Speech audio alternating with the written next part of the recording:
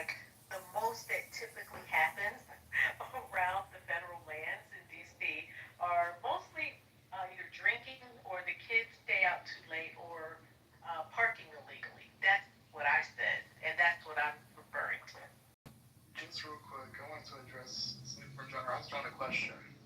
Um, John, do you identify as a Republican, like more on the right side of the aisle or the left side of the aisle? Just before I ask the question, I want to know where you're coming from. I'm running as a Republican in the 16th District of Illinois as a fiscal conservative. Okay, cool. So, as a Republican, with what your last submission was, I'd just like to know why, when Biden says we have to stay in for a couple weeks at home, it's totalitarian and it's the worst thing and the government's too big. But Trump wanting to take over cities and make it his own, as you said, quote unquote, is completely fine, and you want to see him do that in other places with people that disagree with you. Why is big government only a problem with the Democrats enforce things that expand governmental power and not Trump? Well, I think you might be talking about the COVID-19 vaccine lockdowns as opposed to ridding our streets of crime and illegal alien invaders. No, I'm referring to Not gonna like the COVID at the response. time, or whether it be crime, and seeing how the principal Republicans, quote unquote, the ones that always stand on small government, we know big government, the government's already too big, drain the swamp, are now the number one people, that are now siding with the feds, now being like, okay, yes, we need more government, we need them to go into these cities, we need them to exert more power, et cetera, et cetera. The same people that are now super down with the FBI and everybody else, even though 4 years ago they were saying that's the most corrupt institution of all time, that they don't work for anything, that they're in the pockets, they're part of the deep state of the swamp, et cetera, et cetera. I really just wonder, what in your brain, where does it click to all of a sudden one side is perfectly okay as long as Trump runs it, but the same exact thing happening under a Democrat is a World War II. What does that have to do with racial profiling in America? I'm just curious. You know, it was based on John's last submission. I just really like to know. John, you got 30 seconds, and I'd like to get back on topic, please. John, yes or no? All right, let me go to Blake. What's up, Blake? Man, how you doing, brother? What's up, JB? Man, I came in and they were talking about that last topic, and I was itching to get in on what brother XG said. But if you want to stay on, get back to the topic. Blake, you can speak on anything you want. I just don't want to distract too far away from the topic, because Adam's asking specifically to open this room for him. So, but you know how I remember, say whatever you want, bro. I don't care. Yeah, XG. So I'm gonna come out full disclosure. JB knows I'm generally looking at it. And the question you just asked is a question that actual principal conservatives are asking the same question that you are asking right now. Right now, principal conservatives do have a problem with federal overreach, but there is a part of this side that I want to call Trump tars. Trust me. Was down with Trump, I voted Trump, but all this federal overreach stuff doesn't apply for Republicans and people like me who are principal. And we got a problem with this, but I will give you the difference and the distinction. You're talking about a virus that had a lot of conflicting information and overreach of the government and overreaction to that, ruining economies, ruining people's livelihoods due to government's overreach versus crime that is right in front of our face. We're talking about an immediate result of crime that we've been dealing with since 2020. Hold on, let me finish what I'm saying, and I'm gonna let you dispute.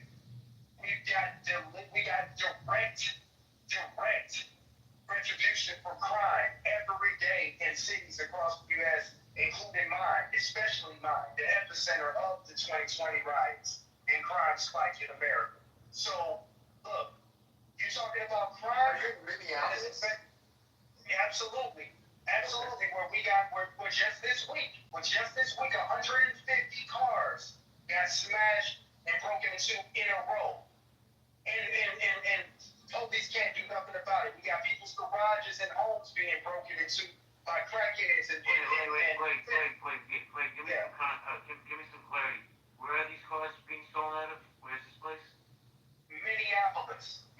Minneapolis has had a ridiculous crime spike since the riots in 2020, where the police are overwhelmed or the police just don't want to do their job because they don't want to accidentally have to kill somebody in the line of their work. So we got a lot of OG cops who know the streets, who know they got experience, have left the force because our mayor, a Democratic mayor, and our governor threw the police department under the bus, allowed the 3rd precinct to burn down, and police have been like, why am I going to stick around and lose my pension and lose my opportunities to retire after all the work I've done in this city? I might as well just cash it in right now. So you got a lot of OG cops with experience that have left the force. You got a lot of cops that are just hanging on, that are just milking it. Like, you know what I'm saying? Take the play. That's what you like to play. Yeah. So the point back to the point XG's making, like, no, man, principal conservatives are not okay with this federal overreach. And I say that this overreach is a result, a pendulum swing, and a result of the way your side runs your cities. It's an overreaction, and I'm not okay with it, but I understand what's going on. It's an overreaction. Yeah, sure. So my response to that would be, I also would agree that there's conflicting information when it comes to the DC accounts, and that comes from our own White House too, because Trump says that DC is so fucking horrible, the crime's spiking over there, et cetera, things are so bad. Yet on January 3rd of the same exact year, we get a report from DC saying, let's see, this is from the United States Attorney's Office from the District of Columbia, quote, total violent crime for 2024 in the District of Columbia is down 35% from 2023 and is the lowest it's been in over 30 years, according to data collected by the Metropolitan Police Department and announced by the United States Attorney Matthew M. Graves. A breakdown of data is available here. In addition to overall violent crime reduction, homicides are down 32%, robberies are down 39%, armed carjackings are down 53%, assaults with a dangerous weapon are down 27%, and compared with 2023 levels, with the district reporting the fewest assaults with dangerous weapons and burglaries in over 30 years. So I'm really questioning, what's all the federal overreach needed for a place that has a 30-year low in crime? Let me just say something really fast. Oh my God. Gentlemen, Hood, I got you. I was coming to you next. I know you've been trying to jump in. But Hood, after you, I definitely want to go to Nina. So go ahead, Hood. Yeah, so listen, again, as a 25-year DC resident, homeowner, and I'll just sort of like land with those demographics. Like, listen, I'm split on this issue with, sort of what Trump's trying to do and what I consider abject failure of liberal politics and Democrats to DC. And what I would say is that, listen, don't throw out these statistics on how DC has improved and how, crime is down 26%, and as a 26-year resident, because those statistics are only anchored in the fact that they're throwing out the criminals and the degenerates of DC because they're bringing in wealthy people, wealthy liberals who live in Capitol Hill, wealthy liberals that live in Columbia Heights. Wait, Wealthy, let me finish. Wealthy. You gotta take a breath. I have a question for you, man. Let me finish. Okay, but let me just tell you how I run my rooms. You get it? You can't go on these long-winded soliloquies and not ask people to jump in. I get it. You live in DC. I don't. I live in Brooklyn. I got my own crime. The only thing I wanted to ask you is, you say they're getting rid of people. Where they're putting them? This is healthy debates. We go back and forth. And we're welcome to come back up. Let's show a little decorum, man. Nina, how you doing? Oh, I'm doing good. How you doing? Doing fantastic. Do you want to chime in, ma'am? I just want y'all to go get your Cheeto out of the office. Can I just finish? Let me just finish. Let me just finish. Listen, the only reason that crime has been reduced. Okay, I know the woman was, this lady, this Nina was speaking, and it's so important for him to get off of his chest. So look, I'm gonna bring you back up one more time. I'm gonna ask you to show a little mic restraint, and I promise you'll get to say whatever you like. But we definitely don't interrupt the women on here. Nina, go ahead, ma'am.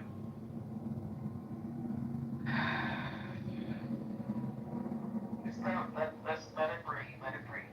I just think that like whoever's in office right now is we're going down the rabbit hole, and how are we gonna be able to pick this up? Y'all want me to fix this? Nope. I mean, we survived Bush, man. So That's true, Bruce. That's true, Brian. But I mean, to be honest, like, do me a solid. yeah, my bad, No, it's my okay, bad, it's my okay. bad, my But bad. I want to go to Hood because I was a little rude to him. I apologize, sir. But I just want my room a little different. So just get familiar with the lay of the land, and I'll let you speak all night. I promise. But go ahead, Hood.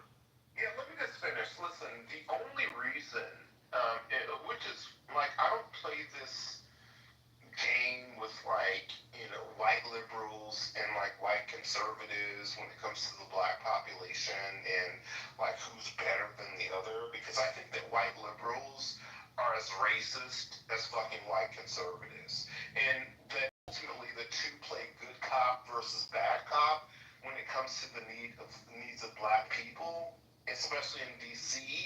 And the point that I'm making is that as much as like you white racist liberals, because I think that you're as fucking disgusting and as racist as fucking white conservatives, the only reason that like crime is down in DC and you want to beat your chest about it is the fact that I'm not. white.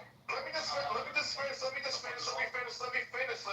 Is that racist white liberals are the ones who are gentrifying DC and pushing poor black and native DC people out of DC.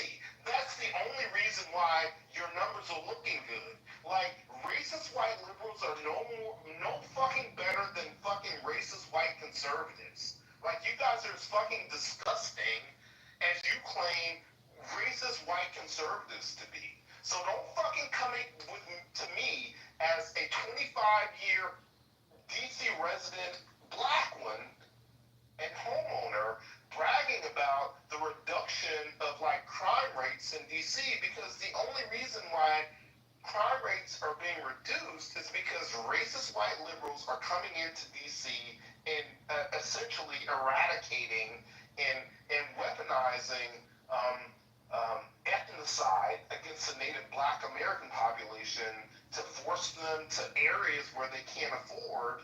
And so you're no better than like racist white fucking conservatives, in my opinion. And I'll Actually, I'll let you go in a second. I have to say. He literally. No, I'd like you go in a second. I have to say something. Thank you. Adam's crazy, Sloan. I hate to do this. I need to step aside for 2 minutes. I got to film with my puppy. Can you guys run it? Just 2 minutes. Thank you, Sloan. No problem. Yeah. Mm-hmm. Thank you. And Sloan, don't be afraid to move people down, please. I'll be back in 2 minutes. Okay. Who wants to respond to Hood? Yeah, me, because it was addressed to me. So let me address the fucking degenerate retard that thinks I'm a white liberal. First of all, I'm not white. Second, I never said white you were liberal on fucking the white stage. liberal. All I the don't white even know people who fucking you are, conservatives bro. are on the stage. Dude, I'm not for this. Shut the fuck up since you wanted so much fucking speaking time. Why are you so You upset, wanted so bro? much fucking speaking time. No, because Okay, Hood.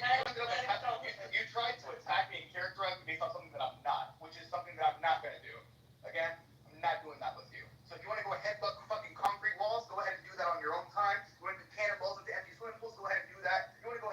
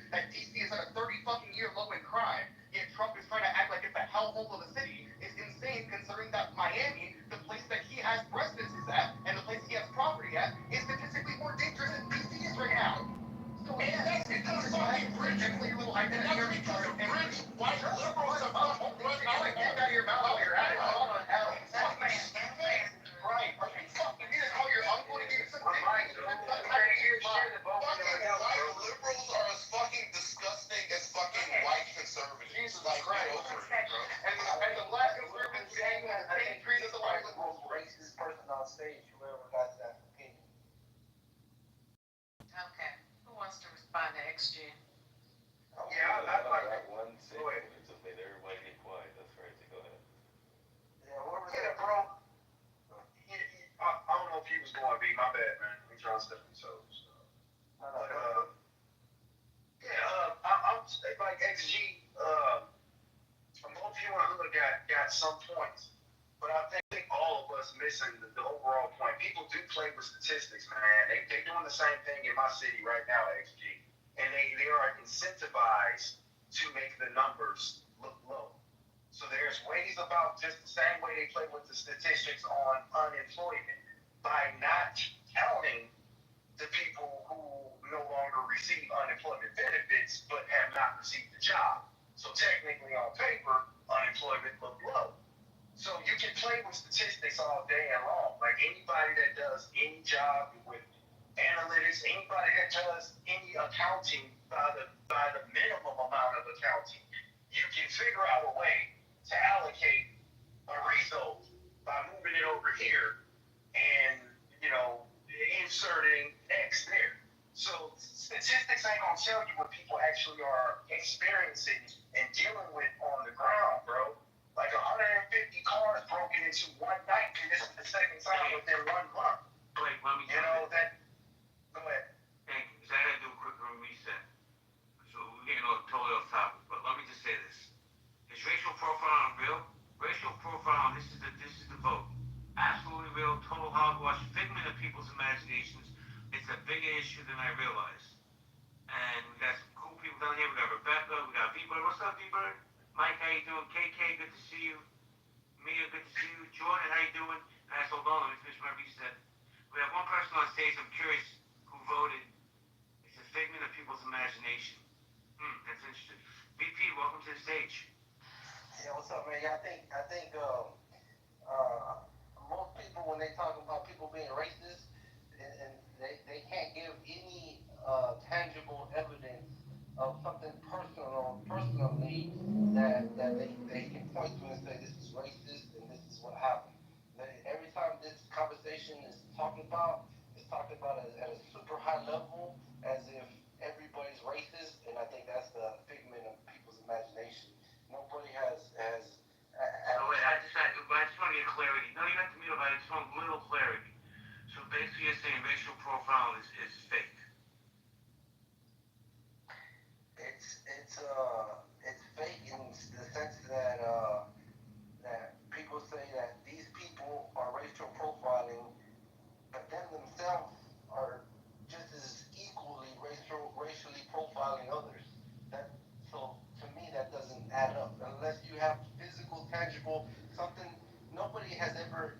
I'd like to see somebody on stage give an example of how they personally were racially profiled and continue to be racially profiled. Okay, so I can give an example. Hold on, William. I haven't heard from you. We'll go William Wood, and then we'll go to Great Nicholas. William, go ahead.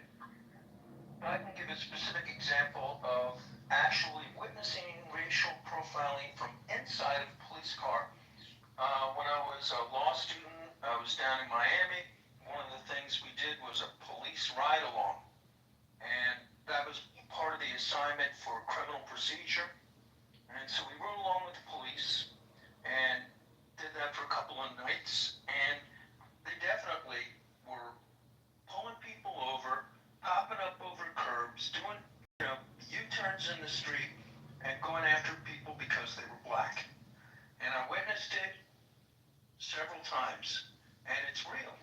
So this is just some actual tangible proof that it does happen, and I've seen it done from the inside of the cop. Yeah. Nobody's saying that it's not real. Of course, there's racist people in this world. What I'm saying is people Hey, like let me ask you a question. Respect, let me ask you a question, then we go around the room. I don't know how old you are, it's not my business, but do you know who Rodney King was? Would you call? the guy that got beat up in the streets in Los Angeles. Yeah, would you call that what we saw in that video as racial profiling or no? Yeah. But what I'm saying is there's racial profiling happening right this second. I'm not saying that it doesn't exist. I'm saying that a lot of people, at least the people that I've talked to, Clubhouse and in person, they like to talk about racial profiling and how these people are racist and all that stuff, and then in everyday life they can't even give me examples of how they're racially profiled. They're pointing to Rodney King or to this or that, but then themselves don't got no examples for themselves. They're just like basically pushing a narrative that they want to be true. Blake, you wanted to say something, Blake? Yeah, absolutely. Rodney King, JB. The Rodney King was being chased for felony fleeing for being drunk while driving about 100 miles an hour before they finally caught up to him. That's not saying he deserved, not saying legally he deserved to get his butt whooped, but after chasing a guy at 100 miles an hour while driving drunk, I think that even some brothers probably would have put hands on him. So that wasn't racial profiling. That was police. So what do you call that? What do you call that? The misconduct. That was police brutality, but that wasn't racial profiling. That was a brother driving well beyond speeds that are safe for him and other people on the road, and he was evading the police, refusing to stop him. When he finally stopped, that's the part of the tape that they didn't show. They didn't show the chase. They didn't give America the full context. They showed the car get pulled. Okay, but so I used a bad example. Yeah. Can you give a better example of racial profiling? Well, hold on. Can someone just give an example? You got one already. If you want an example of racial profiling, let's look at Obama's 2008 campaign and the birther movement. Yeah, but I mean, you're talking about people who personally experience, right? I mean, I can give extensive examples of where I personally experienced it. We already answered your question. You want people to keep answering your question? There's people waiting to talk. Well, it'd be nice for somebody to give an example of how they personally have to go through it every single day. Sure, this is easy. I'm not going to say that I have to go through it every single day, but I live in California, and once again, I had said earlier, I'm mixed. I was in Roseville a couple of weeks ago with somebody.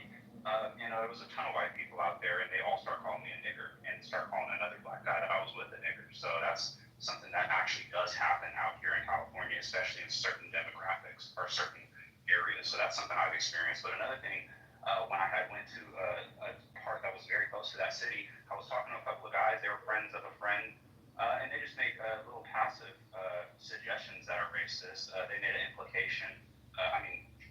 If you're familiar with Sacramento politics, they made some implications like, are you this particular gang and stuff like that, that they obviously wouldn't make toward any other white people. Also, it's the racial profiling that you can experience is not just from white people too. Even black people experience racial profiling from other black people. I've had people walk up to me and ask me, where are you from? Trying to figure out what set I'm from or where I gangbang or anything like that, or if I'm neutral or anything like that. Whereas they wouldn't have done that with somebody who's white, and that's experienced regularly out here. So, like, if you are somebody who has experienced actual racial profiling, I'm not saying that it rules my life or anything like that, but it's definitely something I have to be aware of. If I go to certain neighborhoods and certain bars or certain establishments, if I go to the club, there's been mass shootings out here that have happened just from people getting into it, trying to figure out where somebody's from.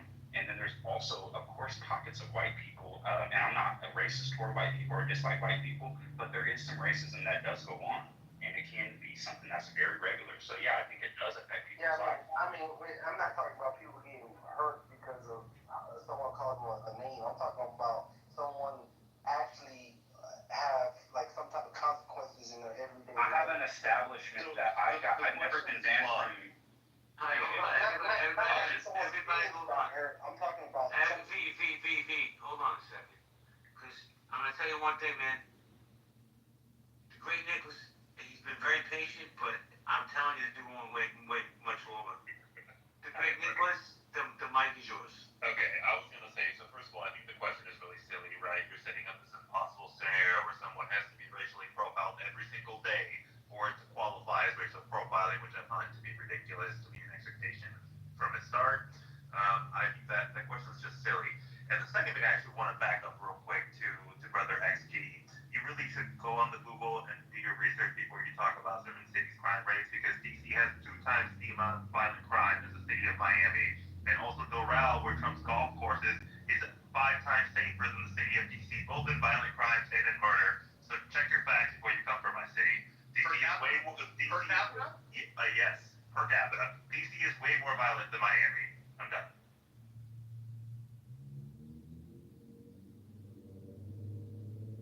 I don't know. I gotta be honest. I've never been to DC, so I don't know. I'd like to go. I'm a history buff. Just never got down there. So maybe what? Get Nicholas.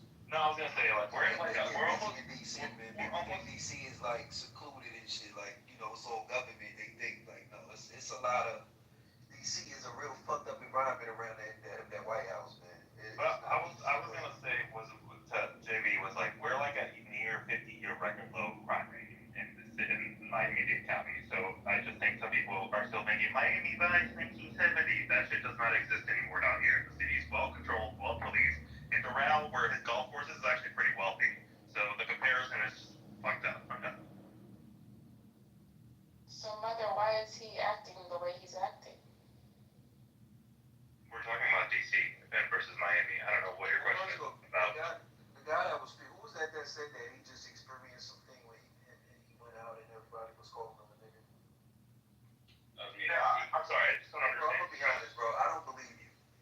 Like, it bothers me that, you know, I don't know, like, I feel like there's a demographic of black people that haven't really been oppressed in life, period. Like, they you know, was pretty much born with a silver spoon. They never really, like, experienced the inner city activities. And for somehow, when they get older, they will be a part of certain conversations to the point where they exaggerate. Well, I guess realistically, what you say is, I feel a lot of kids really Listen, bro, it's easy to say certain things in conversations if you're not a thinker. But my man, you can't tell me in 2025, you and your friends, the collective, decided to find a location where you just so happen to be around a group, right? Because even in 2025, let's say you found one racist person in a bar. You telling me that the whole fucking establishment was calling you a nigger? Like, what the fuck are we talking about? That's just so fantasy. That's TV shit. Like let's cut the bullshit to have. Let's have real conversations. Let's have real conversations. Let's have real honest conversations. And let's not try to trauma bond and make up fake ass stories just for the sake of diversity. Well, RJ, let's do that. Let me jump in here real quick. RJ, first off, man, Brooklyn Love, it's good to see you. I haven't heard from you in a minute. Hope everything's well with you and your family. But I have a question for you. Is racial profiling real in America? And does it only impact the black community? Does the Latino community also get racial profile? What do you think, RJ? I think that America is still a baby to civilization, and it was built literally on racism, and we haven't been far removed as of yet, right? We only like maybe 150, 200 years where it even started to stop. So I feel like we have a lot. We're still going to have a lot of prejudice towards one another. There's still going to be conversations about, you know, how you feel one group may act, or you can identify someone, and often in your mind you're prejudging what someone is like. That's going to always be a thing, and I think that we still need at least about 200-300 years for us to not even speak about race at all. Thank you, RJ. Ben, I appreciate you.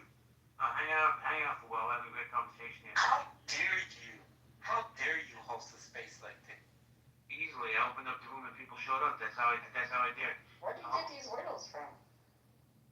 Okay, hold on. B, hold on a second. Hold on. So I gotta say hello to Vero real quick.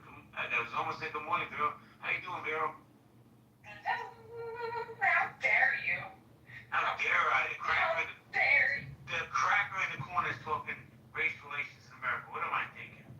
But Vero, do you think racial profiling happens in the Latino community as well?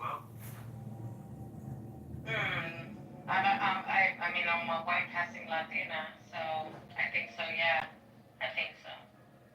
Not as much as in the black community, though, for sure. I just saw X-ray down the street. Like, it's crazy out here. That's profiling. What's up, Chris? How you doing, Chris? I'm gonna let you be. Say hello to Chris at Marcus. Chris, how you doing, man? I'm good, brother. You wanna chime in on the subject, sir? Yeah, so I would say this.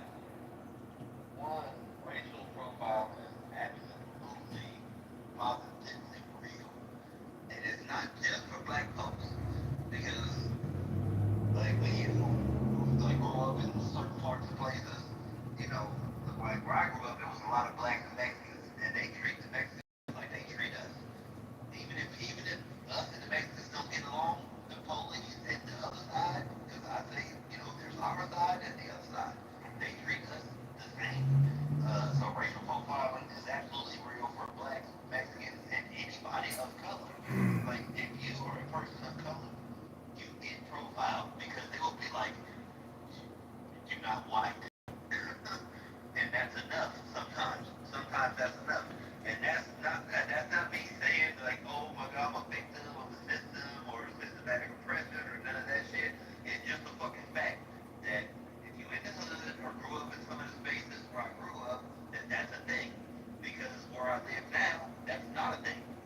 You know what I mean? I'll give you a perfect example. I got into a situation where I was sitting with this girl. She drank too much wine. She called the police. Her ass went to jail. My big black ass is tatted up and sitting on the couch.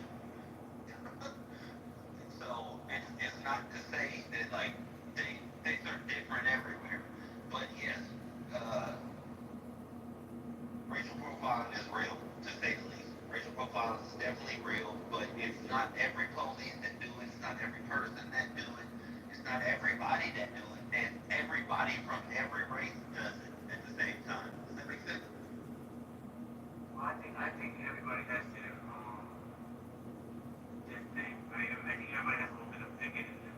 Yeah, that's what I say. Everybody from every race does it, but not everybody from every race does it all the time.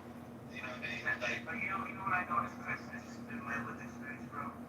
I think as I'm getting older, racism, anti-Semitism, whatever ism you want to talk on, has become normalized in society. And I don't think we can put that genie back in the bottle, just my opinion. bro, I'm a 6'4", light-skinned black man that got a 6-point star on him, a bunch of Hebrew blasted all over my body. So I get the point of racism from every different direction.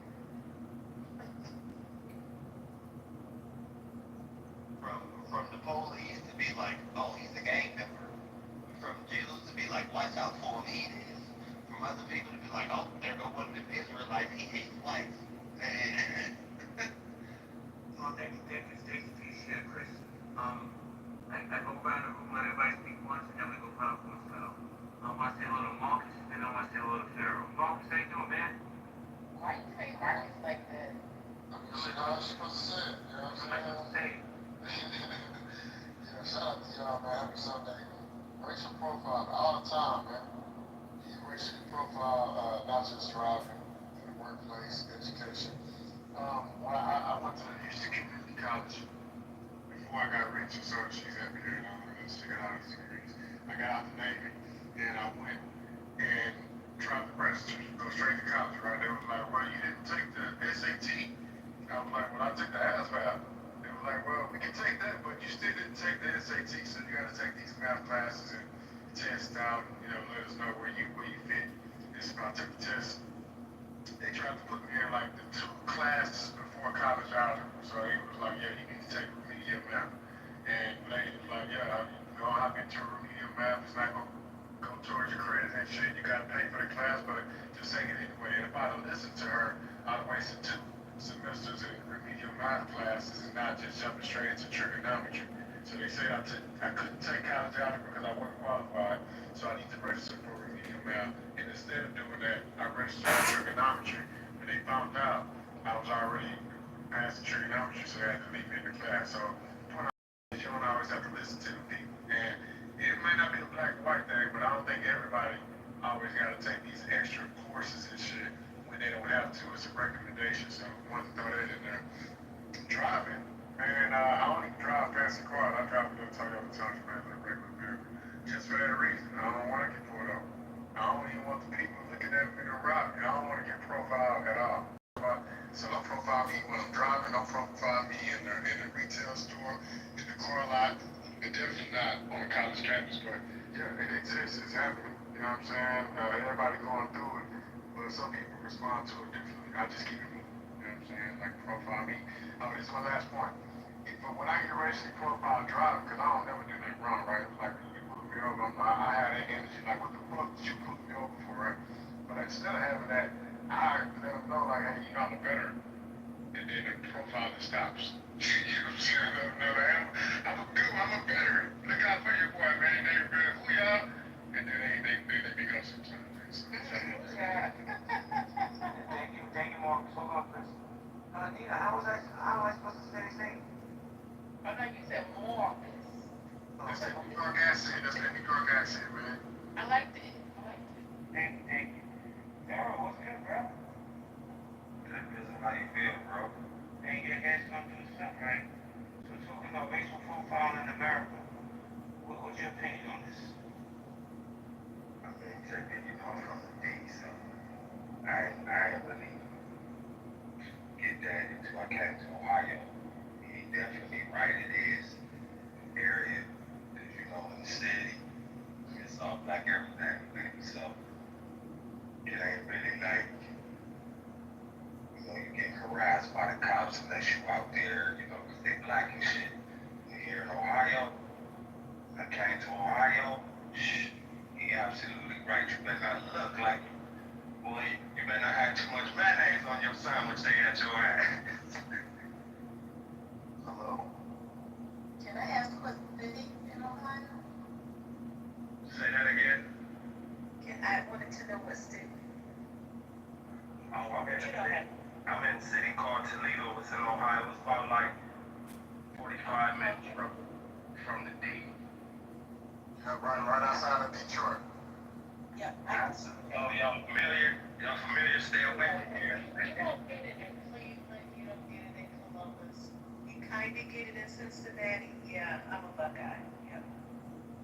I think it's in Midwest, like, you know, that whole Midwest. Let's say hello to Jamal while I'm trying to play to say. What's up, Jamal? How you doing? Peace, what's up? Good to hear y'all.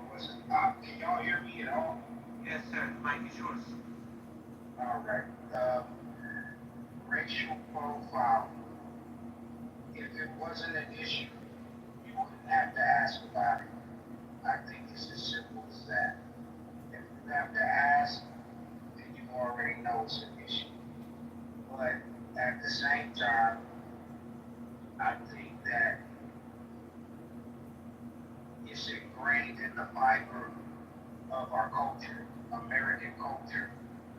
And I don't think, unless white people really had a long look in the mirror, and I don't think they're looking anywhere close to a mirror, it would never be fixed in this country.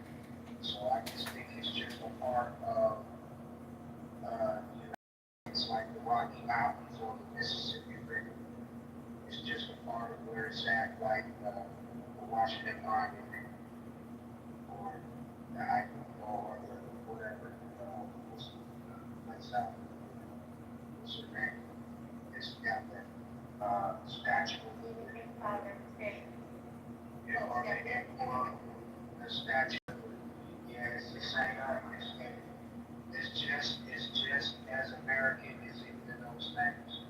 It's as white as apple pie. And I think that. Jamal, let me ask you a question. And I think we're all in agreement, right? I think we have one person on stage that said this is a bit, okay, that person's an idiot, right? But let me just say that I ask you this. We doing that racial profiling drill, and it definitely 1,000,000% impacts your communities. How do you fix it? What's the solution? Is there a solution?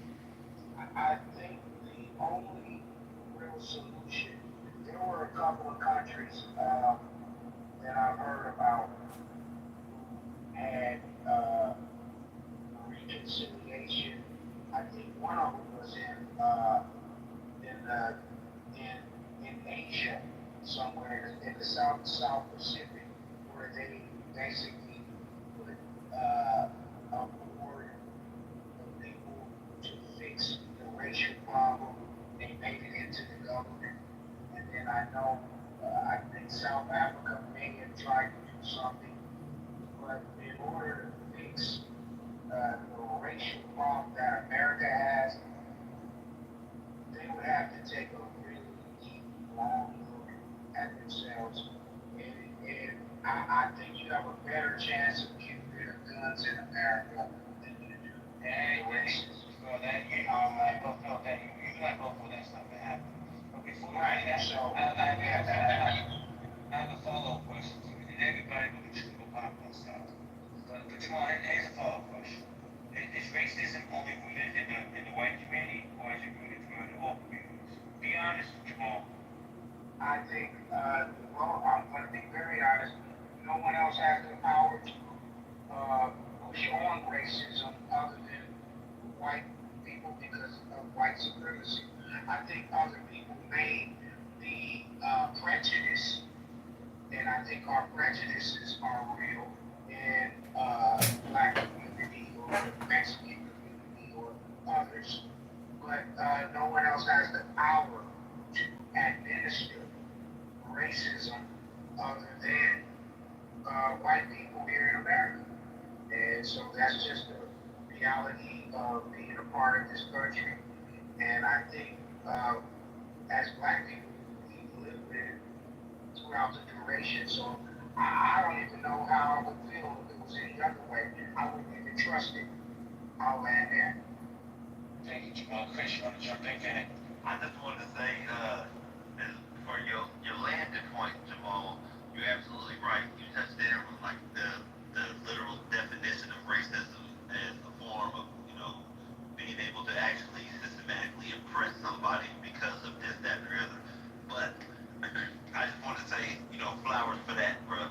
But for the other part with the racial profiling, is that everybody gets racially profiled. Black, Mexican, white. Because like I said, it's like I'm from California. Growing up on the West, if you're from there, you know. Chris, hold on. How do white people get racially profiled? I'm about to Sincerely tell me. I'm about to Chris, learn me, man. I'm about to learn you. If everyone wants to know. Listen. On the West Coast, there are like different sections of the West Coast. There's rich people and all that shit, and then there's the rest of us, right? Now there's blacks, there's Mexicans, and then there's the whites. And the whites, and I'm not talking about rich, this is all separate from rich folks. Because in California, they don't got KKK, but what we do got is like Nazi lowriders and skinheads and some other shit. That these white boys is gangbangers, alright? They get profiled and picked because they wear suspenders and combat boots, bald heads, tatted up. They just like niggas. Can I say that? My bad. Just gotta ask you real quick, what part of California? Oh, I'm from Northern Cali, bro. Oh, same, we're the same. Yeah, I'm from Sac. Oh, I'm from Sac, bro. That's what's Yeah, up. yeah, I'm from North Island, though. Oh, okay, that's what's up. Yeah, I know what you was talking about, cause you got the like the trailer park, right? That's different. I say they just, and it's not even necessarily the trick, bro. I know some gangster white boys that they don't even like black folks. With Craig, I can't say they don't like black folks. Well, I lived near Orange County. Have you been to Orange County? They don't even like. They don't even. My family from Antelope Valley. The rest of my family from Dixie Gardens, bro. But I have California official. My daddy from Fresno. I grew up in Sac. My people in LA. They in Frisco. Yeah, you can't even go to Huntington Beach. I you got the white Roseville type of races too. Yeah, no, but what I'm saying is, so I've met white boys that I won't say they like look or dress black or anything like that, but they look and dress a certain way to where when people see them, they like, there go one of them. The same way they do on us. Does that make sense? Absolutely. They can learn the craft what they take their clothes off. Hold on a second, Jamal, hold on a second. No, they can't tell they Chris, not. The ones I'm talking about can't just do this. Hold on one second. Before Mary tries to jump in, I try to get her in. Oh, my bad, I'm sorry. It's no good, she don't talk very Oh, much. JB, I have a question for you when you're done. Yeah, there, Yeah, no, for sure. No, it's just to kind of plant the foundation here. To be racially profiled isn't necessarily a negative thing when you're profiling someone. It's just to kind of create stereotypes. So when you see like a white man with a puffer vest and a white checkered shirt and some slacks and some tennis shoe loafers, you know, the finance bro, we just profile the fuck out of that man, you know, so it's not necessarily a negative thing. So that's all. thank you, Mary. Nina, hold on, gentlemen. You had a question. Nina, go ahead. I can't hear you if you're speaking, Nina. Can you guys hear me? I'm a pass. Go ahead. I'm a pass. You can ask me a question if you want. I just think that you were gaslighting me right now. Because if you have to ask this, first of all, as a white man, because you're a white man, right? That's Nina, look at that, I think you asked me. All right. So I think you're already gaslighting the space. But you have good rooms. Well, I appreciate that. How am I exactly gaslighting? I'm curious. I just think that if you ask certain questions in a space where you know that people are marginalized, yeah, it can be it's very gaslighting. I'm sorry you feel that way, Nina, because actually, when I opened these, this wasn't my space, but Adam's who's sleeping right now, reached out to me offline and said, do me a favor, open his racial profile. I actually had no interest. So I did it after him, and this dude went to sleep. But you know what, when people start to talk and share their lived experience, I like that. I like to hear what people have gone through, and I'll continue to go through. Because for me to get to the solution, we have to ask the questions. And that's just how I feel. So about gaslighting, if that's how you feel, I sincerely apologize. It's not my intention. No, I'm just trying to learn. That's all. It's a little while post holidays. That's all good. I mean, JB isn't even like the WASP white guy. Like, he's a New Yorker white guy, right? Like, that's more culture than just race. You don't need any defense, but I mean, he's always kind of rocking with all races and cultures. So I don't perceive it personally as gaslighting in the conversation. I think he often has the cultural conversations. That's all. I think some people don't understand the differential between white people that don't like black people just because they black, and white people that say, you know what, I just only want to be with white people because I know black people that only just want to be with black people.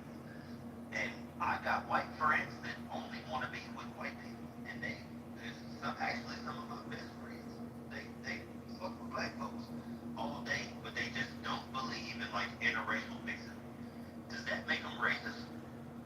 Well, of course, they're entitled to that. That's what I'm saying. Does that make them racist? I don't know if it makes them racist or not, but just one point, let me, I can get a bit of feedback, please. But man, you spoke, touched on a good point, right? New York is a different beast, we are a melting pot. We're not spread out like Houston's a very big city, it's spread out, so you can stay away from white people, you can stay away from Spanish, black, and so on. Here in New York, we're on top of each other. So either we're gonna learn to live with each other, or we're gonna learn to kill each other. That's just how I've always felt. But here's a question I have to do with this. And I found it before. I found it before where people say, white people should be hosting rooms like this. I'm like, really? Why? Why can't I learn about a community? Now, a person wants to open a black space, not welcome any white people, be my guest. But let me tell you something, one thing I've learned on this app after 5 years, one of the hardest spaces to run is race relations. And I have to say this from running Facebook, was only something that's cursing each other. So, that people feel that I should be hosting these spaces, that's your opinion. The best speech that's ever been done is absolutely quietly, but. So, Who's that bad? okay, You fine. do your shit, JB. You've been doing your Yeah, time, dog. JB always got nice You've been spaces. doing your shit. So, and like, honestly, even if you were a racist, like, now I'm not saying you are, but if you was, you conduct yourself as a professional to conduct a space with race issues. So, But I still think it's a little gaslighting, like you know racial, like profiling happens. That's what I meant by gaslighting. Like you know, the answer is yes. I know you know that. so everybody might know that they know that, but if you look at the top of the room, says like 88% of people know that, and then people say something else, and people say something else, and then 2% of people say it's something else. So everybody don't know that. Well, this is how I see it, right? And everybody doesn't know because it's not their lived experience. Chris, you know what your lived experience. Neither is yours. It's slow, it's Darrow's, it's. In mine, I don't get out the racial profile. I get profiles for other things. But you're tank and you're a white man. Okay. You profile white men all the time. Let me say this. How are you gonna be how is a white man gonna be racial profile? I literally gave a whole breakdown as to how white boys get racially profiled. Yeah, me too. Well, let me just say this real quick. There's a section in Brooklyn here, right? If you're in New York, you understand. Well, Williamsburg, very gentrified area, but there's a small pocket in there, right? That is very religious Jewish people, right? Very secular people. I don't care if you're pink, local dots, if you walk in there and you're not a Hasidic Jew, they are following you around everywhere you go. Oh, yeah. So there it is. You're getting profiled by that community. So look, I'm not gonna say crazy white people get profiled. I'm sure we do it. I get profiled for other reasons, not because of my skin color. But let's go pop and stop next. Well, that's kind of the whole thing too on what Farrell was touching on. She was saying that profiling encompasses more than just race, and that it's not always negative. Like when somebody says, for example, when you said, how could you have experienced that you're a white man? And then you just gotta look at what profiling is. It's just analyzing and assessing something about somebody's psychology and their behaviors. So, and then you're doing it on the basis of something racial. That's not always negative. You might assume something that could be true on the basis of something like that, but yeah, of course, everybody's going to experience racial profiling because we're always going to be profiling people, and of course, we're going to incorporate race into that analysis. That was a great give. Thank you. I'm gonna give you a little peek. It's just my opinion. I don't speak for all white people, but I think white people are afraid and intimidated by black people, and that's why they racially profile. That's always been my opinion. Wake it up. Wake it up. I don't think that really has much to do with it. I think it's an economic thing, and it's a way of keeping order so that they can administer, their white supremacy onto the country because they have to keep blacks at a certain mind state and level and a level of respect so they can see comfort. Because God forbid if blacks ever decided to revolt or really act a fool, then they would only have their dogs and guns to protect them. And so I think the racial profiling and the racism and the way they conduct all their business here in America is so that they can seek comfort. So they don't have to worry about going to war because they don't want to go to war, although they're all armed and they're all ready for war and anticipating some of them. But they really don't want that. And so I think they do racial profile and amongst other things to try to keep blacks in line out in there. I want to ask you, Jamal, just curiously, like, and I don't have like an opinion, or I do have a little bit of an opinion, but more so curiosity. What like percentage of the general white person do you feel like is in that mind state necessarily, versus kind of like what Chris was touching on, where sometimes people just prefer to associate within their own demographics and people that they find culturally related? I would know the answer to that is about as well as I would know what goes on at Christmas dinner at a white person's house, or what goes on in Hanukkah at JD's grandmother and granddad's house at Hanukkah time. I'm not privy to that, and that's the whole point of it. They're passing down information to their children. They're passing down knowledge to each other, and they're sharing information at all times. Well, if you invite me to Christmas dinner, I'll be more than happy to come. I'll bring you somebody to fit the search before you go and have. I'm sure you would, but the answer to the question is you would have no way of knowing that question, because it is what it is. They're passing information directly down, and their kids know very quickly how to speak to you from. They're taught that from the beginning. They know it's not right to say certain slurs or phrases to you. They know how to carry themselves with you when they're around you. And they also have information on the ways that they feel about you and your level of intelligence. So how would I know what percentage it could be? It could be all of them, as far as I'm concerned. Well, let me ask you a follow-up question, Jamal. In your opinion, where's racism taught? Because kids are inherently born racist, right? You have a group of... I think just talk about it. The mother. He just told y'all, in the house, it's passed down. It's passed down from the, and the mother is your first teacher, and so the white woman is the one who is more dangerous than anybody. She's the most dangerous to the black community, I would say, because our women have lined up with her, like, from a female standpoint, just because they're both female, and our men have been slain for junk and killed and castrated. So the white woman is very dangerous, and the white woman is leading the white children. Jamal, I'm going to tell you something. Just my perspective, right? The crap in the corners of it. I think you're wrong. And I'm not about it being taught at home. I think it's definitely taught at home. And now it's also taught on social media. See, social media was around when any of us were growing up. Well, maybe actually. But I think racism really comes from the fathers. Because the white guys and the other groups that are racist, they teach their kids. They drop the N-word like it's nothing.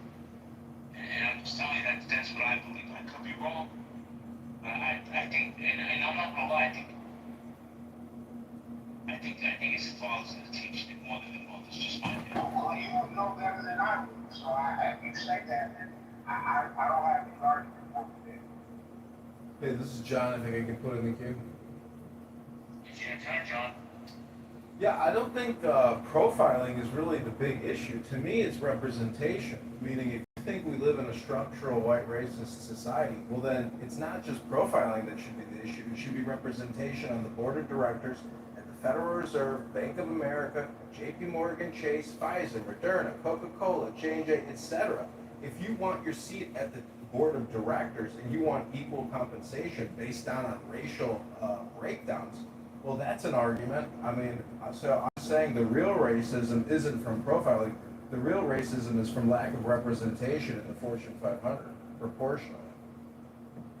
That's fine, John, that you think that. But do you understand what we're speaking about? Yes, I speak English and I understand what you're saying. Real profiling. Yeah, I have a profile on this app. It's called John Kitover. You have a profile named Nina. Is anybody racially profiling you right now in this room? So I want to ask you a question. Do you understand that there are people that are subjected to inequalities that you might not have to experience? Yes. Okay. And sometimes they look like brown people, and you know that, right? Is that a serious question? Yes, again. I'm serious. I'm serious. So, so then why would you just come off the mic and act like profiling doesn't exist? Because representation is a bigger issue than profiling. I hate to break the bad news to you. Oh God! But you know why there's not representation? Well, I'm making a case that if you believe there's structural racism, well then profiling is not a primary issue. Representation is a more primary. Is there structural racism that's happening? You tell me. I'm not the one that's in charge, so you tell me. Well, I'm not in charge either. I'm running for Congress to try to get in charge. If you want to donate to the campaign to elect John Kitover, I'll be happy to put the link in the chat. You can send $10 and we can help you can help organize and get started right now. No fun, please. Let me do a quick reset. Tony, I promise I'll do a review for you one day. We'll get you some money. Guys, this is not the base. Racial profile real. Racial profile is absolutely real. It's a little hogwash, but sitting in people's imagination for a bigger issue than I realized. We got some cool people in the room. We got Ash, we got Mike Moon, Lady MD, love that PTO.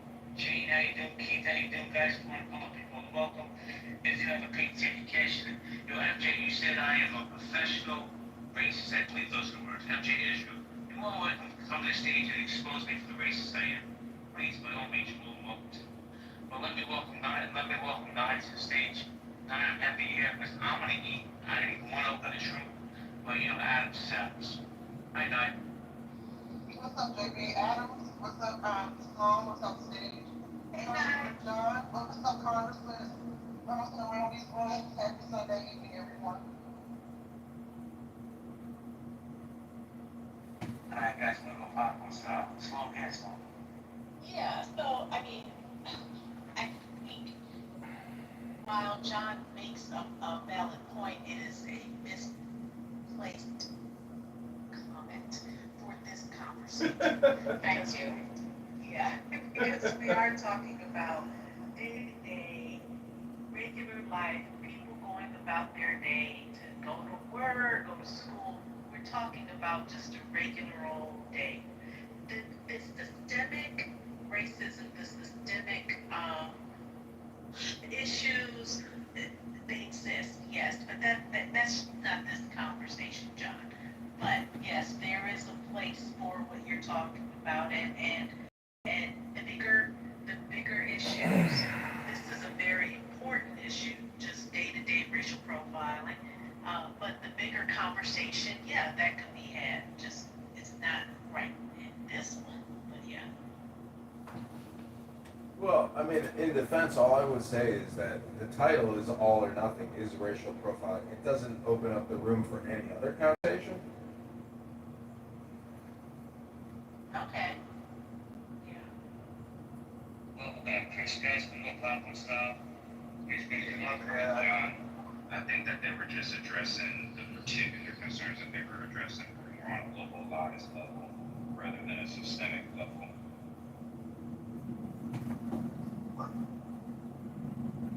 Well, I mean, I mean, I'll just be quiet for now because I agree. If you want to stay on topic, that's fine.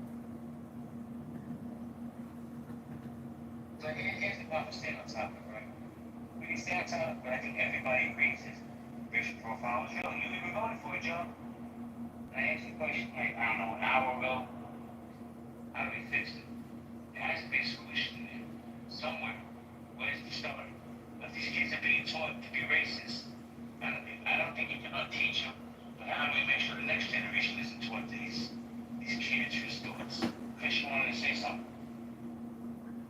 I think honestly that the majority of today's society, at least around like the places that I go, because I do a decent bit of traveling, and I do like winter sports, I snowboard, and in the summer I wakeboard and this and that. And I'm a little older, so I run into a lot of younger people. I don't think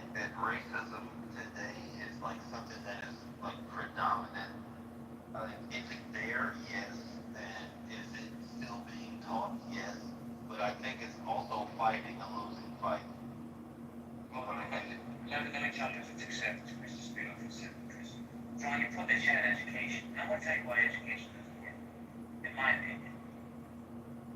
When we're not going to be honest about the black community's history and teach them the real history, and we're teaching the bullshit that we teach them now, how's education going to work? When we don't even let them learn about their own history. So eventually it won't. That I believe to be a fact. Go to these schools where they teach these kids about black history. Maybe they're teaching lies, but that right there is why it's systemic. There's something that we can't change. But what we can change is how we raise our children, the way our children perceive other children, and the way we interact with people of different cultures. We can't change the systemic part because everyone knows that black history is a monumental history. And it was erased and turned into a history of slavery. But that's a whole different subject. Listen, I'm the white guy in the corner. I'm the crap in the corner. I can't speak no black history. But I know there's a lot more to it than what I've learned. And that's the part I want to learn. That's the voices I want to hear. I think it's about time that it's not going to happen. Maybe it's just some utopian fantasy I've had where white Americans will step back and say, just let's embrace these people. Let's learn about their history, their strength, how far they've come. But the white supremacists in this country, they ain't never going to let that happen. JB, I feel like you kind of have these intentions with that, but at the same time, you want people to know that all the things that we suffered and what we went through and this and this and this. I want to know about the inventors, the people whose patents were stolen. I want to know it all. Because I know slavery is not indicative of your entire history. Yeah, and I would dare to say that people should look into the fact that there are a lot of indigenous black folks because you can definitely tell the difference between black people and Africans. And there's Africans that have been here for 400 years, and there's But black shout out folks to the that have been here for 400 Africans. years. Shout out to the Shout out to them. Africans. Shout out to them. But you can tell the difference between native blacks and the other ones. There's blacks that have been Like here. the FBAs. So we got one mic on first. There are blacks. There are blacks that have been here. We've been here. Them the slaves. Well, Chris, let me go to eat because he's been trying to get us for like 20 minutes. You can, man. I was just responding to what you guys said earlier when you said that you had mentioned something about racism, and I think that I just wanted to differentiate the difference between racial profiling versus racism, because I think there's the racism is from, like we had talked about, racial profiling is just a subcomponent of profiling in general. We're constantly profiling people, and of course we're going to take race into account. So I don't think that racial profiling is necessarily the problem, because oftentimes the purpose of profiling is to gather accurate information about an individual. I do think that education could play a negative role in it if you have stereotypes that you automatically are going to apply to all groups of a demographic. But I think the racism aspect is a little bit more problematic as opposed to just the profiling. I think profiling overall can be useful. And I think that is something that, once again, we do every day. When you see somebody, you're going to take into account what they're wearing, how they talk. Like when I talk to you, I can automatically hear that you're from New York. You know what I mean? That's profiling based on the way that you talk, and I'm gathering accurate information as a result of it. That's not negative, but I think the racism component of it is actually the negative. Thank you. Let me say it with a little Keith and then concrete, and then we'll go pop. What's up, Keith? What's up, man? Hey, what's up, Jimmy? How you doing, brother? Pretty good, man. You want to chime in? Yeah, on the topic, I just think that, like what he just said, the racist profiling is pretty good if you get more information about that person and you just come up with, you from New York or you from this place or that place. But what I think is it puts us in a box. I was speaking earlier and I was telling them how I came from nothing to where I was successful. and I was in another room, is what I'm saying. And when I told him I was light skinned, hazel eyed, but at the same time I identify as a black person because both my mother and father was both black, but I just happened to be light skinned with hazel eyes. I started getting profiled by my own people, and they started saying, "Hey, you like this or you like that," and it was crazy because they knew what I was making yearly with my company, and I probably shouldn't have said that, but it came out, but it was coming out in a way that I was saying, look, I'm not educated, but I still got myself to a certain point where I was successful. And then all of a sudden it was profile. I don't want to get on that note. I just want to say that um, a lot of times I believe in the profile, it hurts the person who profile. It hurts the people that does it because the rich will always get rich. It's a numbers game. The more that we come at each other and we separate ourselves, because you from the east side, I'm from the west side, you dark, I light, you Jew, I'm not, whatever the case may be, the rich get rich because at the end, to me, and it's my opinion, it's the poor and it's the rich. Well, I think that class is really torn this country apart. But guys, before I come back, let me say a little concrete sound real quick and then we'll go Bible stuff. Concrete, how you doing, man? I'm doing fantastic. You want to chime in on the subject, sir? I just came in the room, just so I understand. Well, we're talking about racial profile real in America. Talking about from like a law enforcement standpoint. From any standpoint, have you experienced racial profile in your life? I'm sure I have. We used to shop in department stores.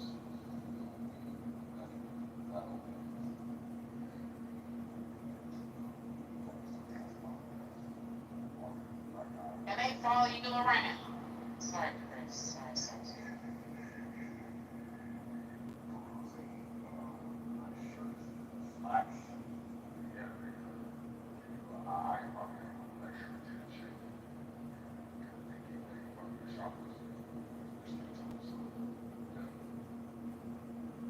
Hey, concrete.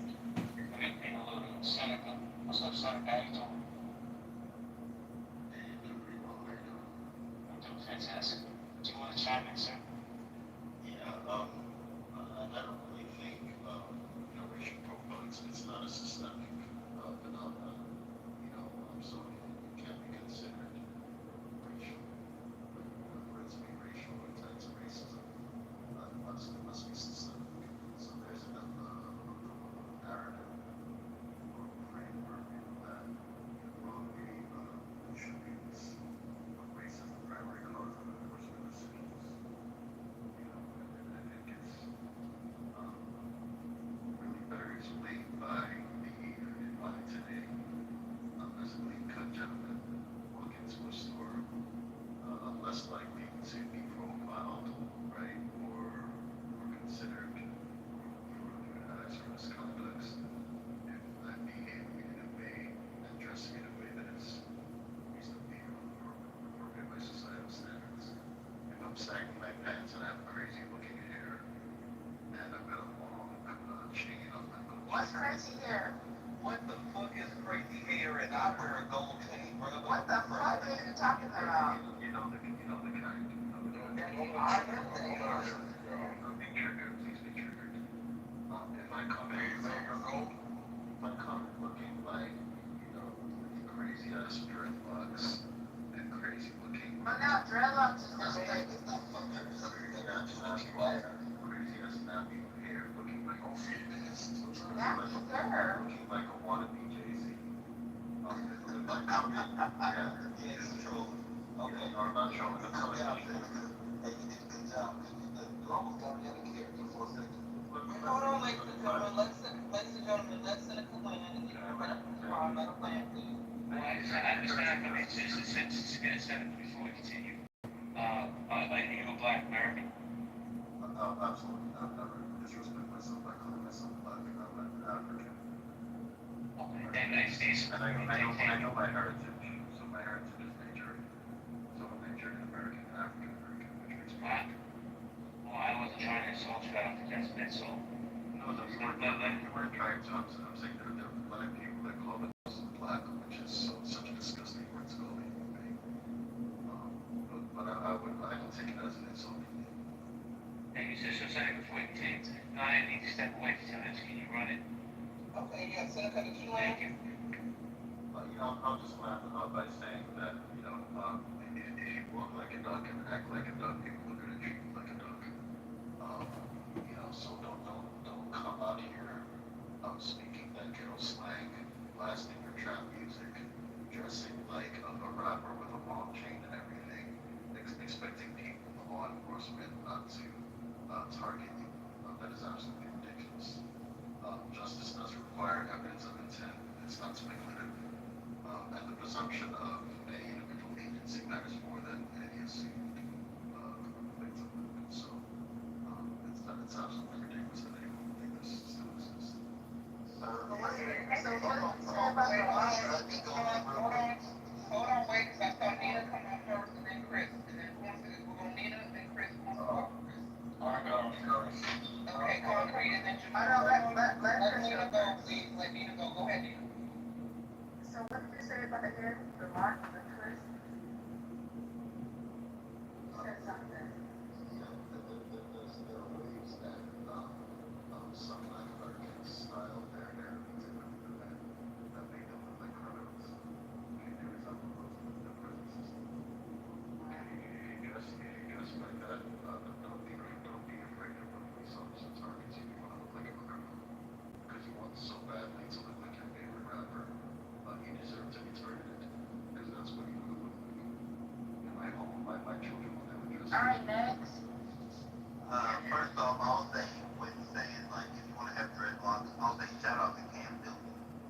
That's the first thing I'll say. Shout out Cam Newton, a brother with dreads who's a superstar and who is the opposite of everything you just said about looking like a criminal.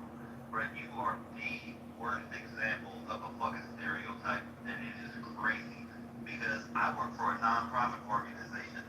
I'm a supervisor of operations in one of the biggest Habitat for Humanities in the state of Utah, and I wear a gold chain, and my hair is nappy, and I'm tatted up, and I do so much community outreach that it's crazy, and I rub elbows with some of the richest motherfuckers in the country. You out your goddamn mind, and if you looked at me, you would say I was a criminal, but when I talk to these people, and they get a chance to just give me a chance, they find out that I'm different. You the problem, bruh. You're the fucking problem. You just worried about my hair, and you worried about how I look, and you worried about how I fucking talk. Are you out your fucking mind? You the problem, bruh. That's why you not black, and that's why you African, because we don't want you. The same way you don't want us. We don't want you. Take your ass back to Nigeria, bruh. I'm from Cali. Okay, Chris, I'm all right. You gave him the smoke. Alright, so next. Wait, concrete and then Jamal, I got you at the concrete. Go ahead, concrete. Yeah, thank you. I don't think we should be harsh on Seneca. I think this is, just a response to the pressure that the Black community, the African community is put under, through, like, worldwide, systemic, let's see, pressure, right? The entire continent has been under siege since its written history.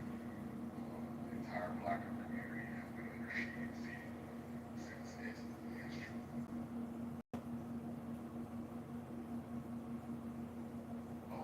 World involvement, public, relentless degradation, right? When they talk about us, when they characterize us, on cue, just sexual overly sexual. If you look at yourself as a man, and a black man of this community, you're gonna say to yourself, that's not me.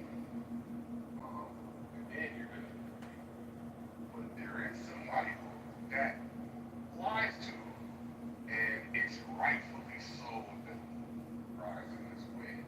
So all Senator's doing is a misguided attempt to separate himself from these titles, these characterizations, and he's doing the best person. And if I have to call the police on you, if I have to, throw you into a ditch as the person causing, I guess I'm gonna do it, right? Because I don't want my life to be diminished because this is a you're engaging in, right? So that's all that's really happening. It's a coping mechanism, right? And don't hate him. There is unfortunately something to pity about it because he has to take into time, understand all the dynamics at play, which is leading him to utilize this record. And I mean, just one example. And I think before you continue, let me just say one thing real quick. People in this room, please don't ever accuse me against like that's basketball. Okay, concrete. Talking about me? No, it was something earlier. Okay. So, the point that he made was here like a criminal, right? And we can take that statement and we can examine it for its, let's say, truth value or how it, reflects the real world. Now, is there a hair characteristic of criminals? Is there a hairstyle characteristic of criminals? Is there? Obviously not, right? Obviously not. Jay-Z didn't invent the hairstyle, nor did Jay-Z make it popular. And it was something that people had as hairstyles before Jay-Z probably, right? What is hairstyles for criminals? Not let me put When I was outside on the road, I had short hair up on the long. Hold on, we don't have a microphone.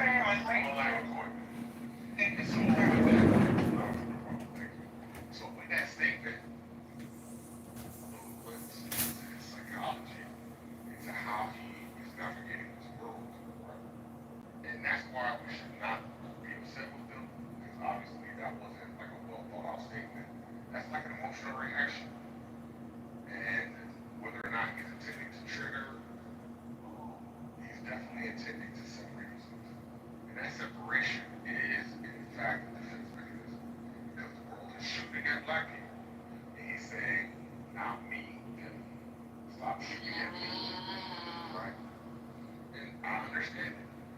And like I said, there's something that should be paid.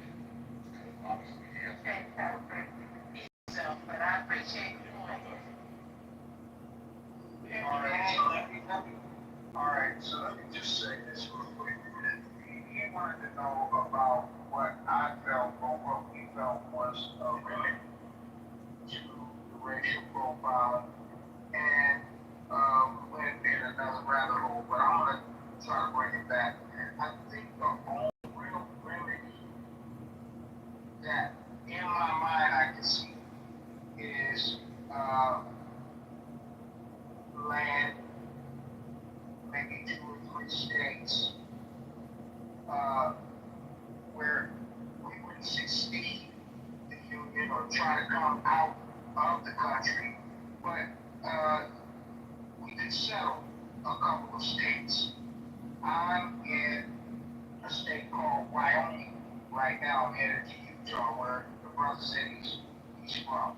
Right by Evanston, what do you mean? Okay. I mean, it's not just the point, Chris.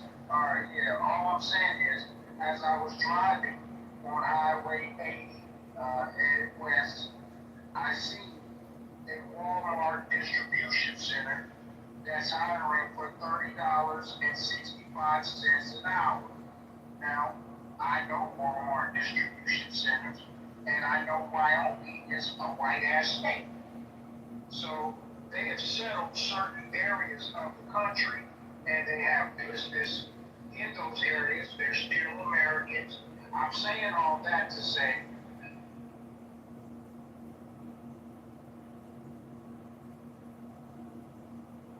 Carolina, and some of these states we can settle and make our own, do business, make money, create our own hourly minimum wages. Because I'm thinking to myself, how the hell are these white people in Walmart distribution center all making minimum of $30 an hour? And so I just find that very interesting because I know If you go down south, they'll probably get paid $16 an hour, right? So we can settle some of these areas, and that would be the biggest way to stop racial profiling is to police ourselves and our section of the country and our community and settle those areas. That's the best example I can think of for a remedy. I like. Jamal, I share your sentiment. You just said that you're not sure that on Clubhouse, right? You know, you get really Civic, I just wanted to respond to some of what you said. I disagree with most of what you said, and more so probably disagree with the presentation of it. And it just feels like it was a little too broad and it wasn't as precise as what it could have been. And I think that's where the problem, where stereotypes again come into play. But there was one thing you did say that I somewhat agree with in terms of the words black and white. I think that they're overly used. There's 54 different black country or African countries, and there's about 44, 48, somewhere like that, European countries. They all have different histories, different lineages, and these do influence the culture. So I do think that the point that you made that was really good is to take into account, if this is what you were trying to make, is to take into account people's individual history according to where they do come from and what your actual ancestry is. So I mean, I agree with that, but I disagree overall with the presentation of it, and I think it is problematic. It's just gives me a little bit of Candace Owens type of vibe. Well, soon as I could respond, yeah, no problem. So I'm sorry to get cut you off. Go ahead, Sloan. That's okay. Yeah, I'm just gonna, so this is, I just have to review strategic book back to cover. That's what I have to do. And it's hidden in the guise of some sort of elitism or racism against the black. There's nothing wrong with using the term black or a person of color. And specifically if a person, however a person chooses, I challenge your belief system is what I challenge. And what I will say is I met a couple that they had tattoos from their neck all the way on both of their arms, down their legs. They had nose rings and they had four little kids. And guess what? They go to my church. They go to my church, and imagine if I had judged them for how they looked. Just imagine. You think they would feel love or anything like that? No, they wouldn't. But you know what? Who those people are, and however their life brought them to decide to tat their body or whatever they did, I don't care. They reach people because for my Christian belief, it's important to reach everybody and to love everybody. So, but they can reach people I can't reach because, I don't look like that. And so you judging people like that and then choosing to say you're elite, and coming across elite, we know you're not elite, but it, yeah, you need to stop. You really just need to reconsider what your beliefs are. John even gave you a little hot pepper, like that was a spicy comment. No, because how you dress, how you look, it's how you act, and what your character is what really matters. So what if somebody's playing their trap music and they have tattoos? Big deal. That's not what you judge people on. And if you don't have the wherewithal to take time to know, then just keep going on with your life. You don't need to create opinions and put people down because it doesn't bring you up to put people down. It really exposes who you actually are. Okay, thank you. Okay, so we want to give Senator a chance to respond. Go ahead, Senator. I just feel like there's a community of people that just live in delusion. Like I'm just, first of all, I'm so glad and grateful that I'm in my heritage. My heritage and my religion, okay, give me definitions of who I should be and how I should respond.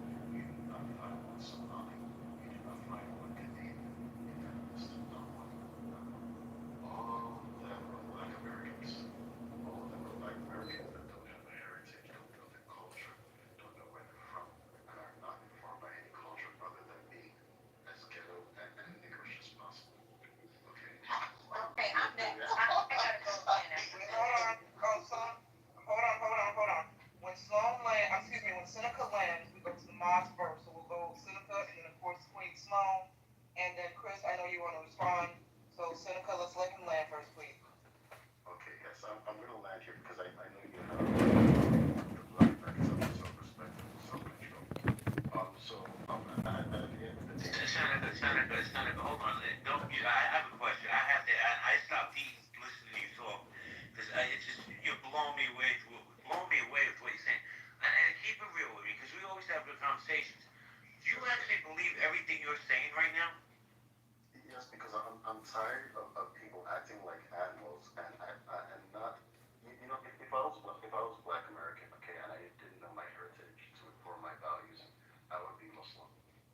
Okay, because at least there's a community, there's the Ummah that will inform me of and provide a culture that will ensure that when I meet a police officer and that position of Read that authority man over bio. the He is Muslim. He lying. yes. When I am Muslim, I'm not lying. What are you talking about? I never said I Don't was. worry. I'm gonna cook your ass in a minute. As soon as I get That's this okay. mic, That's I'm okay. gonna cook That's your okay. ass. You can Hold on, leave it. Chris. That's Just okay. stand down, Let me Chris. Hold land. on. Just let me. Pretend you can control yourself. Okay. If I was Black American, okay, and I didn't have a heritage, I would adopt the cultural values of Islam, the Ummah. Okay, that teach me humility and modesty. That teach me to dress in a hijab. Okay, not in a hijab to cover everything from my navel down to my knees. As a woman, to wear hijab if you're a woman. Okay, Tell the other to be truth modest. that And to MTV respect the game. Chris, let him land. and to respect authority.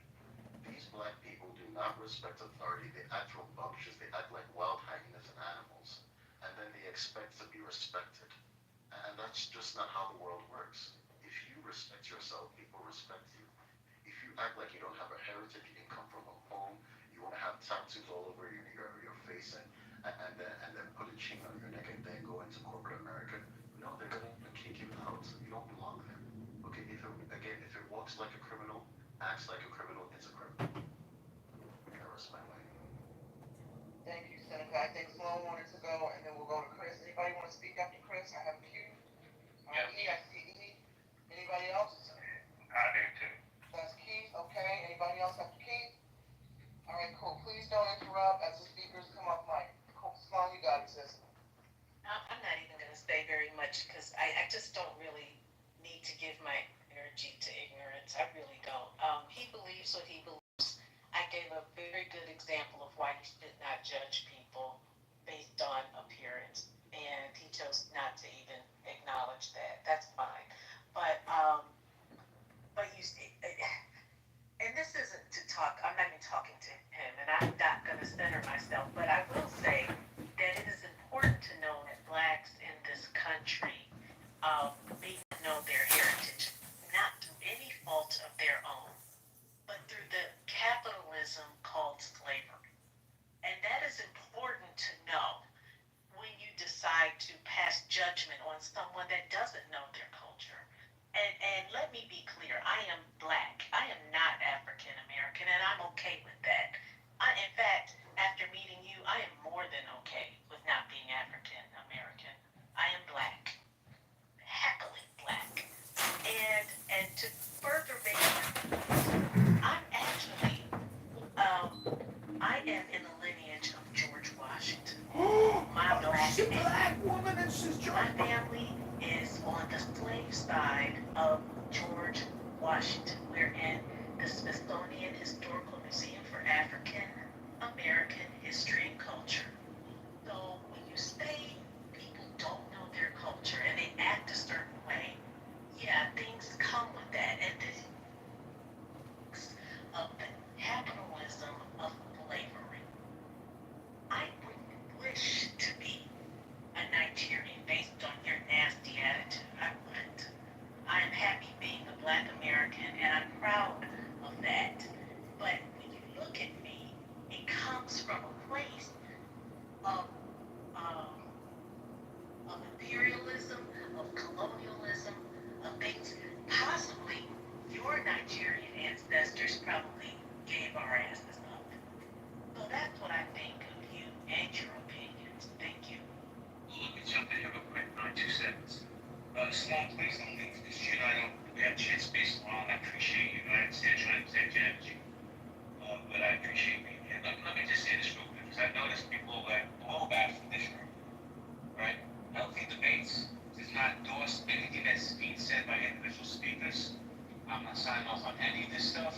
So before you guys go peruse that healthy debates is harboring or racist, I don't want to hear that shit. So cut it back to you now. For the record, before we go to Chris, for anybody keeping tabs, I personally don't identify as Black, African, or Negro. I'm the Time Lord from the planet Gallifrey. Thank you. Go ahead, please. Well, me, I'm just another brother from Captain. So I love what you said. Uh, it's just amazing to me. So, like the sister saying that her family it got something goes back to George Washington. So my great grandmother, if you ever go into Texas, my last name is Gardner. My family founded a whole town in Texas, and they black. They not African. I don't know any Africans. None. In my whole family. Zero. And it's crazy to me that this man can sit and talk like that. And say, oh, well, because he didn't look like this. Yeah, I'm tatted, bro. I'm 6'4", I'm 270, and I'm tatted. I'm tatted up. And if you see me outside, you will probably turn around. But if you took a second to stop and say hi, you'll find out that I'm actually a nice guy. You are just afraid, bro. You're afraid, and all your people are afraid. That's the problem. You a bitch. It's, I don't even know what to call it. I don't mean to be disrespectful, but all you've been doing is saying like, oh, if you look like this, you act like this, if it's a duck, it's a duck, it's a duck. Well, if it bleeds once a month and it looks like you, it must be a hoe. I don't know. Well, I have a question. Senator, to answer your question, thank you. And I'm just trying to get some clarity. Were you born here or you were born over in Africa? I was born in New York. Oh, New York City. Okay, gotcha. We had a conversation about, East New York. Yeah, I'm kind of surprised about the things you're saying because, I don't feel that energy here in New York or that vibe. I've been listening. You're going to take what you believe. I know I'm not changing anybody's mind. But you kind of knocked me focused tonight because that energy doesn't live here in New York as far as I know. Yeah, I mean, there are a lot of different cultures in New York. I've been in areas that were being surrounded by immigrants, right? But even though JP and Brooklyn, right? Trinidadians, the Jamaicans, right?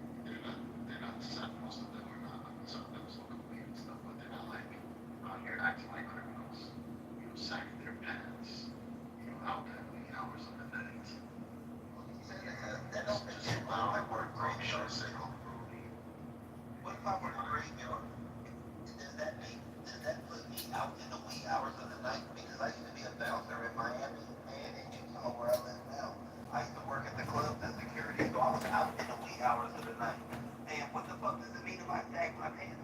Why are you looking at my pants? Why are you washing my pants? That's what criminals do. That's what criminals do? Why? It's some sort of trying to get you back. You need to stop watching TV, dog, because I did crime here, and that's not the case. That's not the case. You need to stop watching TV. You need to stop watching TV, brother. And you never been here. Stop talking about people you never been to. Corporate America, I just said. And fuck corporate America, because I work in corporate America. I We have work to in have one corporate mic so we America. can't hear. We have to have one mic. Hold on, Chris. We have to have one mic, otherwise we can't hear. SG, I see you. I see you flashing. We have a queue, so after Chris, we have Keith, and then we got you, SG. So go ahead, Lance. What's the bully in the queue? Yeah. I got you. You see, black people don't want to hear anything that will from someone responsible for their behavior. And why so okay, when you look at me, I'm not African American, but I'm the highest, and I can't remember per capita, right? But they have the highest percentage of suicide deaths. When you look at black American, when you look at black American, Wait,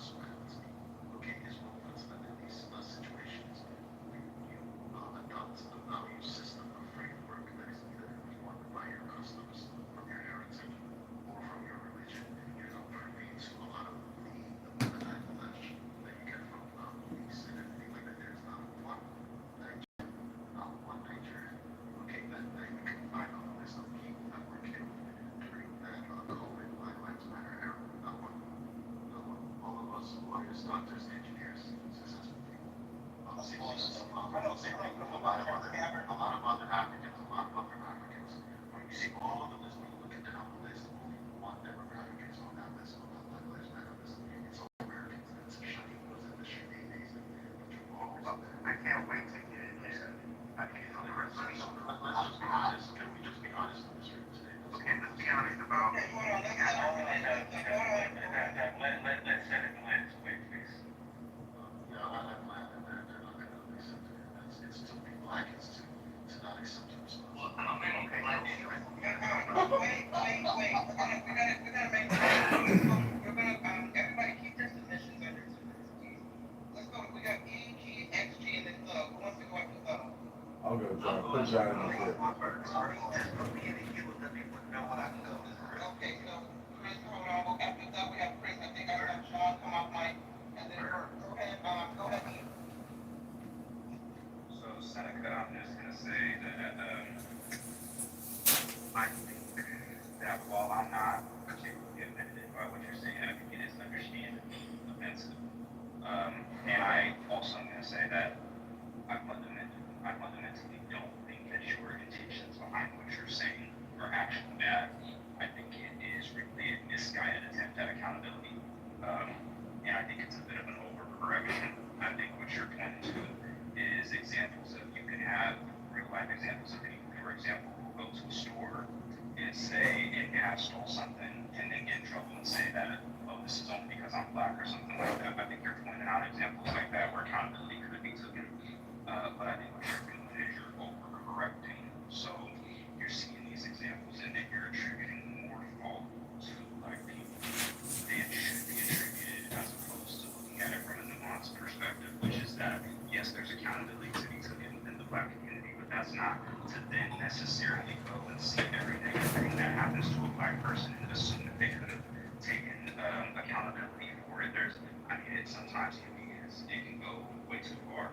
That's like, I live in California. That's like an earthquake happening in California. Somebody saying, well, you should have known about fault lines and tectonic plates and shouldn't have lived in California. There's a point where the level of accountability that you're expecting from somebody is just not a realistic sense, and there's things that are beyond people's control. So I think that while your intentions are really just to be accountable and to take responsibility, and it's really probably more of an empowering message that I think you're trying to have, and that you take that with yourself and you seem frustrated with hearing people who you feel have not taken accountability. I do think that it is misguided because it doesn't encompass a balance of view. And so that's pretty much all I have to say about that. Thank you, Keith. Go ahead, Keith. Yes, I just wanted to say this, Seneca, man. I like, part of me, like, I understand I'm the same as he, but the other part is like, bro, you kind of coming at black people with this generalization, meaning the same thing he said. You taking one situation and you put it on all, and just saying this is who you guys are, and it's no Nigerians. They got into the black, lives movement and all of that. But I just want to say, in my profile, it's my son. He got the lot. He went to school to Xavier, had a 3.7. His father, so I'm a stepfather, is a sheriff in Cleveland, and his mother, who I'm married to, is a nurse, and they are African. I just came back from Africa, and he was wearing the lights out there, and they did tell him, they said, hey, but down here, as he was free and he walked around in Africa, he did get the freedom of black man and not getting profiled by, people, because everybody was out there was African. So that was real good, and he enjoyed that. But they did say, hey, you gotta be aware of your environment. They did talk to him, and I did talk to him too about that situation. We do have to know our environment. I mean, I'll just say this, and I know a lot of people gonna come at you, but if I got some Jordans and I got my gold chain on, it's some places in the hood that I'm not gonna walk, and it goes the same way for the way that we present ourselves in different situations. So I agree on that side, but Seneca, I think the way that you explain it, you kind of throw all of us under the bus the way Okay, so No, Thug, X-G's first, X-G, then it's on you. Go ahead, X-G.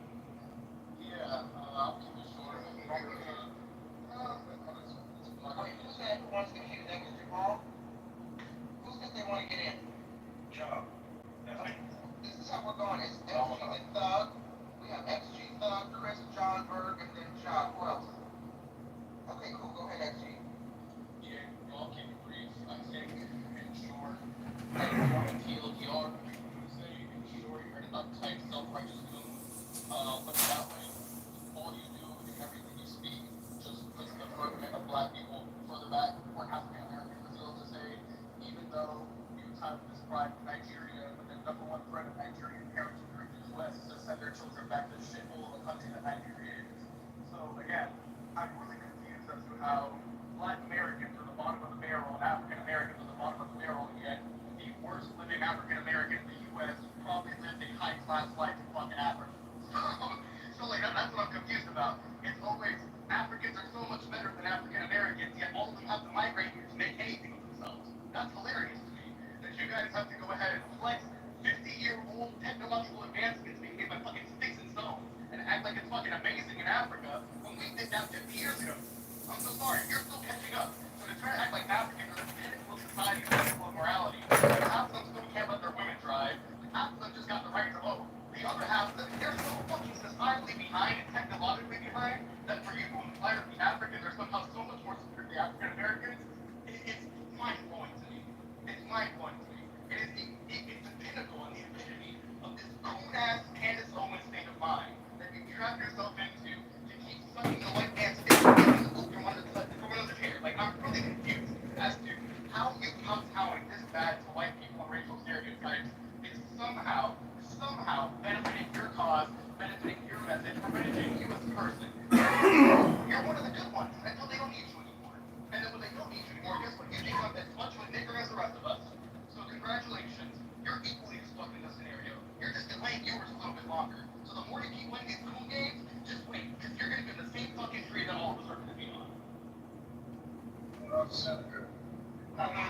Wait, Thug. Jamal, Thug is next. Yeah, go ahead, Thug. yeah, so this is the problem that Black Americans feel the need to try to educate these assholes about what our images are.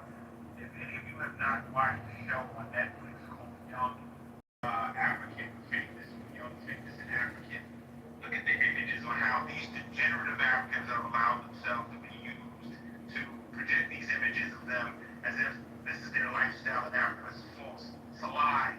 These are the Nigerians. And you look at the makeup on their face, they make them lighter. These women are pitch black. And they are using makeup to have the images of what they would like American, or the American standard of what beauty is. They're trying to use that show to have all Africans on the continent portray themselves as such.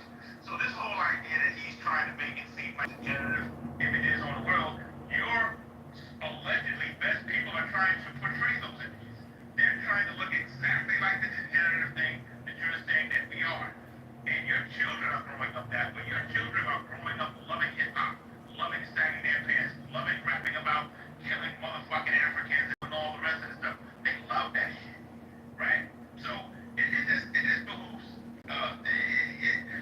listening to people like him, right? It only further gives me the ammunition to prepare my next generation to know that don't ever let these fucking niggers, because that's what you are, don't let these niggers, use their survival tactics of, saying all these black terms or trying to pretend to be cool because they're educating with you in school. Fuck them, right? Fuck them into the next century. I'm done speaking. Okay, Jamal, we have a queue. I keep telling you, we have a queue. It's going Chris, John, Berg, and John. So I'll put you in after John. So,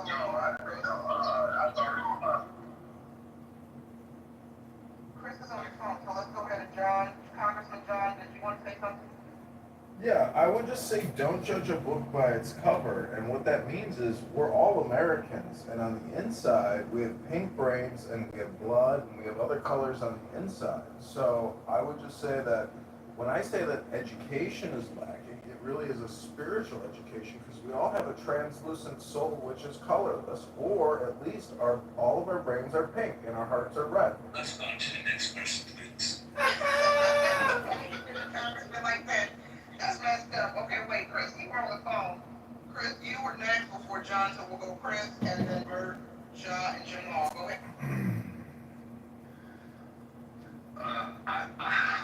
I can't even think of anything else to say. Man, that man crazy.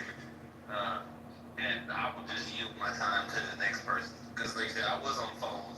So, I can't even deal with that right now. No problem. Thank you, Chris. Go ahead, Bert. You. What's good, Bert? Yo, Bert, I need you to be solid, bro. Cash that pink ticket. Alright, guys. That is my fucking land. You know what I'm saying? I have on it that's some of it I do. Some of it I actually do overread. So you know this because you bought it, not because your grandmother right there. No, I didn't buy it. I did not buy it. I inherited it. I inherited it. There's no law that says that just because you live someplace it's your place. Sorry. That's natural law. No, there is natural law. That's well, hold on a second. I'm wrong, you're a lawyer. Ain't you some kind of attorney? Well, Lord, I would have to, like, natural law would also be, like, the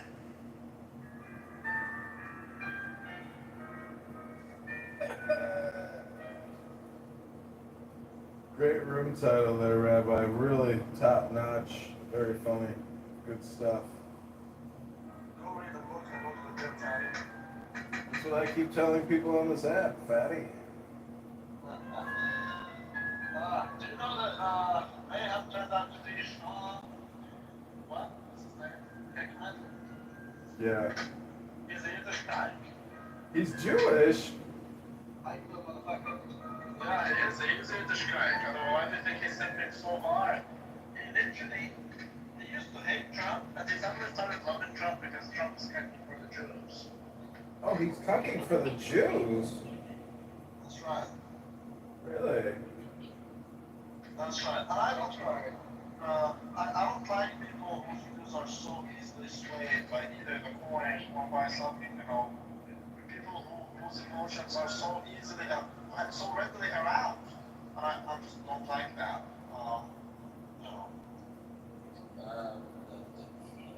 The issue, I think you're very surface level with it. Surface level ignorant, damn near MAGA. No offense to anybody else who's MAGA. Just trying to make a point. So yeah. Thank you, Bert. Okay, let's go, John. At some point we gotta give Seneca a chance. Okay. Hold on. Because then you get dog piled. He's just gonna call for master. He's just gonna call for master. No one said anything to dispute Seneca. They just said so. Hold on a second. Hold on. I'm gonna hand it back to you. Find it how you want. Seneca, good conversation. Otherwise, it's dog pile and an echo chamber. Okay, so we'll let Seneca respond, and then we'll go to John, Jamal, and then I see Mike came on. We'll go to Mike Allen after that. Go ahead. Okay, so if you do it on this kill, I'm back. Okay. No one is attacking all black people, right? I hate it when, Wait, hold on, Bert. You have to mute up, Bert. We're getting feedback, please. Go ahead.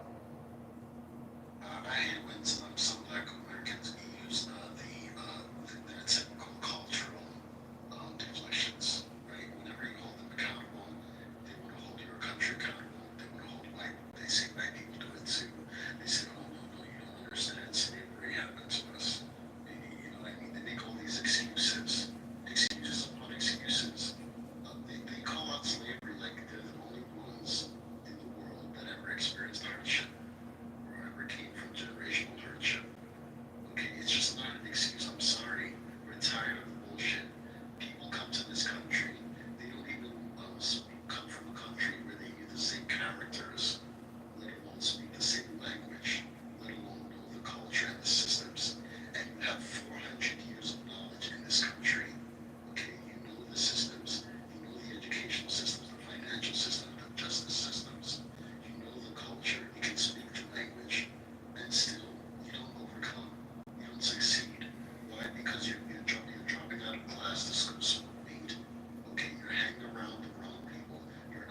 Smoking weed right now. You come to work, you disrespect your teachers, you don't do your homework, you don't barely graduate from high school if you graduate. Okay, you don't go to college. Okay, and then you end up thinking you're the shit because you got a $15 per hour job while your immigrant counterparts are going to college, getting engineering degrees, getting accounting degrees, coming out making six figures. Okay, and then you want to whine and boo-hoo. Okay, that is not fair. And blame slavery for your lack of discipline and lack of self-respect. No, we're sick of the shit. Okay, we're sick of your communities being so freaking decrepit because you won't look at yourselves. You will tell your woman to put on some clothes. Okay, you will tell your woman to stop having promiscuous sex, disguising it as dating, looking for the one. They're always looking for the one until they catch AIDS or until they get pregnant. Okay, it's ridiculous. You know what I mean? No, I'm sure Keith is open, and you sound like a really great gentleman, and a gentleman that respects himself. But let's be honest, even you are responsible. Why? Because it is your community. It is your community, and more black people need personal accountability for their community. Okay, well, you know, like when you hold a black man, woman accountable for their community, you know what they say? Oh, just let black men be, just let other people be. I'm focused on myself and my family and my household. They don't even give a shit about their community. Okay? Yes, but man, let me jump in for a second. Because I've been around. And I know nothing on my say is going to change your mind. And I want to keep it real with you. I find everything you're saying to be so vile and disgusting and so intellectually dishonest. Because for me, right, JB. It's right his here, lived experience, I'm JB. not part of your community, I'm part of my own community. But here in New York, as you know, we're melting pot, so we mix together. For you to label an entire community as being just saying, I'm gonna keep it real, bro, is reprehensible and disgusting to me. Can't speak for anybody else in this room. But you know, I like to give everybody a chance to expose who. And I have to tell you, dude, you really, in my opinion, my advice to you is take a step back and listen to what other people are saying. Come out of that headspace, because bro, it's not reality. But I'm sorry for cutting you off. I had to say that. It is reality. It's the I tell you what you reality. say is gross. Yeah, it's different. I think it was like very fucking. Can I ask you a question, JD? Ask you a question. You're from the Italian community, right? Yes, Italian Jewish. Italian Jewish, okay. Do you see a difference in the behaviors and the culture of your community and the Black American community and how it has made your community more successful? What I've seen beauty in the Black community, man, here in Brooklyn. I go to Bed-Stuy, but let me, you ask me a question, let me answer it. I don't see any difference with all communities, right, for all people. Listen, Bill and I argue every fucking day, bro, and I still gonna have a fucking drink with this guy. I don't give a shit. Let me find out the context of the person, not the whole community. I'm not gonna paint the entire community because one idiot did something stupid. That's just ridiculous. Listen, look at the narrative we have in this world right now. Jews own the media, Jews own the banks. Guys, we're not going down that rabbit hole right now. Just use this example. It's ridiculous, man. I'm not gonna sit here and paint the entire community because one person made a mistake. Because there's plenty of people in my community. I guarantee you, son, if I'm making mistakes today, they'll make them again tomorrow. Does that make me the same person that that person is? I would hope not. But guess how they go let your point with. Well, I have no further questions. I was hoping you would acknowledge that your community has been more successful because you act like a community. You come together and support each other. Okay, and you take responsibility for your growth. Yo, Seneca, listen, I'm not going to say that the Jewish community hasn't been successful. Let me say this to you, bro. I've been ostracized by my own community more than any other community. See, there's hypocrisy in every community. That's why I get smoked from my community, because I call them out on their bullshit. Right? They don't want to hear that. They ostracize me. That's fine. I'm still a proud Zionist, and I will be till the day I die. And let me just give you this little example, son. He's not If a you're driving Zionist. down the road, and the cop pulls you over because you're black, because we all know that happens. That's entirely true. You think you can tell me, no, officer, hold on, I'm not black. I'm African. You think he's really gonna believe that bullshit? You know, you can tell by the way I speak, the way I conduct myself. my behaviors. I call him sir. Even if he's angry and rambunctious, I de-escalate. He knows that's not the behavior of a black man. And 9 times out of 10, JB, they let me off with a warning. Even when I'm speeding, they let me off with a warning because I'm so respectful. That's not the characteristic of a black American man. Wait, I disagree. I absolutely agree. Everybody get up. Please become a Guys, we have a cue. I'm going to hand it back to 9, but I want to say hello to MG real quick. MG, please seatbelt on because we got some craziness going on here. I hear. Hey, JB, hey, Nine, hey, Abs. Hey, beautiful. Alright, please, William, cue is a 6 on. I just want to give a quick room reset for folks who came in. Healthy debates. We're talking about racial profiling. We have a poll at the top. Absolutely not is leading by 90%. If you don't see the poll, you have to go out, update the app, come back in. Absolutely not. Total hogwash. Figment of people's imagination. Bigger issue than I realized. Those are your options. Please vote if you haven't voted already.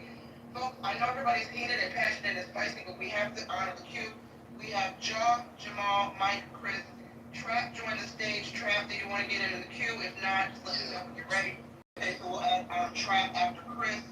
So let's go ahead, John, and then Jamal. Before we go to John next, but John, can you do me a solid, bro? Please cash in your pink ticket.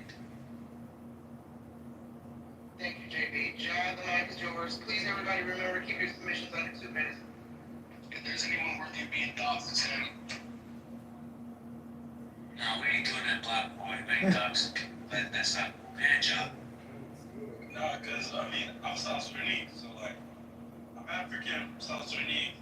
I mean, I see African Americans, you know what I mean, stuff we agree with.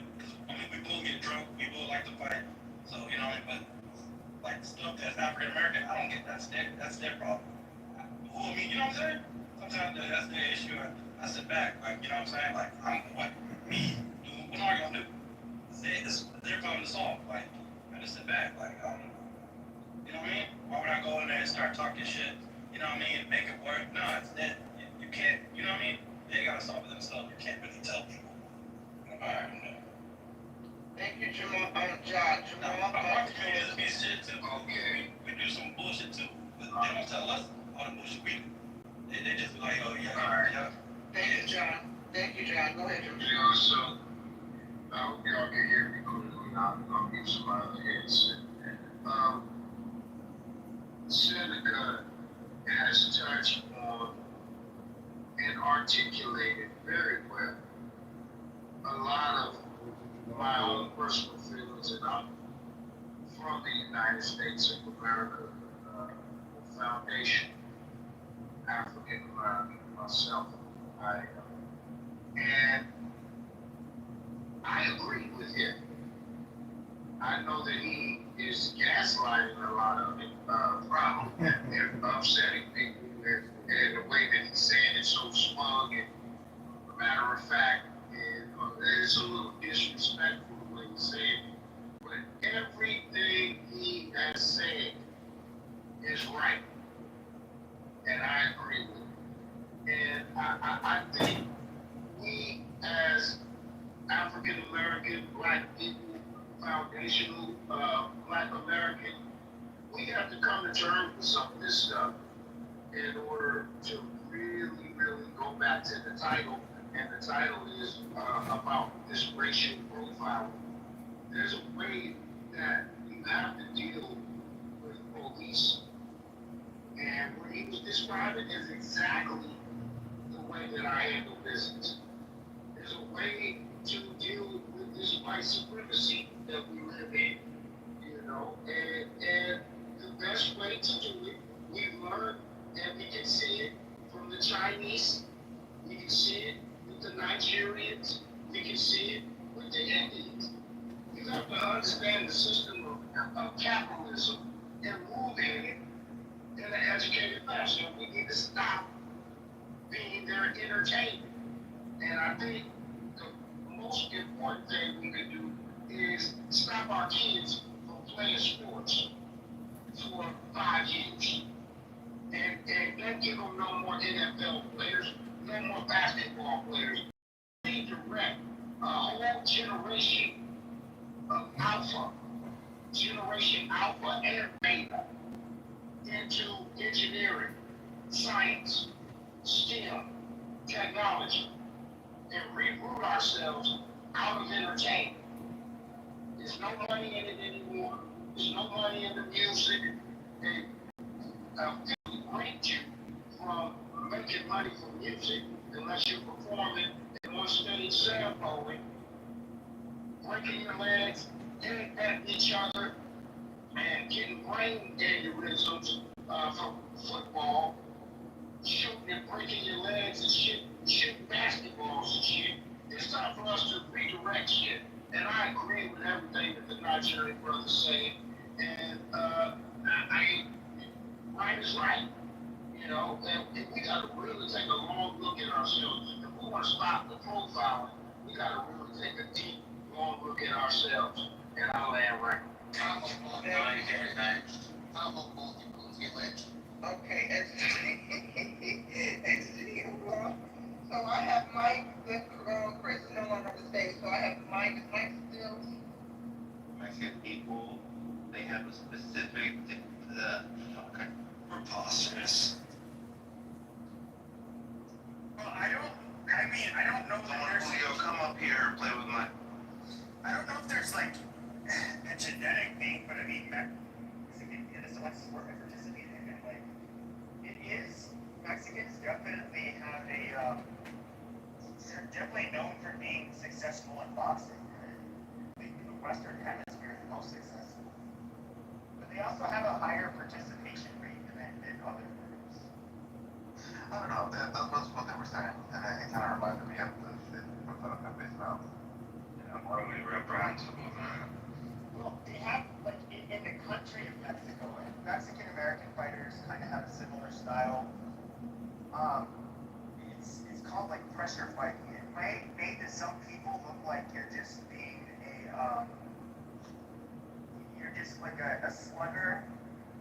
But these are people that literally, they keep on going, walking forward. They try to walk you down into a corner, to the ropes.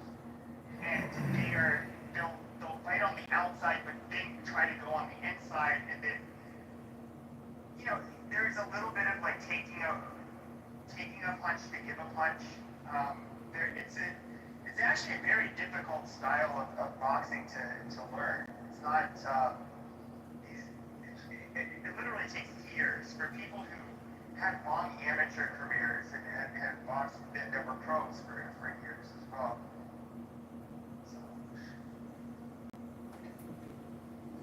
Is that what happened to your brain when you got TBI? Was it in a pressure fight? Yeah, I usually don't get TBI from one fight. Well, I want to thank you, Pepe. You did it again. You know, your doxing of Roger Mayhem, your stirring of the pot. You have once again. Hi. Hey, bro, you killed them. You were awesome. You were awesome. Stir the pot. Yeah, Pepe was a boxer for a little bit. I was an amateur, and then like He's like, you got. Oh man, we need Roger back. We need Roger back.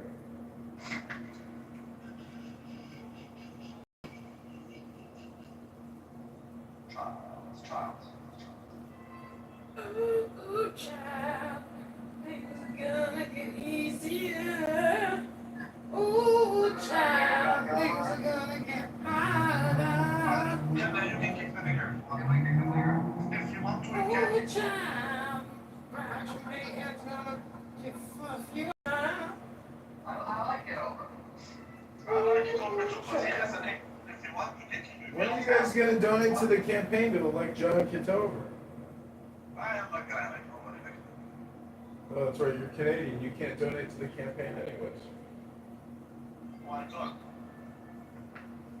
I actually could, there's some sly roundabout there.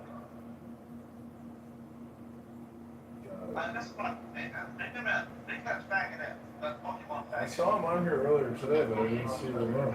It's no longer showing up the cut counts until you look at their stomach is deleted his Twitter because he's been exposed as a Yiddish guy called John Hickman. And he misspelled John.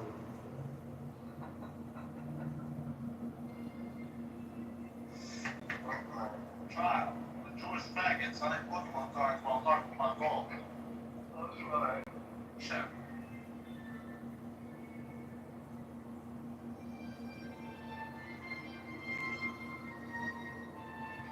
You have to understand John Kitover. You have to understand. This true leader, they get minimized. That's why. We are studying FIFO, LIFO, and specific identification as far as inventory management. That's right. We actually do plans. Unlike Roger Faggot Mayhem, who have Pokemon cards while talking about gold and not going. That's right. Do plans. Now we don't do niggas. We're nigga minimizing. Okay, so these are privileges just for you to know. And you should feel more than lucky to be at the biggest and kosher chicken fund. Oh my god, wait, what?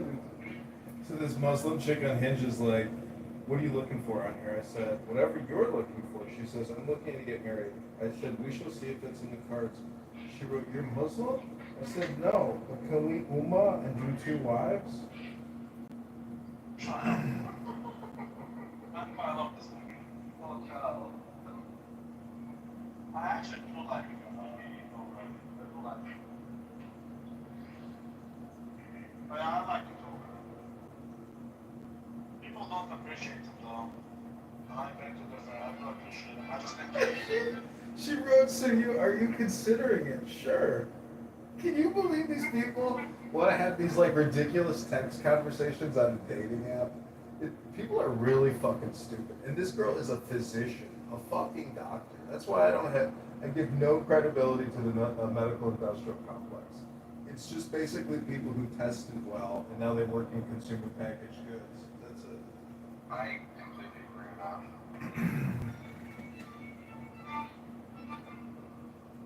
I don't know if I agree. Are you serious? There are aspects of medicine where critical thinking is required, but that's like other specialists. It's not like hospital. It's like that's like your phone.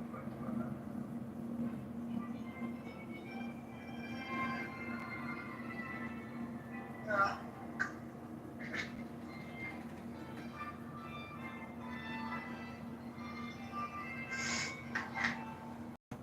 That's right. Come in. Hey, it is what it is. It is back.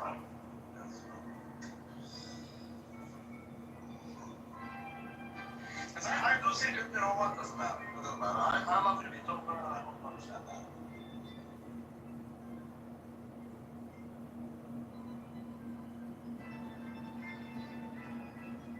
That's right. I hope you understand that. I like it over. Well, Rico Bosco, you should consider contributing to the campaign to elect John Kitover. Let me put the link in the chat, Rico Bosco. You should become a donor to the campaign to elect John Kitover. That's I'm quite dumb, so I don't know if I'm It's something if fucking Polish Jew. That's right. I'm not Polish and I'm not Jewish. You shawarma, Jordanian, kanafa eating That's exactly motherfucker. what we need in America. You motherfucker, you. Others would be funny to see John Kitover control Congress, so I would enjoy the. It's never gonna. We're gonna get on the ballot. Like in the middle of like a congressional. Go read a book and go to the gym, man. It already worked out today. We're gonna get on that ballot, but I need money to actually get the signatures.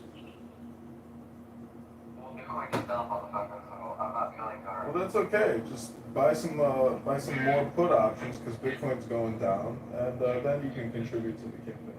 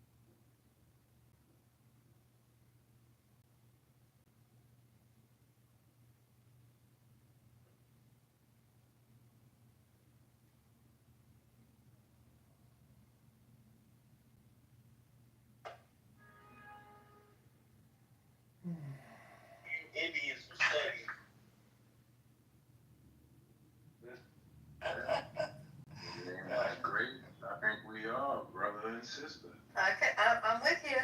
I'm going along the road. I like that. You got a husband? More than one. What's a brother and sister? More than one. He said brother and sister, and now you want to like you have a husband. No. I'm asking. White people, you get to a certain age, of course you're gonna have some stereotypes. You feel me about white people when you see them. You feel me, and then you're gonna racially profile them, even if it is on accident. Like, hey, y'all put this in your potato salad and shit like that. Like I see us do it more than anybody else. Matter of fact, Yeah, it's human nature. I'm also tell us this. I've seen black people racially profile motherfuckers more than anybody else. Black people, we racially profile Africans, we racially profile other black people, we racially profile whites, we racially profile Asians, we racially profile fucking Arabs. We always think one of them motherfuckers walking around with their jobs, is that what they call it? Whatever they call the little shit that they put on their head. We always think one of them about to blow some shit up, you feel me? Like, we racially profile motherfuckers more than anybody I've ever seen in my life. I'm just gonna put that out there. So yeah, again, it just comes when you don't have the knowledge about the other race, you feel me? You don't fit into proximity with certain people. Yeah, you fall under the racially profiled thing. Thank you, Trey. Jamie, can I ask Trevor a question? No, hold on a second.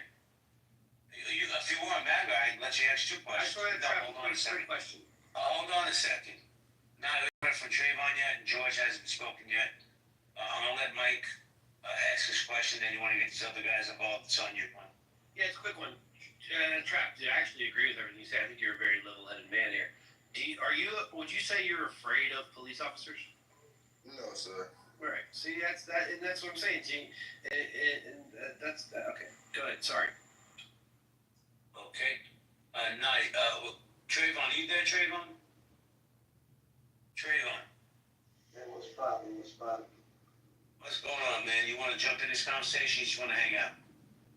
Man, I guess I chime in real quick. I'm gonna say, man, everybody got different views, you feel me? So we ain't never gonna sit here and actually build on something that we attacking everybody's point of view. You feel me? So I'm gonna go ahead and put that out there. And in regards to it, racial profiling is definitely a real thing. Trust and believe that. Now, I like to see things from, in between. I try not to take sides of it. So, to be clear, a lot of times that, we get racially profiled. From my own personal experience, we are doing something that causes us to be looked at in some type of way. Let's be real about it. And to be 100%, I do feel that within a community, we don't take accountability, but I do feel that there's times in which we do things to cause, people to look at us a certain way.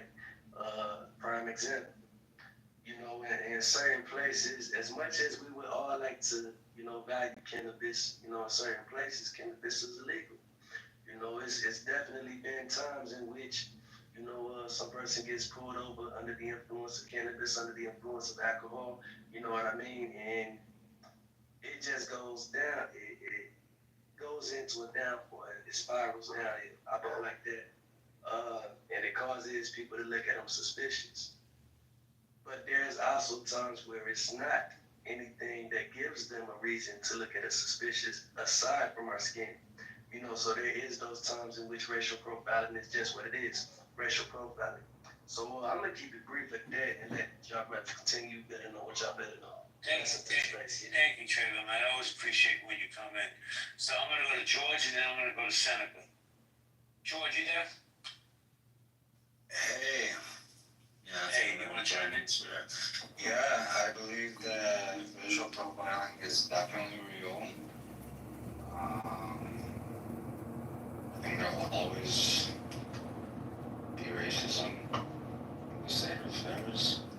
I also think that people should be on their best behavior, of course, and this is good strategy, and you don't see that.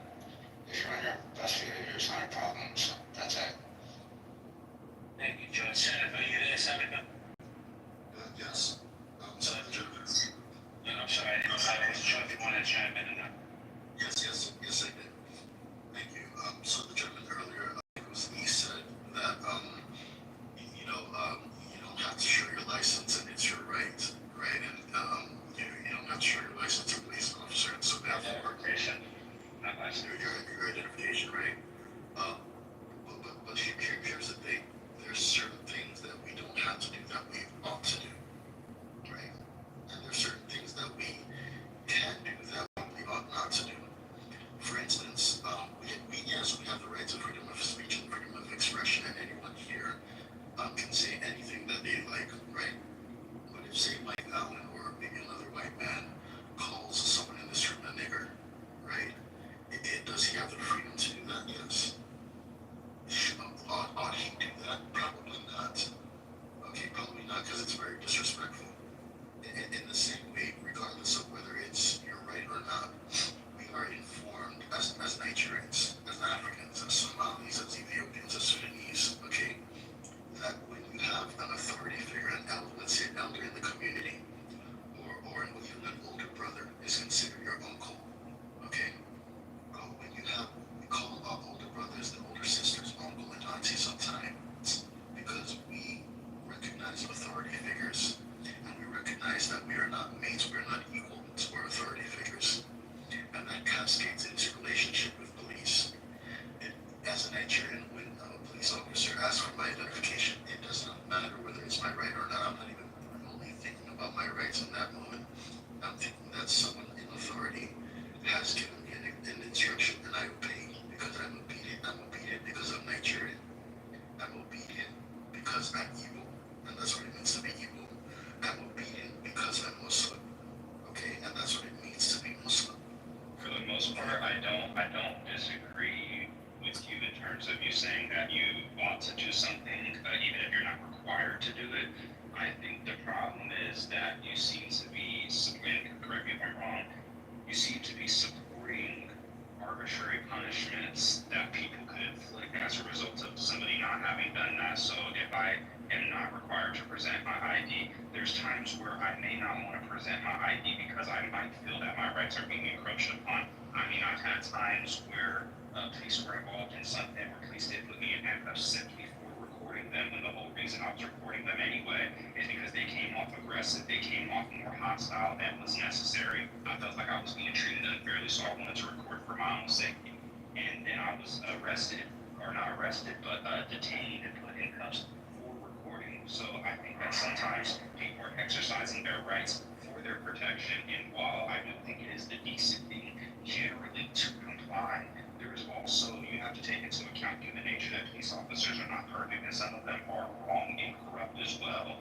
And those are the times to exercise your rights, and that's what rights are for. Rights are for preventing against being encroached upon unfairly. So I don't think that I don't think it's the decent thing to do to let a police officer search my vehicle if I haven't done anything wrong, because I don't think it's the decent thing to do to go search somebody's vehicle that hasn't done anything wrong. So to some extent, there's common courtesy, and there's decency, and there's I generally will comply. I'm not gonna lie, I got pulled over by the police like a week ago, and I actually was. I said, I apologize, sir, maybe I was, going a little fast, whatever it was, and I completely complied with him. He said, well, you're being cool with me, so I'm gonna let you go with the ticket. I could give you reckless driving because you were going like 95, but, and so generally, yeah, I showed him my ID. And I did, I complied with him in the ways that I should have. But there's also been other circumstances where police were very hostile, very aggressive, and I don't think that you should unconditionally just bow down to people. So I think that's where I more so take issue with what you're saying, is that I think people should be able to have their rights and not have to, they don't have to. Thank you. No, I think that's it. Mike, so now we got a couple of new people on stage. We got CM. We got Bella on stage. I'm gonna hand over to you. I'm gonna sit back and listen for a minute.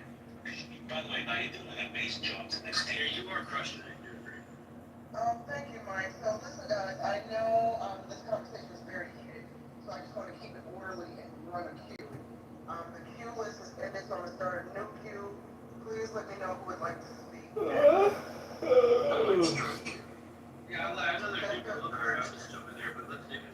Yes, we're not back in there. Well, hold on, we have Seneca, then we have Mike. I see Trump wants to speak. So Seneca, For sure, but I'll wait my turn. So people know first. Wow, he takes a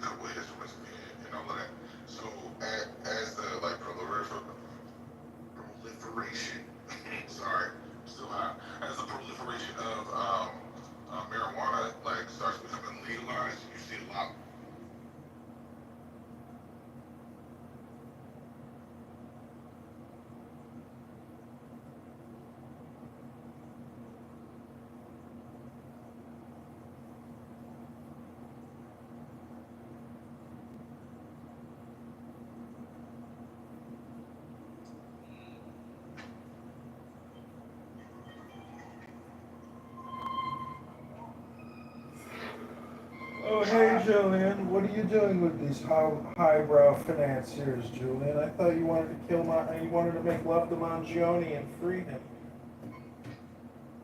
Oh, hey, Edmund. Hey, Edmund. Man, whatever your name is.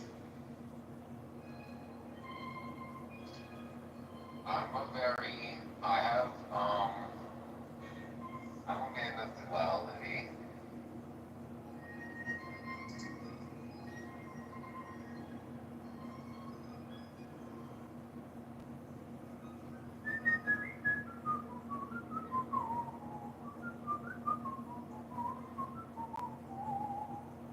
Mangione came from a lot of money. I think this song that this is the music Kitover listens to as he goes to Capitol Hill. I'll try it, but to take, to sit on the seat.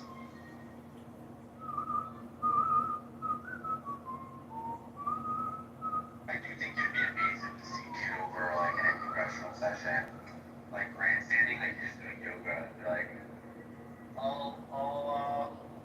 what do you say? Like everything's hypnosis. That's right. All communication is hypnosis. I would love to just get people in Congress like grandstanding, like giving a speech about a bill, being like, all communication is hypnosis.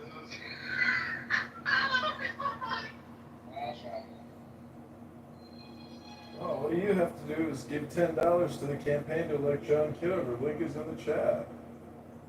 I don't think he will do that. I think he really got me. And he would be like a total cunt for this stuff. Just like all of them. Just like he's not gonna be any different from anyone. That's right. Israel's my number 2. America's my number 1, baby. No, Israel's our number 1 then, right? And America's our number 2. Nah, you Jordanian schwam eating motherfucking faggot.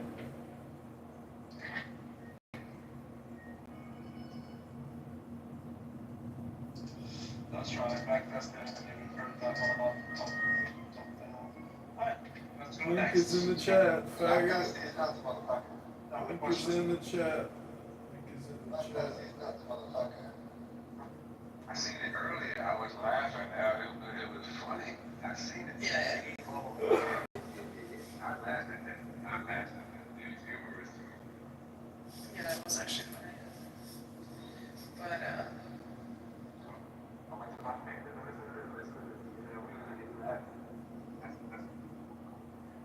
It's sad though on how they, hang on to.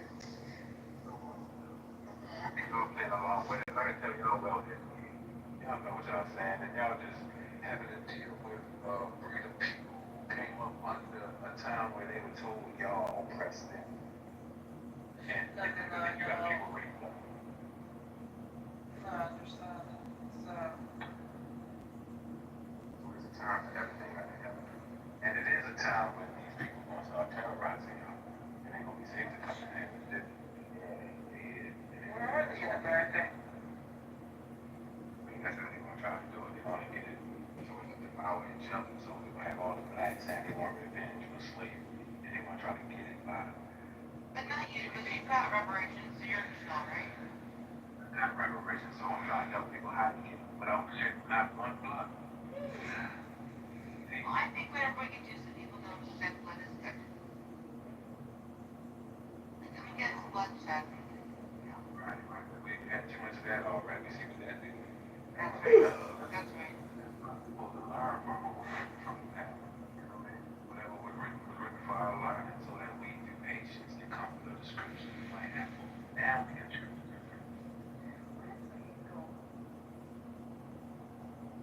Have you met Lucifer? Oh my god, yes, I have. Come up here. Lucifer.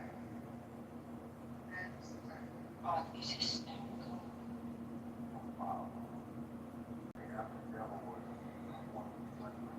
Oh man, Jamel, stop it with the devil worship. oh, wow, that's great. So, Lord, Really, he's worshiping the devil by hating me. I love rain. I love it. So just keep hating me and dividing amongst each other. Keep your biases. I think that being prejudiced is healthy. I really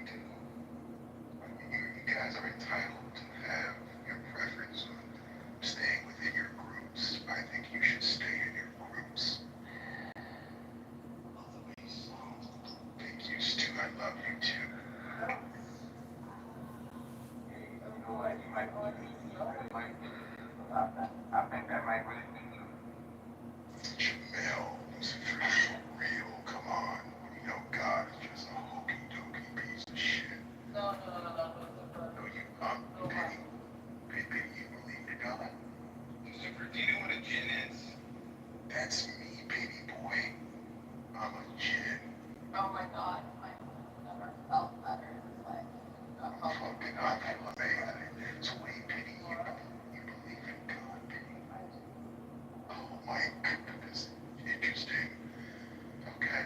Well, I mean, is God outside of you or inside of you? I'm going inside. Yeah, going inside. Is God inside of you or outside of you? All right. Is God coming inside? No. Yes, ma'am. What's wrong? Oh, okay. When I hear someone wanting me to behave, almost like I could trigger other people's what you're saying. So I could get inside of other people, possibly. They would have blamed it on me, though, right? That's pretty sexy. All right, I'm going to be nice. I'm going to just keep my mouth closed. Everybody.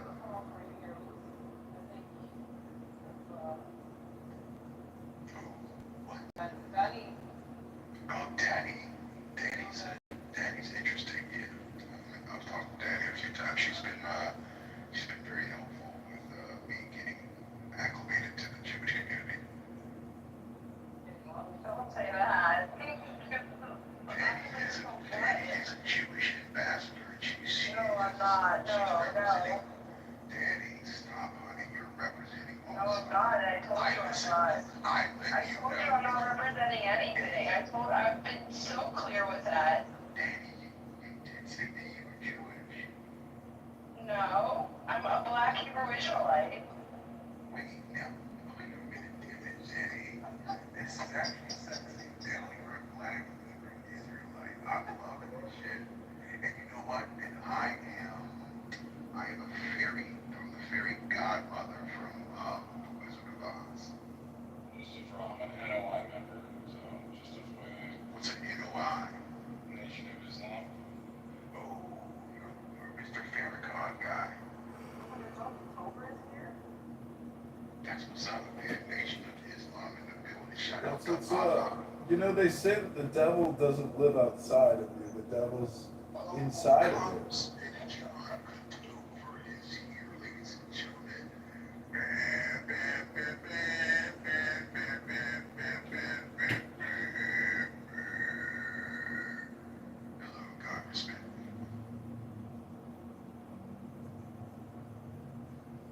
You guys know Congressman John Kitover.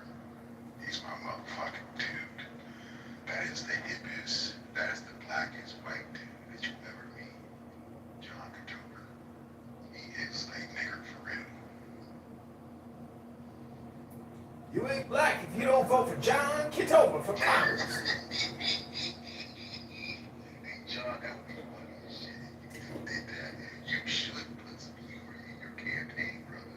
Some real raw humor. Like shock John humor. You're too scared to do that, though. You're a politician. No, we're creating content all the time. You gotta really love it. You can't act like you love niggas. Yeah, exactly. That's what I'm saying, Jamil. If you love niggas for real, you would talk shit to them. You feel me? Like, you won't be scared to talk shit to them. And sit there basically like, nigga, what you doing? You taking this shit for real? Like, you really in your feelings, nigga? Like, what's your problem? You feel me? So You sound like a nigga. yeah, I can be anything you want me to be. Sometimes I sound like a straight bitch. Yeah, thanks, boo. But yeah, like, dude, John, what you said, John? You said you do have. I'm saying I do a lot of comedy. I mean, I'm filming myself 18 hours a day and putting it on 10 different YouTube. Provocative content, John. It's pretty provocative. No, what's provocative, John, is you going to the hood, nigga, and playing basketball with the hood niggas and calling them a bunch of niggas and dogging them and dumping off on them. Well, I'm running against La Hood. His name is Darren La Hood. Okay. You're getting close. Okay. That's what I'm talking. What I'm saying, John, is, okay, you're a congressman, so you're a people person. So you got to be able to smile with Karen and have potato salad with raisins, and then step over a few blocks down the street and motherfucker shaking tail feather with Keisha now. You feel me? I feel you.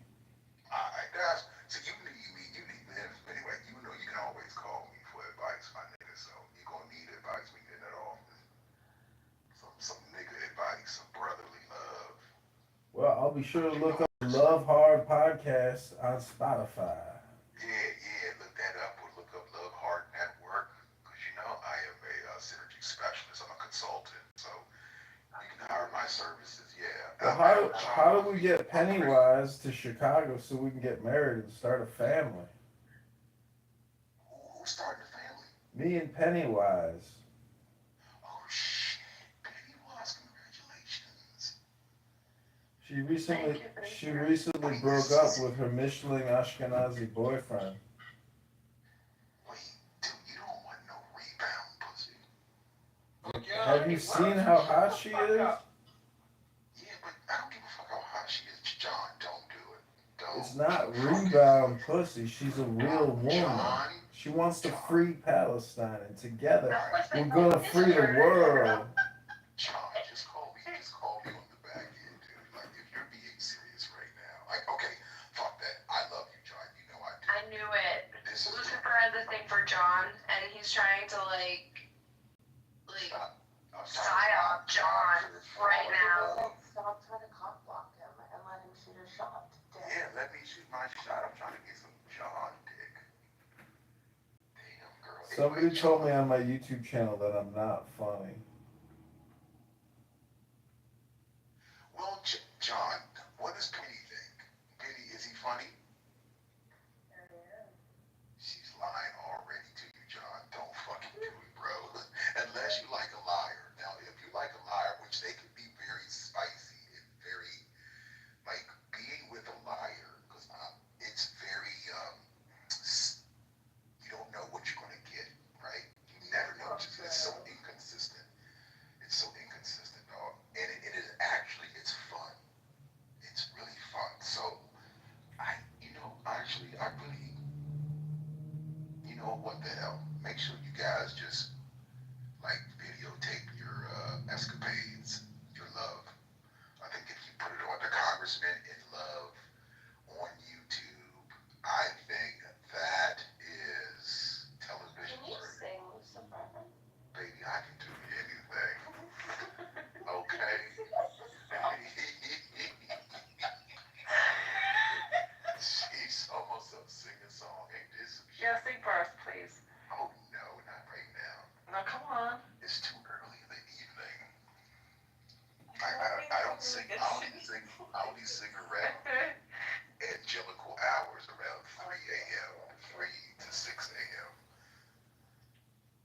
That's when my wings come out, my fangs.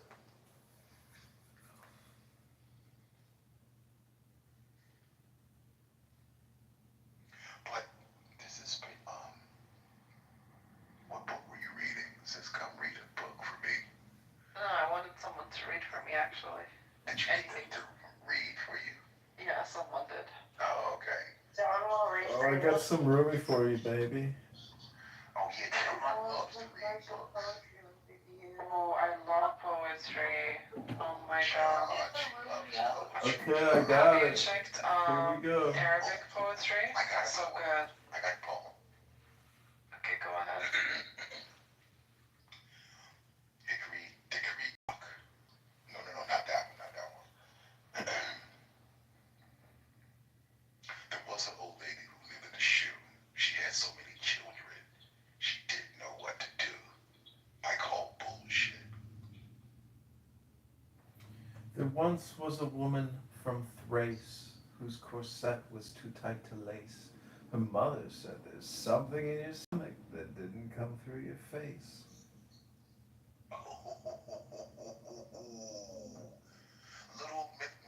Jack and Jill went up the hill to fetch a pail of water.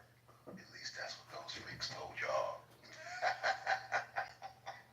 They went up on the hill to get busy. Jill came down. Jack and Diane. I think you're getting confused with the stories.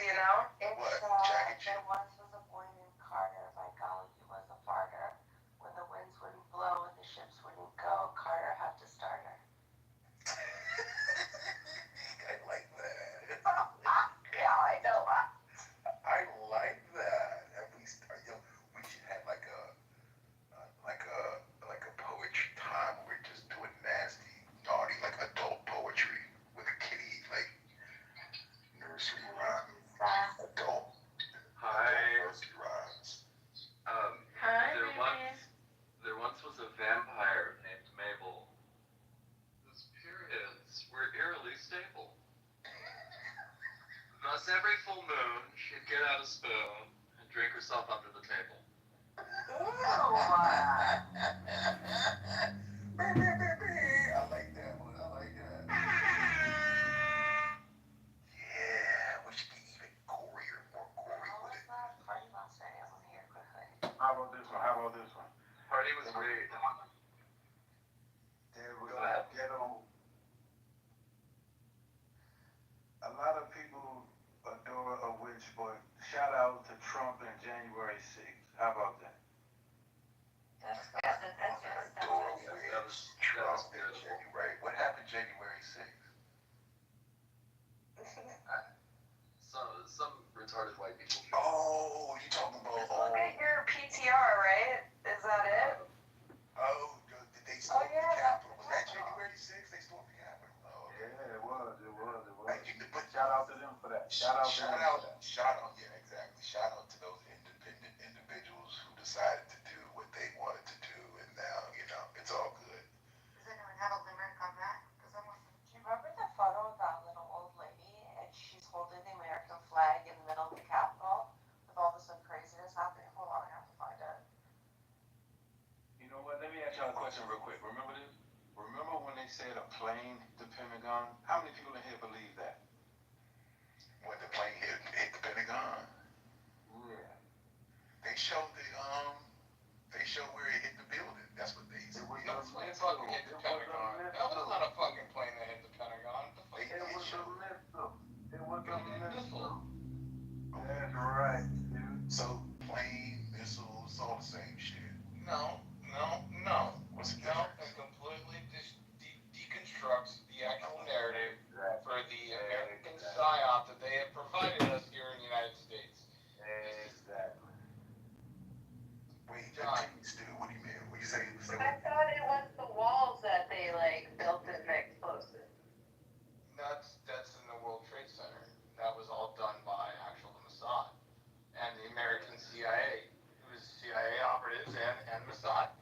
So wait, the CIA and the Mossad are they tight? They cool as shit together. Absolutely. They're one and another. They're inseparable. This is why Jewish men please don't have children with non-Jewish women, because then your children end up like Michael Bronstein, and they're very confused and they have a lot of internalized anti-Semitism. So John? your warning. John. Oh, John's another patrilineal. John. It's the Wahhabis. It's all the Wahhabis. John. Sorry, but you guys. John, help me out here. Well, the two patrilineals agree on it, I guess. John. Fucking motherfucker. Now you don't want to talk, John. What the fuck? Well, I'm good on Yali's good side right now. I don't want to upset her anymore. She's a very easily agitated young woman. I know she's for male castration, so I don't want to upset her. Damn, she's for male castration. Chemical castration. Holy shit, bro. No, I think I said male birth control. Male birth. Yeah, which would be Like neutering. no, so they would be given a dose of estrogen, and it would be a chemical, quote unquote, castration. But it's not a permanent one. It's sort of like women do now, anyways. You add extra hormones to prevent pregnancy. Men can do the same, but John is horrified by this. We add extra hormones to prevent pregnancy. Yeah, that's what birth control is. Well, It's extra hormones. they've already for a long time been turning all of the men into fags. So what's a couple extra hormones gonna do? You sound so sad when you say that, Issa. No, I'm sick of fags. I hate fags. I'm so sad when you're Wait, sad. Issa, Yeah, that's the only thing that the God of Abraham and I have in common is we both hate fags. You know something? That's not the only thing you have in common. Mm-hmm. What?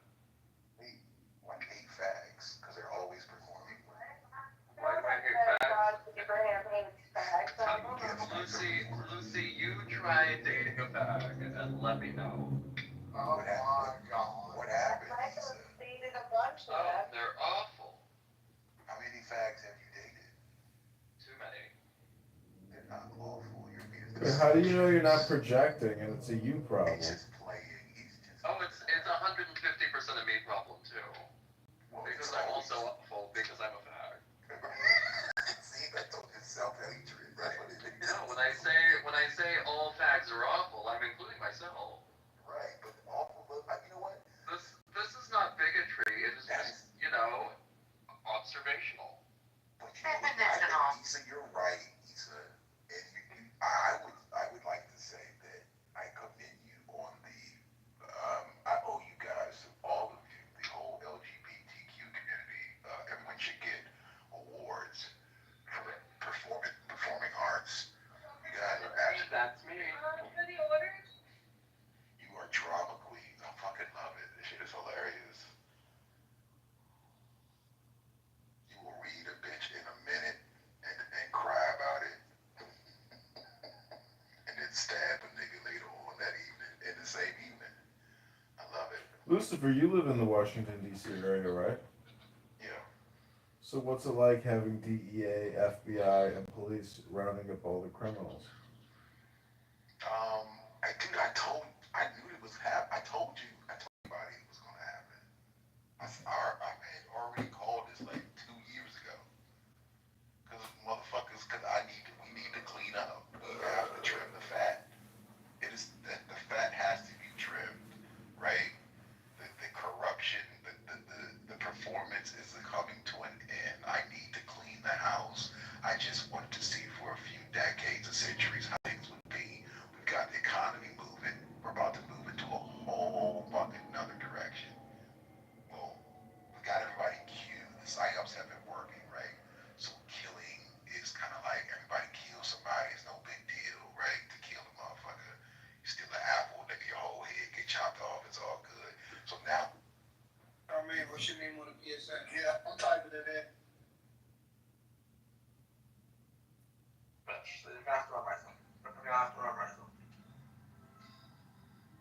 If you want to calculate tangible book value, what do? I don't know. You have to remove from the stockholders. Slavery, right? And they have gone on to procreate with more blacks, such that they might have darker skin than white people, and white people go on and procreate with whites and keep their lighter skin. And there's going to be two families that are going to converge. And of course, I'm just speaking from an individualistic point of view. I want to make it home at the end of the night. I'm not arguing with the police. You dig? Take the ID, do the background check if you have to, and let me go on about my way. I'm not going to stand there and start quoting the amendments and all this other nonsense because I want to go home. Y'all, whatever y'all want to do with your encounters with the police, that's cool.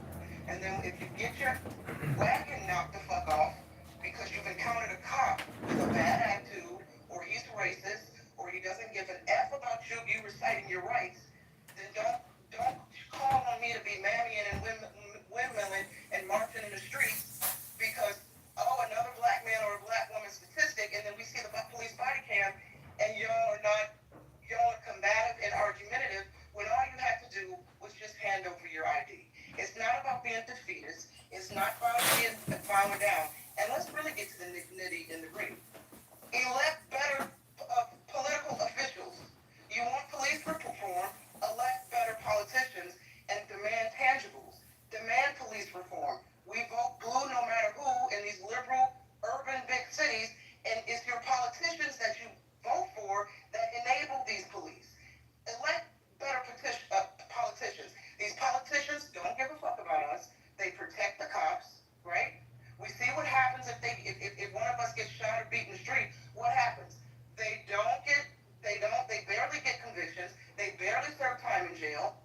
It all goes back up to the top. So never mind what black people are supposed to do. Hold your politicians accountable. How about that?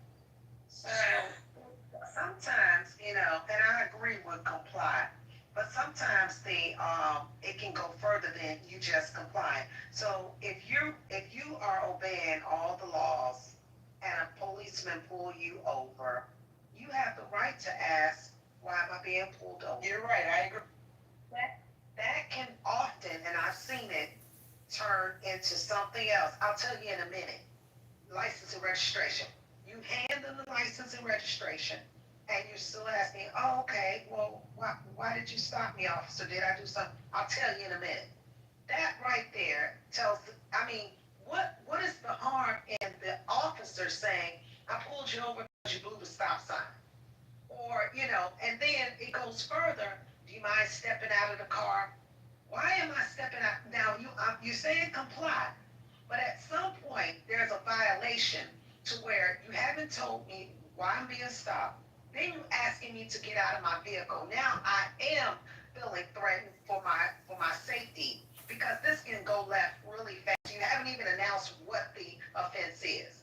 And so I've seen this over and over and over again, even under someone who has handed the license. And it's basically, to me, it just seems like a slave patrol to where now I have to tell you, oh, well, where are you headed? Where are you coming from? If I got a damn ticket, give me the ticket. Don't ask me where am I coming from, where am I going? What business is it of yours if I did a violation, a traffic violation? And that's where I understand a brother saying, do you give away your rights? Or basically what he said. I want to give an example. I was arrested, right? I was arrested one day. I had some illegal shit in my car, right? And the police, confiscated the illegal stuff that I had in my car. So when I got to the judge, my lawyer, right? Now they allegedly pulled me over for a traffic stop. These are narcotics undercover police that just so happened to pull me over for some bullshit and found some shit, but it was allegedly a traffic violation. So my lawyer to the judge said, Your Honor, our president, and it was Obama at the time, he said, our president passed a law that says that once there is a traffic stop for a traffic violation, that is the extent of a police officer's investigation. Like, there can be no further. There's no search and seizures. There's none of that, right? A traffic violation is a traffic violation. That is it. You cannot go further. You can't say, I smell weed. I can't do none of that shit. If you pull me over for a taillight, illegal turn, whatever the traffic violation is, that is it. And I walked away scot-free by getting caught with 106 fraudulent credit cards in my car. Scot-free, I walked away because they violated my right for searches and seizures. Thank you, Doug. Hold on, I think Mike Allen was trying to jump in there. Do you think him? He had 106 stolen credit cards in his car. What the fuck? Wait, hold on. Excuse me. I'm thanking him for his submission. Y'all can't be this slow. Hold on. They were not stolen credit That makes it cards. better. They weren't stolen. They were fake. That makes it so much better. They were fraudulent. That's it. They were fraudulent. That's so much better. They're not stolen, but they were not stolen. Yeah. You're right. That makes it so much less criminal. It doesn't make it less criminal. It doesn't make it less criminal, but there are elements to a crime when you're being charged. If you charge me with murder, you have to prove intent. If you charge me with stealing, If you charge me with stealing, you have to prove that I stole it. So it's not stolen. It's not stolen. And y'all are missing. So why were there 106 fraudulent credit cards in your car? That was my business why. That's my business why. I was giving the account about what the law entails as far as traffic violations and police stopping people, but you're so much derailed on y'all just really. Listen, the black kid said he wasn't criminalized and didn't go to jail. Some of y'all should be happy about this. He beat the dog. Yay! The criminal got away. Yay. Okay? So we're not gonna interrogate him over his credit cards. If y'all want to know I didn't get away because I wasn't committing a crime. The police violated my rights, and the judge, according to my lawyer, right, saw that my rights were violated, and I walked away scot-free. You were committing a crime with 106 fraudulent credit cards? Okay, watch this. Let's just say it wasn't credit card. Let's say if it was a gun in my car, right? A gun that was purchased legally but wasn't legally registered, right? Let's say it was purchased legally, was legally registered, and I got pulled over with that gun. They still violated rights, and I would have walked away scot-free. There it is, people. The through line of the conversation tonight. His rights were violated. He walked away. The system worked. Go ahead, Micah. Kitover, he had fraudulent credit cards. Jesus Christ. The judge said his rights were violated. And he's The free. law said his So move along. Right after he violated the law. Yes. But the judge said. I hear ya. I know, I get the technicality. He should have still probably gone to jail. What crime did I commit by having forged? What crime? You don't have fraudulent cards. That was the crime. We're gonna move on. Okay, let's go to Mike Allen. Go ahead. Yeah, so I'll be quick here. I think that, first of all, Thug, I'll just address you real quick. I don't know if you heard about the recent story where the lady was pulled over for a traffic violation, and she was going all crazy, and they found 2 dead kids wrapped in garbage bags in her trunk. I heard that one. So they pulled her over, and then for a traffic violation, and then ended up finding dead children in her trunk. Are you saying like She wasn't going they're really about to do a traffic stop? No, she wasn't going crazy. She did not go crazy. She was acting evasive, but she wasn't going crazy.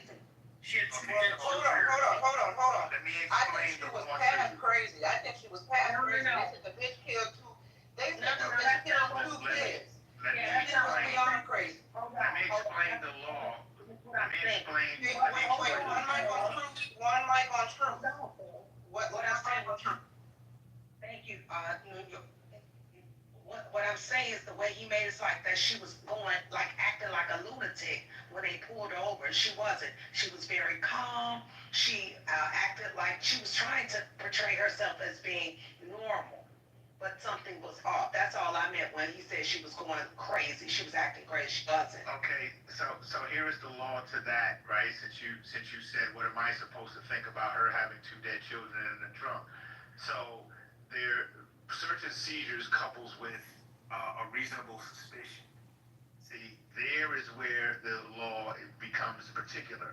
If the police have a reasonable suspicion to detain you, then they can search your vehicle. Now, that reasonable suspicion may have been something that triggered them to say, ma'am, step out of your vehicle. Right? They have to explain that. All of this goes to court, right? Court, lawyers, prosecutors, they all have to explain the case and say why they searched this woman's vehicle.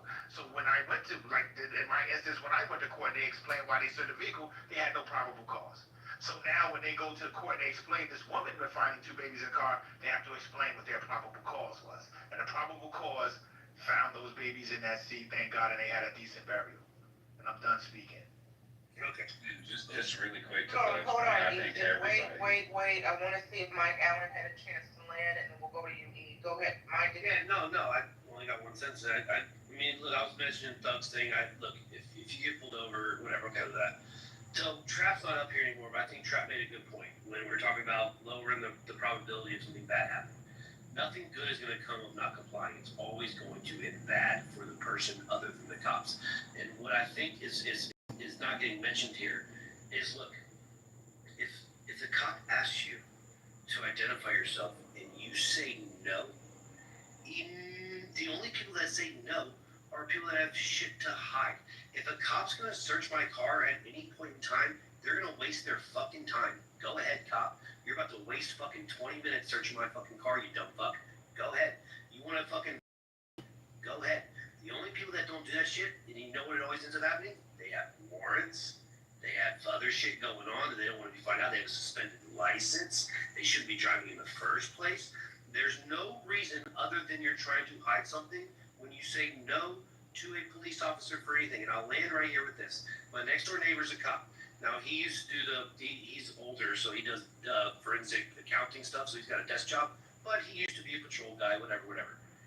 He told me this. He goes, the 2 most dangerous calls a cop can respond to are domestic violence, because everyone at the domestic disturbance is in a bad mood, and none of them want the cop to be there. And the second most dangerous one is traffic stops. When that cop walks up to your car, they are walking in blind. They have no fucking clue what is about to happen to them. And you got to think about that for a second.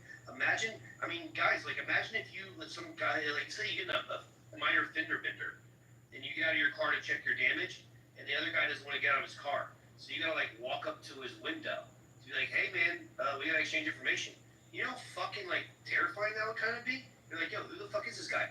And by the way, the lady that mentioned that, I would say this to you. Every video I've ever seen, the first thing the cop says is, do you know why I stopped you? And they explain to them, I stopped you for this. Every time. That's like protocol. Do you know why I stopped you? You ran a stop sign. You have a tail light out. You were speeding. You were this. They tell you, now I need your license and registration. The reason they need a license and registration is to make sure they are willing or capable of driving a car with other people being on the road with them.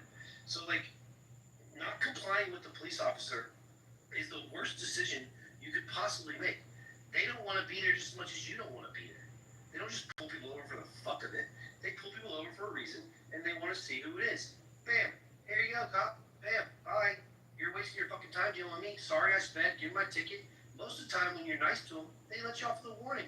Can I speak? Because can I speak to what he's saying? Really quickly, Truth, I was next in the queue. I do want to hear what you got to say. I just wanted to respond really quick.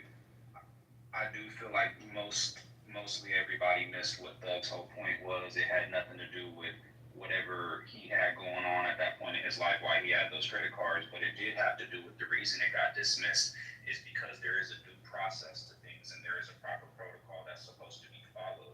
So there's one thing, like I can't speak to whether he's right or wrong for what his situation was, but I can speak to the fact that I absolutely agree with it getting dismissed if the evidence was wrongfully obtained. There's all types of things that people do that the cops swear an oath to literally uphold justice, which means that when they go, I would have no issue with compliance, and I don't have an issue with compliance, which I've said multiple times. What I don't think is that people should absolutely have to comply when it's not appropriate. You should not just have to get your property searched or seized. You should not have to speak, and there's all types of reasons why these rights are or why they came up with in the first place. For example, the Fifth Amendment rights probably one of your most important rights because anything you say can and will be used against you. Something like 10 to 15% of people who are actually convicted of criminal cases actually were not even guilty in the first place. They just take plea deals because they're scared of what's going to happen if it does go to trial and they're wrongfully accused. So whether they're guilty or not, you got people who take plea deals all the time, and it's absolutely in their best interest to exercise their rights. And in fact, if you have an attorney, that's the whole purpose of an attorney job is for you to exercise, to help you exercise your rights to the fullest extent. And they're going to tell you all of those same things. They're going to tell you don't answer any questions. They're going to tell you that, generally be compliant, but, if it's not in your best interest, don't. In that same regard, yes, you should be be generally compliant with police officers, but at the same time, yeah, you do have rights. So no, I don't think that. And to your point, Mike, when you're saying, do you understand how scary their job is? It seems like they don't understand how scary their job is because you know what? As a police officer, that's what you sign up for. You're dealing with violent crime. You're dealing with all types of shit. That doesn't give you a right to violate people's rights any more than if I sign up to go to Afghanistan, I don't get to go shoot civilians just because I'm scared that what if they got a bomb strapped to their chest? That's what you sign up for. You sign up for a very specific job, a difficult job that you have to be properly equipped for. And if you're not properly equipped for it, that doesn't mean that you get to break protocol, violate citizens' rights because you're scared. So I just don't think that that's a logical argument. Thank you, E. Hold on, Truth, I know you wanted to go after Truth. We're going to pass the mic around to some of the new speakers. Frank B's on the stage if he wants to speak. Welcome, give us the stage. Black Girl, Concrete is back. So go ahead. So basically, I was going to say the same thing he was saying. I don't know what videos Mike has been watching, but the videos that I have seen and the life experience that I have, they don't always ask you, do you know why I stopped you? They come up, license and registration. Do you have license and registration? So I guess it depends on what channel or station you're tuned into. The other thing is, you ask, well, why wouldn't I want someone, why wouldn't I just let them search or whatever, comply? Because I don't have to, is my answer. Even if I'm doing nothing, I don't have to agree for them to search. I don't have to step out my vehicle. I don't have to, if I'm in the passenger side,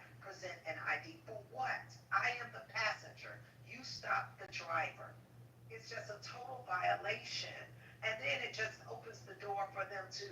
I watched one video. Initially, the guy said, well, I stopped you for this. Did you know this? And the young lady said, well, no, I wasn't aware. Okay, can you step out? He gave her three, four different reasons why he stopped her after the first reason. And then when the other police officer showed up, he lied, outright lied. And so I think, like the brother said, pleading the fifth, you don't have to answer, but then we've seen it where, oh, they're being uncooperative. I have the right not to cooperate with your line of questioning. I have the right to exercise my right not to speak at all. And that's just the bottom line of it. And they're gonna call you uncooperative. Thank you, Truth. Thank you, Mike. Really quick room reset before I pass the mic to the speaker. If you just joined the room, this is Healthy Debates. We're talking about, we have a poll at the top. Racial profiling is it absolutely real? Is it total hogwash? Is it a figment of people's imagination, or a bigger issue than I realized? 89% of the vote is absolutely real. If you do not see the poll at the top, that just means you need to update your Clubhouse app. So Frank B is here, Black Girl is here, Gildas is here. Would either one of you like to speak on this topic before we go to someone else? Don't forget about concrete. Don't forget about concrete. Concrete, yeah, concrete. Black Girl, Gildas. I'm Okay. good, thank you. Oh, concrete's good.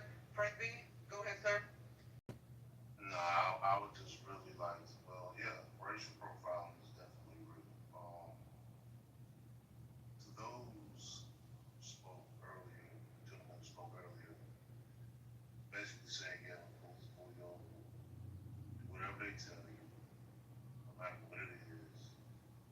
If it's just a traffic infraction, he tells you to get out of the car, get out your car, stand on one leg, walk like a dog, you should do it. It's ridiculous.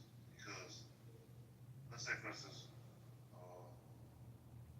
yeah, Mr. Mike, you were going home. You were speeding by 10 miles over speed limit. I pulled you over. Your place on your car is accurate. Ask for your license, registration is accurate. But for some odd reason, I won't say I smell weed in your car. I know you ain't smoking no weed. You still gonna get out your car and feel like this is due process, or I'm actually policing the situation as an officer. No. And the thing that it seems like, when I just hear you speak, and I guess you have your own opinion, depending on where you're from, where you are. But for most of us, it's not the same reality. And when I hear people like, I don't want to say people like you, but when I hear the statements that you make, it helps me understand that you don't either understand the reality that we're speaking from, or you don't care. That's all I want to say. Thank you, Frank B. The stage is open. I think we'll go popcorn style. I don't have a cue, but please don't speak over each other. And so, yeah, popcorn style. Whoever wants to take the mic next. I forgot to say one thing. If I just wanted to. Yeah, go ahead, True. Thank you. It slipped my mind at first. I was riding through Virginia, a town in Virginia, and I got pulled over on this road. And I complied. I pulled on over once the car got behind me. When he came to my window and I asked him, why did I get pulled over? He said the reason, he asked for license and registration. I handed it to him. I still had my Illinois license at the time, and my vehicle was still registered to Illinois. This fool, skinhead, said to me the reason why he pulled me over was because I fit the description of the registered owner of the vehicle. I will never forget it. I said, excuse me? He said, the reason why I pulled you over is because you fit the description of the registered owner of the vehicle. I said, give me your badge and your name. I said, this is nothing but profiling. I was going through a white town. He saw a black person coming down the road. I saw him park, and he got behind me. This is the stuff that we're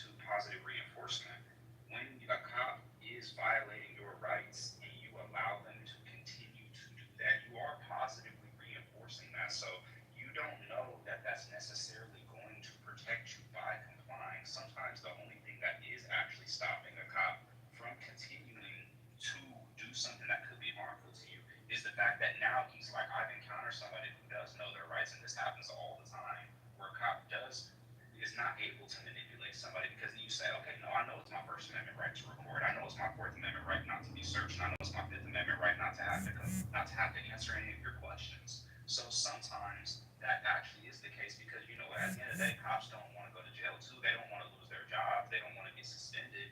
And sometimes the only people who really are going to hold them accountable is people who do know their rights, or people who do have a lawyer, or people who will file a complaint. And when they see that you're the type of citizen who is not going to let them violate their rights, that might be the only thing that actually does hold them accountable. So while I do think that sometimes compliance could very much so save your life in a certain situation like that, it also could be the positive reinforcement that you're providing to them to violate your rights, because essentially by definition, you are reinforcing that behavior of them violating your rights, and I think that could be problematic. I agree. Thank you for that. I've been pulled over before because I have them. Wait, we didn't hear you. You went out. You've been pulled over because why? Her tent was too dark. Limo tent. Why every time I ask her something, she don't respond? She said limo tent. Her tent was too dark. Thank you, white man, for answering. Go ahead, Mike. So I wanted to respond to a couple of things people said. I mean, first of all, truth. Yeah, that was fucked up. That why that cop pulled you over. But I will say this: if a cop pulled me over, and they're like, "Hey, you fit the description of the person that owns this car," I'd be like, "Yeah, sweet, your system works." And even you said he fucking looked like an idiot, handed you your shit back, and you were on your way. Yeah, I mean, that's a dumbass cop. I'd be like, "Yeah, sweet, dude." So yeah, due to the description, awesome.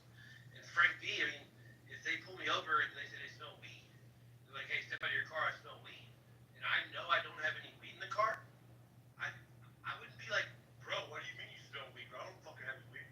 I would get out of the car and let the guy waste his fucking time in my fucking car. Right. I don't understand any of this. Well, here's another. We're gonna let Mike have a land.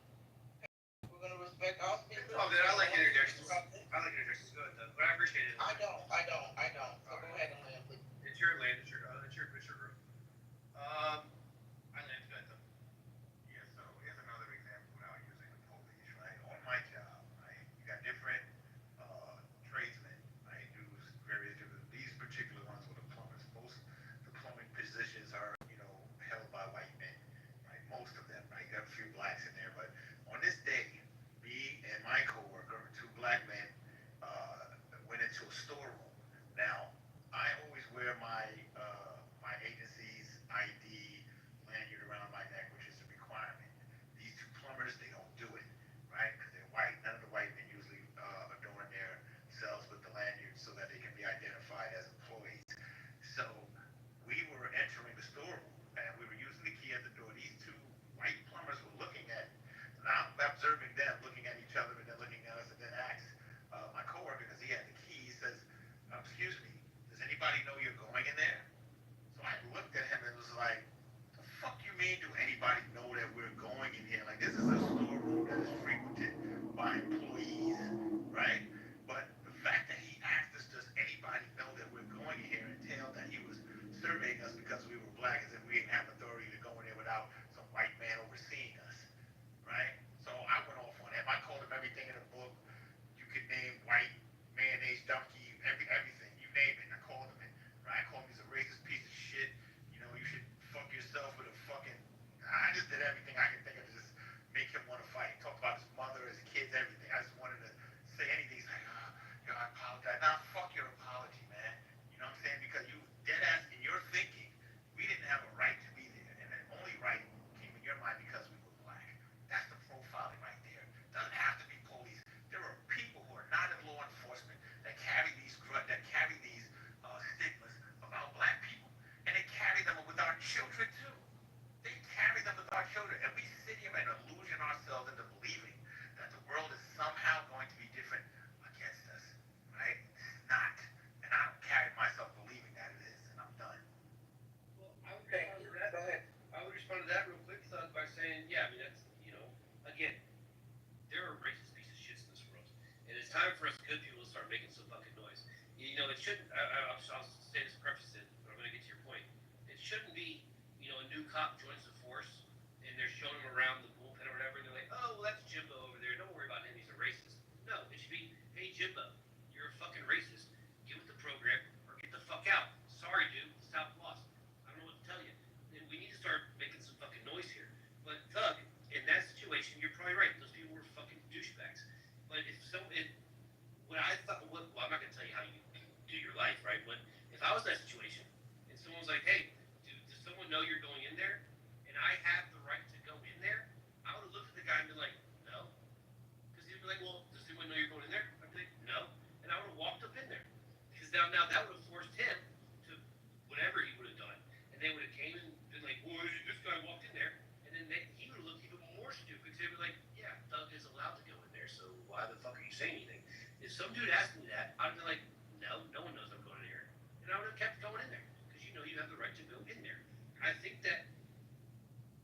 I look, did he do it because you're black? I don't know. Did he do it because people have been going in there and stealing shit, white or black? Doesn't matter. He's like, fuck, now I need to make sure that nothing's going in there and getting stolen by either a white plumber or a black plumber. So now he's asking the questions, and your take is, well, he's profiling me because I'm black. I just would have been like, no, no one's going in here. And then I would have walked in there because I'm allowed to go in there and just moved on with my day. I think that this is, I get what you guys are saying, right? I'm not saying that racial profiling doesn't exist. People pull people over. Cops are fishing for shit, right? They got quotas and da da da, blah blah. They pull people over in a bad neighborhood, hoping they're going to find drugs. They don't need a reason. They're just making a reason to pull them over just so they can get a hold of them and start looking through their car. I get it. This shit happens. I think all NY was saying, or I'm not going to talk for NY, but what Seneca earlier were saying was that in Trap too. I think Trap made the best point. Trap was like, you lower the probability of something bad happening. They just lower the probability. There's no reason, right? It's never going to end good ever, because all they're gonna do is be like, oh fuck, they're gonna radio, be like, oh, I'm getting a hard time with this motherfucker. Next thing you know, you got fucking 5 cops there. Just be like, dude, whatever, man. You want to, and I think Frank Peter, like, oh, they tell you to get out of the car and hop on one leg and bark like a dog. I would look at the guy and be like, well, that's fucking dumb. And then I'd get out of the car and I'd hop on one fucking leg and I'd bark like a fucking dog. And then I'd be like, dude, you're a fucking idiot. Now that's never gonna happen. No cop's gonna do that. But dude, what? No, like saying no is never going to be a good idea, ever. And I think that's all that people are pointing out. So to really quick, Mark Allen, just to your point, I think it clarifies it for everybody exactly what you're saying. You said you would literally get out of the car, stand on one leg, and bark like a dog. To me, what that just strikes me as, and I don't mean this as any insult, I just mean definitionally, this without being as insulting as possible, that strikes me as a coward, a cowardice move. And I don't think that you can use your cowardice to justify a moral standard. So just because you would, like, I think it was really funny, Randy in the chat said, if a cop pulls out his dick, you better suck it from the back. That's the rules. Just because you're willing to comply with pretty much anything that somebody tells you because you're scared for your life does not necessarily mean that that is a justified principle to follow or a standard that everybody else wants to follow either. Is wrong and is much better rather than having tyrannical police force that can arbitrarily enforce their will to operate on the standards of why we have rights in the first place and what's supposed to make America what it is to begin with. So I don't think that you can use you might be willing to do that. You might be willing to get on your knees and do whatever he says to do. And like you literally said, you'll stand on one leg and bark like a dog. Sorry, I'm not doing that. Wow, really, bro? But I'm just, I mean, that's what you said. I'm Yeah. using your No, exact Frank, words that's of what what Frank you said. said. Hold on, you throw respond, let him land, Mike, hold on. But the only thing I'm saying is that just because you're saying that and just because that's what you would do doesn't necessarily mean that it's the right thing to do. It doesn't justify a moral standard. And honestly, while it might in the short term, maybe you get what you want, maybe it will save your life, it actually has a more negative effect long term for everybody else, because if we set a standard that we're going to comply with police no matter what, under any circumstances, nothing positive ever happens. That's the whole basis. What if people just complied with slavery? Then how is it ever going to get overturned? What if there was no civil war? Simply compliance is not always a positive way of seeing the change that you're going to want to see. So yes, to some extent, I'm not always going to go for what's most short term and immediately going to benefit me in that moment. Sometimes I'm going to look at like, man, I wish there was more people who could make a change, so that way we don't have to have our rights violated, because that's what we got for in the first place. So that's where I'll be. Mike, before you respond, I was reading some comments in the chat, and listen, I'm gonna pray. I'm gonna pray that none of us, black, white, male, female, gay, straight, trans, doesn't matter, that none of us ever during a traffic stop have to suck cock, and gargle on cock cum. Because some of y'all in the chat said you would suck cock and drink cum if it meant a life or death.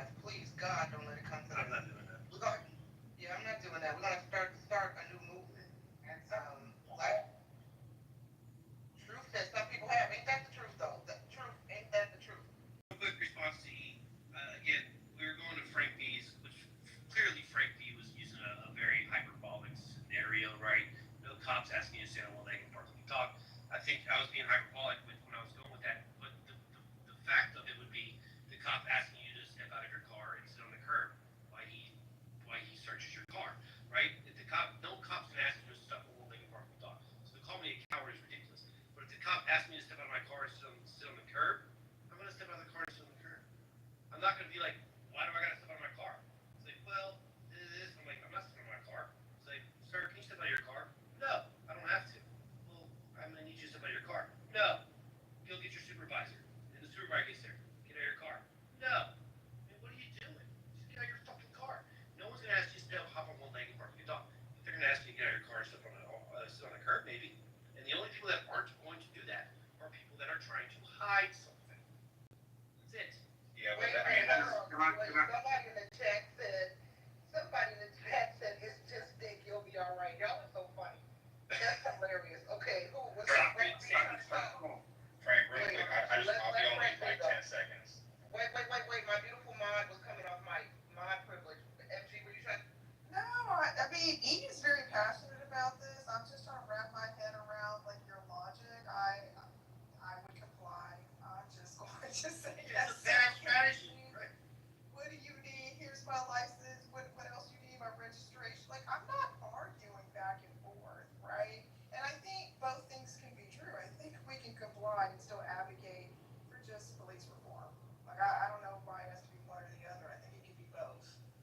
Exactly. Short-term interim strategy and long-term strategy. Like, I do think that to some extent they are. Anybody responds, Frank, I said Frank B could go, but E, I'll let you go if you make this submission really quick. I'll be very quick then. I do think that sometimes compliance and the reform are mutually exclusive. Mike Allen, to your point about the cowardice, I'm not referring to the cowardice of the particular event, the particular example of standing on one leg and barking like a dog. I think where the cowardice comes in is the unconditional compliance, regardless of whether it's morally justified, and the unwillingness to be able to stand up for your own rights. In MG, the only reason I'm passionate, I could just be very quick with an anecdotal example, is, for example, I'll just be personal. As a kid, I was abused pretty badly by both my mother and my father, and a lot of times I did comply with it, and it wasn't until I became about 13, 14 years old when I did start leaving and doing my own thing and actually did stand up for myself that the abuse actually stopped. So from my experience is that if you continue to enable abuse by positively reinforcing it, it's only going to get worse and worse and worse, and it's not going to stop until the moment that you actually decide that you're going to stand up against it. And I think it's the same way with police reform, and I think that's exactly what, the message of people like Martin Luther King and Malcolm X all in there. I will say Can I get back in the queue, please? Can I get back in the queue, please? Hold on. We're gonna go Frank B, then Bella, then Truth, and then Mike. Go ahead. All right, thank you. Let me explain myself a little bit better. I believe most of us who are in unison saying that police, the racial profiling is real, look at it from this perspective. Not all cops are bad. That's one thing. Let me get that out there straight.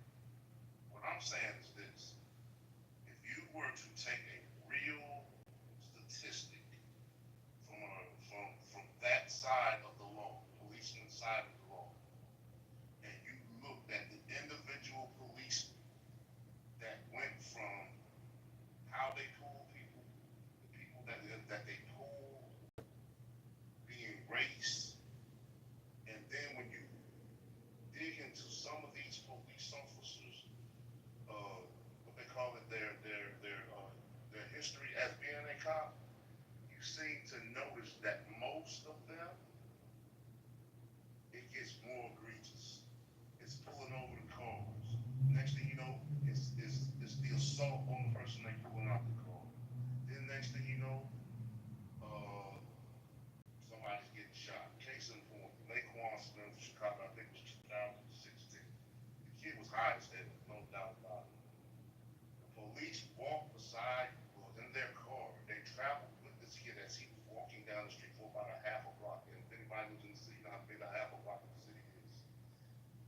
The kid, when the police officers pulled over in front of him, he walked slightly away from the cop's car. The police officer got out of his car and shot this kid 16 times and said that he feared for his life. When they went back through that police officer's jacket, they noticed the same things I'm speaking about. Those those are the policemen, and these are the reforms that need to be taken heed and taken care of immediately. These are the things I'm talking about. I'm not saying every cop that pulls you over, asks you for your registration, whatever blocks you, is going to turn into some old freak show. But there are certain cops, and when they get to that point, they don't get penalized. I had a cop tell me in another room about 2 weeks ago. They think about this right here. They have something called pushing the line.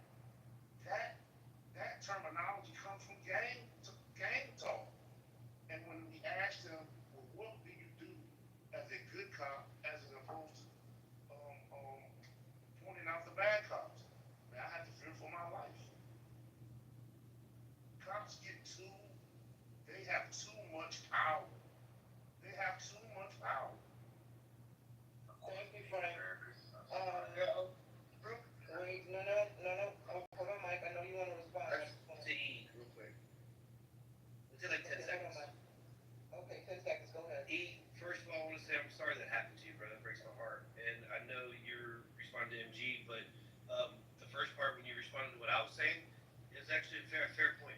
It was a fair point. I couldn't argue with any of that, what you said. And I'm sorry that happened to you. It's fucking awful. Thank you, Mike. Bella, go ahead, Bella. It actually just got touched on, but I just want to touch on it again. In general, when you look at police officers nationwide across the United States of America in particular, the majority of them are just trying to keep people safe. So they go into those domestic violence cases trying to keep people safe, trying to keep people alive. They're there to keep the people alive. That is what they pledge to do. They're not like, we can't act like all police officers are out there just to like pull people over and beat them down, because we all know that that's not true.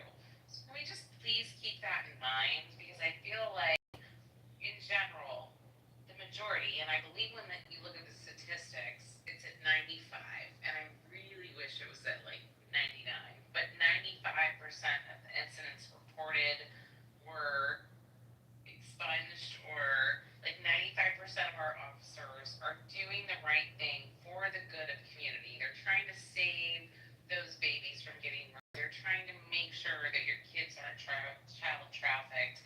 They're not coming after you. Like they're just not. That's not what they're doing. It's not this, like, some of this conversation is sound like they're the mafia, and they're not. In general, they are the good people who are trying to keep us all safe and happy and living about our lives in an orderly fashion. So I just wanted to ask if we could all please remember that. I can understand where you're coming from. Truth is next. Hold on. Truth is next. And then you got it, Eagle. So I gave an example to what the brother was saying, that taking it outside the car. And I don't know how many people you all seen this, but there was, I think it was on Reel, but there was a shop owner, black shop owner, who was in his shop after hours, him and an employee working on some things. Some white person called the police to say there were black people inside of a shop and the store should be closed around this time. Police showed up, knocked on the door. You could see the people inside the shop. It was a glass shop. Showed up. The shop owner came to the door, asked how could he help. The officer asked, what was he doing in there late? He says, well, we're doing some business. And he asked him, he said, do you know the owner? He said, do you know the owner? Was this black man? He said, yes. He said, you do? What's the owner? He said, I'm the owner. He said, oh, you're the owner? Two white cops. And he said, yes, I'm the owner. He was like, well, can I see some ID? He was like, why? I'm inside my shop. He said, well, show us that you're the owner. Do you have the keys to the shop? So the store owner puts the keys in the shop. He's like, yes, I have the keys. He was like, well, we just need to see some ID. He said, why? I'm inside my shop. I told you I'm the owner. I have the key. Basically, it wasn't until a white man down the street at another shop happened to come out and tell the two white officers that, hey, that's his shop. Oh, it's his shop? Yeah, that's his shop, man. Leave him alone. The white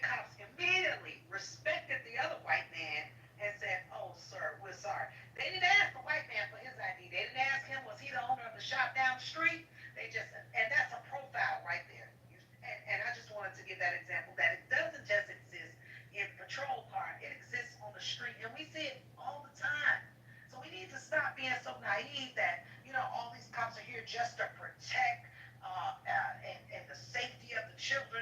Yeah, some of them, but it's not no damn 90%. I can tell you that. And I would ask, can I ask for Yeah, go ahead. Yeah. Like you just claimed that you gave this, like, my mom told me this story about this guy once that was a shop owner that this happened to him by the cops. Do you have any receipts? Do you have a news report?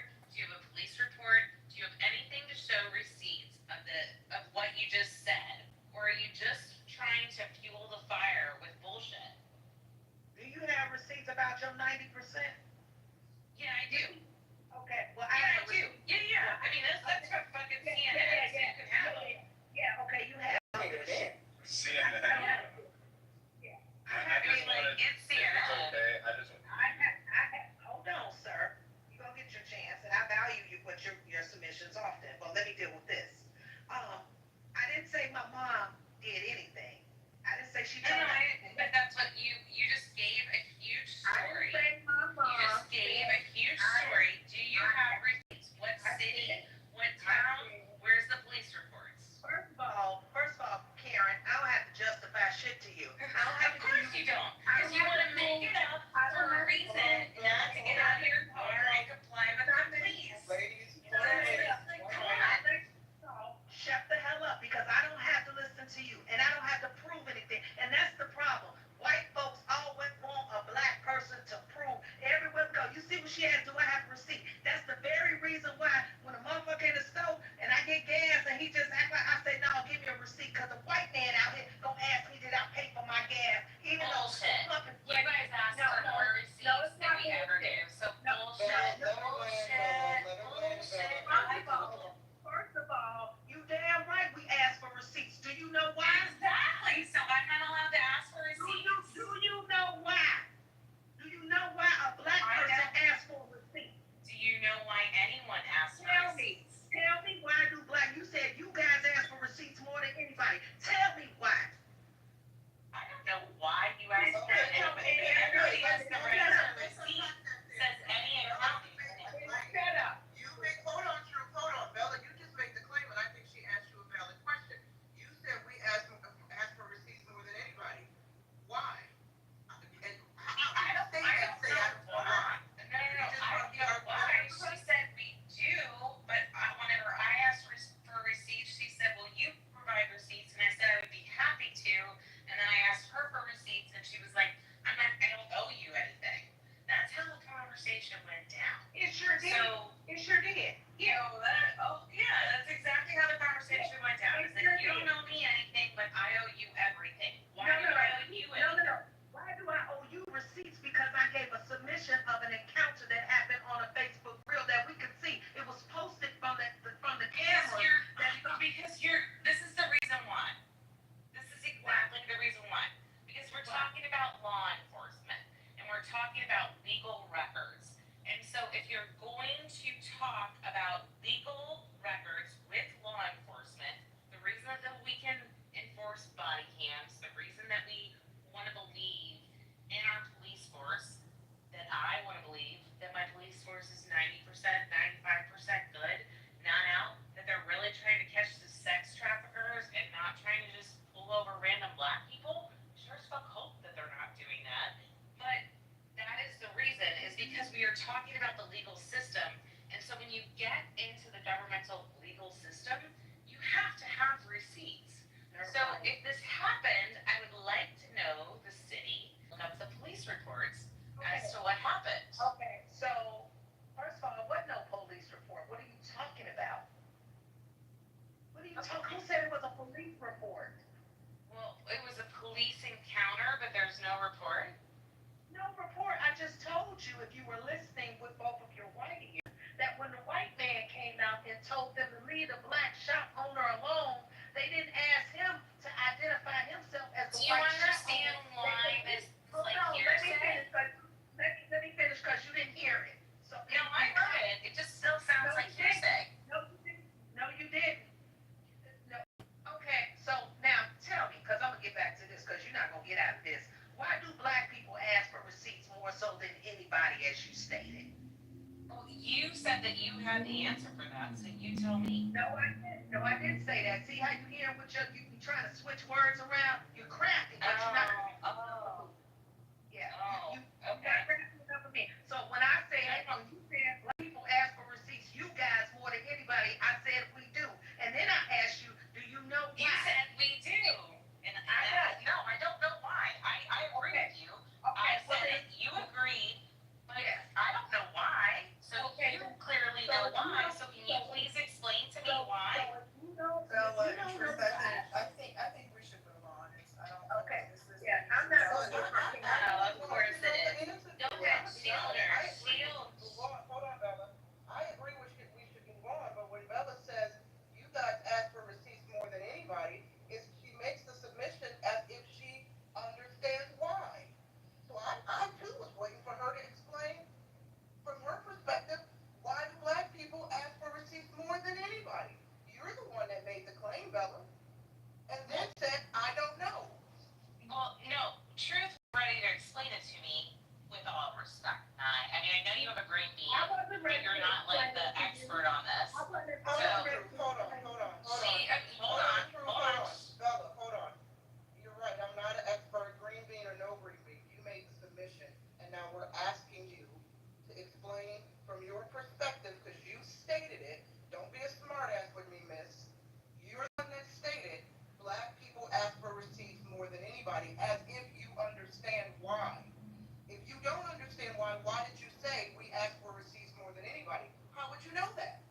I don't understand why you ask for receipts more than anybody, but I do know that you do ask for receipts more than anybody. So there's a difference Why there. do you think that? There's Why a do you difference think? there. Because I've been asked for receipts. The first thing that she asked me for was where's the receipt? Okay, let's move on. Like She that can't is answer the reason why. She can't answer the question. She just wants to be What are you talking about? No, that's bullshit. That's bullshit. And I'm so sorry, Drew, but shut the fuck up. Like literally, you're just okay. You're right. You're so right. Every white woman is a liar. You're right. We're all out together. It's not every white woman. Hold on. Let me ask you something, Bella. You got a white woman here. You got a white woman here on this panel that literally called you a racist, Bella. So you gotta step down here. I'm not stepping down for shit, Jess. You know, it's my house. You're the racist white bitch. White girl mom? Yes, not the white girl mom. Oh yeah, this is Jess, the white girl. Yep. You guys calm down. Crazy, nasty. What's going on? Okay, I'm muting because the white girl mob is tagging the stage. Listen, all voices are welcome here. Black, white, male, female. Bella, I'm not giving you shit, and not at all. You're welcome to speak. I welcome your voice. But the thing about it is, you make the submission.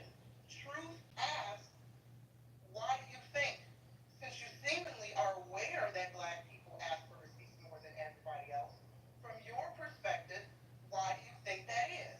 And you said, I don't know. I think that was a great opportunity for you at least to just do a little bit of critical thinking for this conversation and just take a guesstimation. But you refuse to do that. And then here comes Jess talking about stand down as if Bella's under attack. She's a grown woman. We just asked her a simple question. So, white girl mom, stand down. Bella doesn't want to engage. We'll give the mic back to Truth. And then Jess, since you have a lot to say, you can go after Truth. If you don't mind, I did want to just chime in really. Is that okay? So for that very reason, she asked me, do I have receipts? I turned around and I asked her, she said yes. Then I said, why do I have to justify anything to you? Why do I have to show receipts? She gave an answer because she didn't believe me. And that's why black people have receipts. They ask for them because when we go to purchase something, if we don't get a receipt, we're accused of lying that we make the purchase in the first place. And some have even been strung up and hung for stealing. Some have had their hands locked up for stealing because they didn't get a fucking receipt. So when you ask a black person to show your white self receipts, it's an offense, first of all. As if I'm naturally accused of doing something wrong still.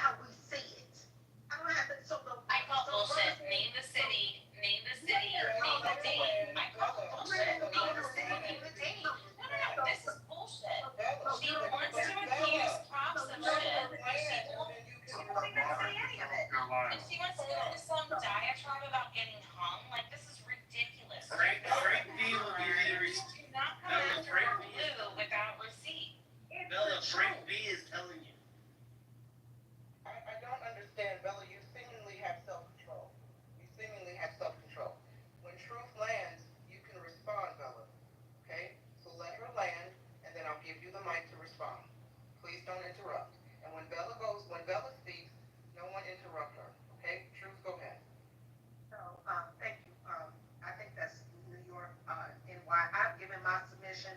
Obviously, someone who's new to earth will not believe any of the facts of the history that has happened to people of color, and so it's no sense. They're not going to believe it because it didn't affect their lily whiteness.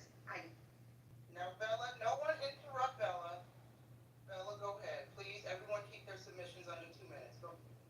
I'll happily keep this underneath 2 minutes. It was very simple. I asked for a simple question of where this entire scenario happened, what city, so that I could look things up. She doesn't want to give any of that sort of information, and then she wants to claim that it's my fault because I'm white, and that I'm asking for information to verify what she's talking about, the black shop owner versus the white shop owner with the entire police interaction. What I'm saying is, and this is the reason that I started this conversation, was we've got to believe in the fact that in general, whether you're white, black, Mexican, whatever race you are, that the people who are out there, who are in the cop cars, are fighting for the better society, and that they're looking out for you. And if you don't feel like that, and you're going to be combative, then yes, that's how these crazy things happen.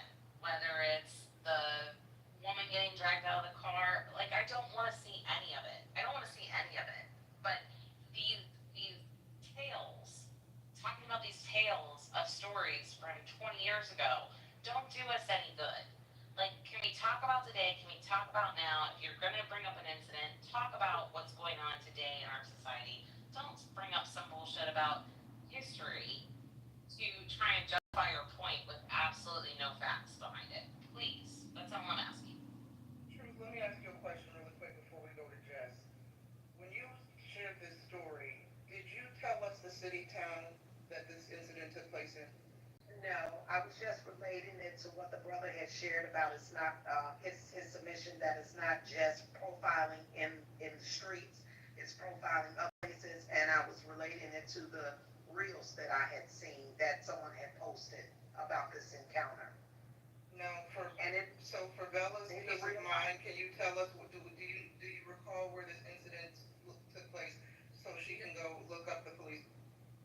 No, I don't, but I was gonna go back and see if I could search it out. But for real, I want her to have unrest. I don't ever want her to have no peace of mind.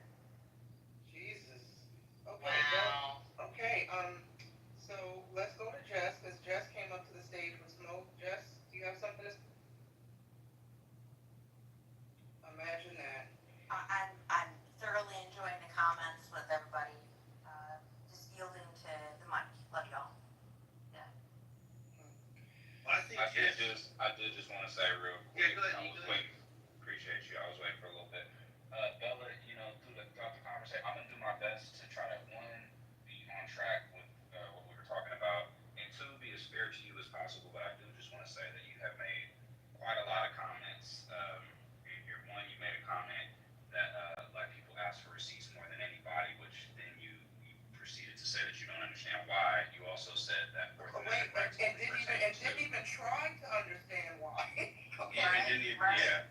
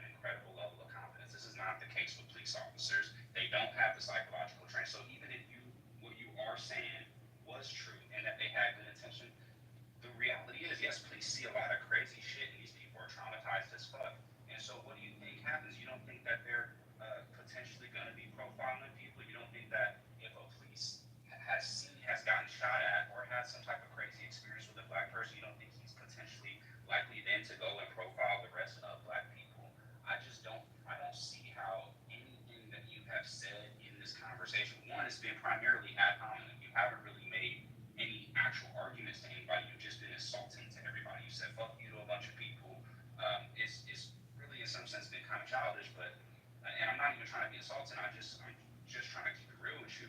But at the same time, it doesn't seem like you're logically evaluating what you're actually even saying in terms of them having positive intent. No, you can't make that assumption that these people have positive intent. You're not in their psychology, and we've had too many examples of where that's not the case. And in order for you to, for you to even be able to make that assessment, so what are you really basing it off? I can get in right quick. It won't take but a second to add on to what he just said to Ms. Bell. I just pulled it up. It happened August 25th. August 25th, 2020. Sole proprietor Yema Khalif, his wife and business partner at 1 o'clock a.m. This is the story the lady was telling you about. That's your receipt. And you said not something of 20 years ago. Well, there's a bridge between 20 years ago and now. Lumberton, North Carolina, they had to shut down a whole police station because they were involved in drug trafficking, prostitution, along with profiling and racism, and the police officers, majority of them were soldiers of white supremacy. Plan B, did you land Plan B? Because you're still, I want to make sure you land. Or are you still speaking? Oh, you landed? Okay, thank you, sir. Hold on, Mike. Bella, did you hear the receipts? I did. I'm really confused about the last one. What police station was shut down for being white supremacists in 2020? No. The height of it became, and y'all remember when Michael Jordan's father was killed? Yes. Yeah. Everybody remembers that? Yeah. Okay, they went into a further investigation of the police station because he got killed right down the street on Highway 95 from that police station. I'm just trying to, when she spoke about, she don't want to hear something about 20 years ago. I'm just saying there's a bridge between that past and this present, because when they went into further investigation of that Lumberton police department, they were drug trafficking. They had set up prostitution. What's the name? Right down the street or right across from the department. And many of the so-called police officers were soldiers of white supremacy. And then I later went back to what the lady was talking about, the business owner at 1 o'clock in the morning. CBS News, I put it up on Google.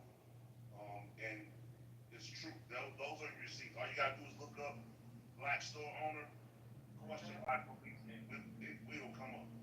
And I put it in the chat, and there was a settlement made by the city to the business owner. So there are your receipts. Thank you. I appreciate it. Let me just say this, and I'm gonna shut up for real.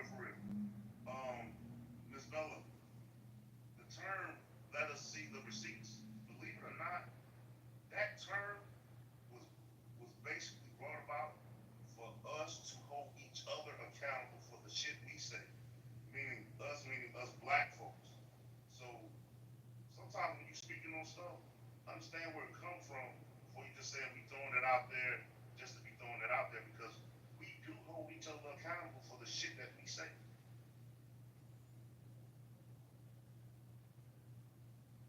And the original term was because you had to have your receipt in a store or you would be accused of stealing an item. Thank you, Frank. Thank you. All right. Thank you for the history lesson. I greatly appreciate it. She just blew us off. Yeah, I mean, people reveal themselves with what they say without revealing themselves. That's Bella says, with love, we see you, sis. We see you. Totally fine. You know what I'm saying. You know what I'm saying. Yes, you are. You hated me before I even started speaking. It doesn't even matter. Girl, why would I hate you? Wait. Here you go. Victimizing yourself. Wait, why, Bella, I don't know you. Why would I hate you? Michael, on mute, please. Tell the stage why would I hate you, and I don't know you. I think I've been nothing Because but I'm asking respectful and legitimate. kind to you on Because the I'm stage asking tonight. legitimate questions and supporting the police department. I'm already And making I've something said matter. various times on this stage tonight that we should listen to the police, because I do have respect for the police. So I want you to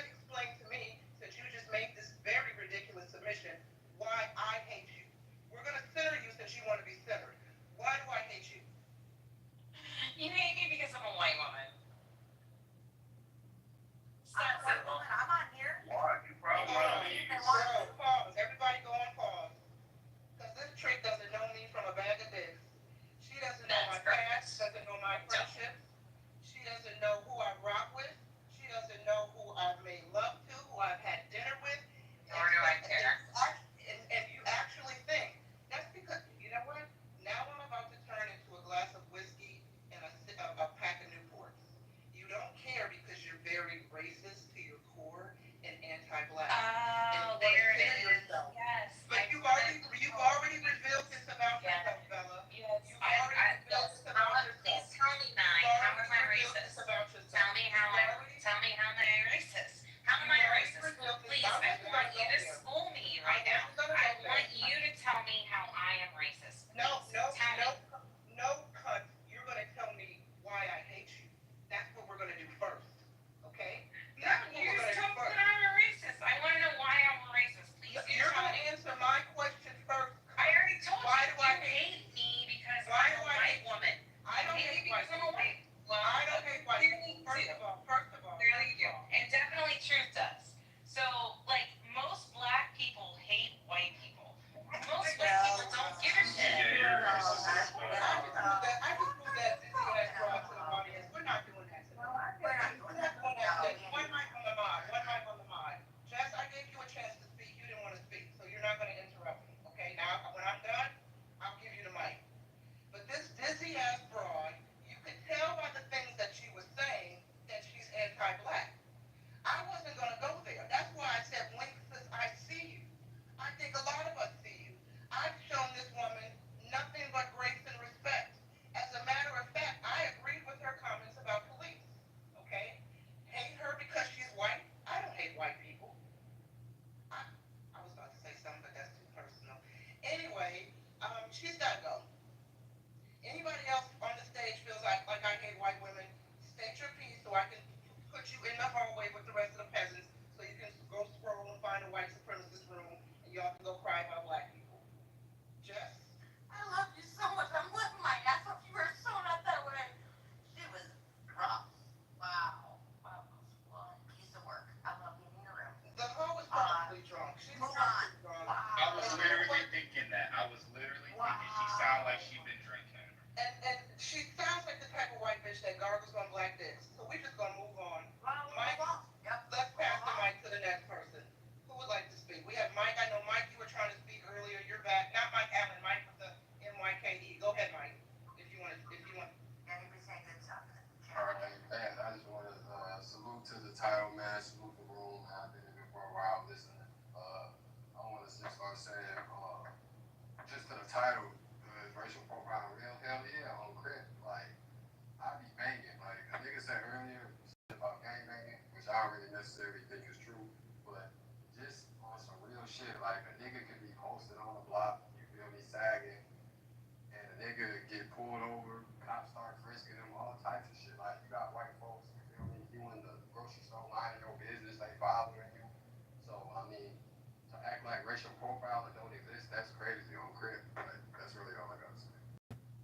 Bella, don't take shots in the chat. You're welcome to come up. You're welcome to come back up and speak your piece. But when you come back up, you're gonna have to explain to me, hold on, Mike, why I hate white women. That's what I'm saying. You're so delusional.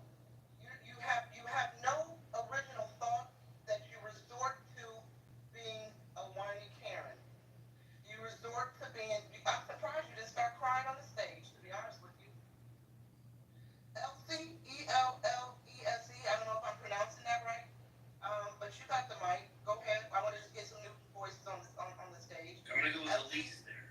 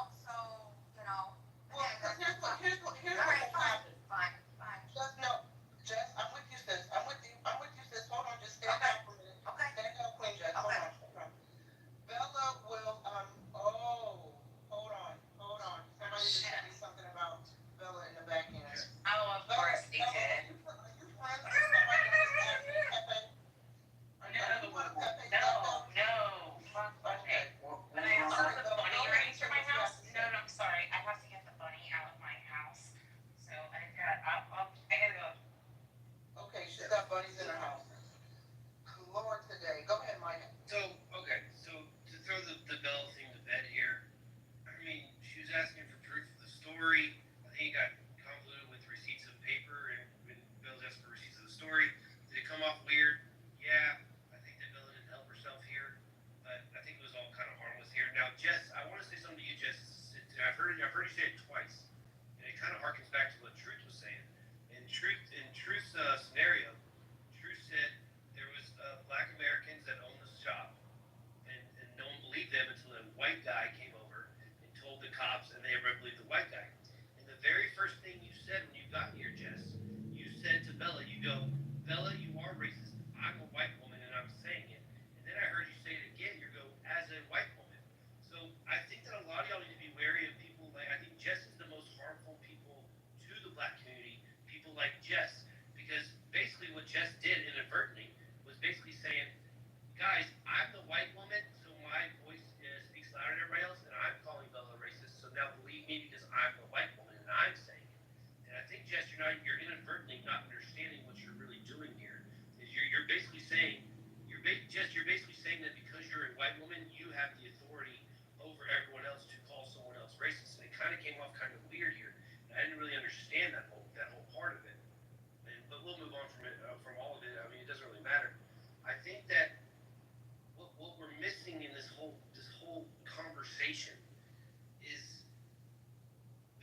Bella's initial claim was that not all cops are bad. Do I think cops get a bad rap? Yeah, I think cops get a bad rap. I think that every single person on this panel, if shit hit the fan, like if we're in our home and someone's breaking into our fucking home, or if we're somewhere with our family and some shit's going down, I think every single one of us would call 911. We would all call the cops to come help us. Every single one of us. So for all of us, think you know that. That's cap, brother. Don't be saying that. That's what I'm saying. That's cap. so if someone's breaking into your home, you wouldn't call 911? No, I'm calling the Crips. You're calling the Crips? Yes, sir. Okay, well that's actually serendipitous of you here, because E, I wanted to ask you a question, E. Earlier you mentioned about, and these are your words, so don't hold me to this. You said the most traumatized people, and I agree with you.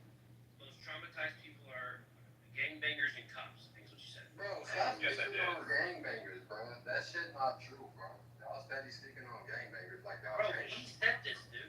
Right, I'm just saying, you saying gangbangers and cops like you a gangbanger, bro. I'm a real life Crip, nigga. You speaking on us, like, stop speaking on us like that, bro.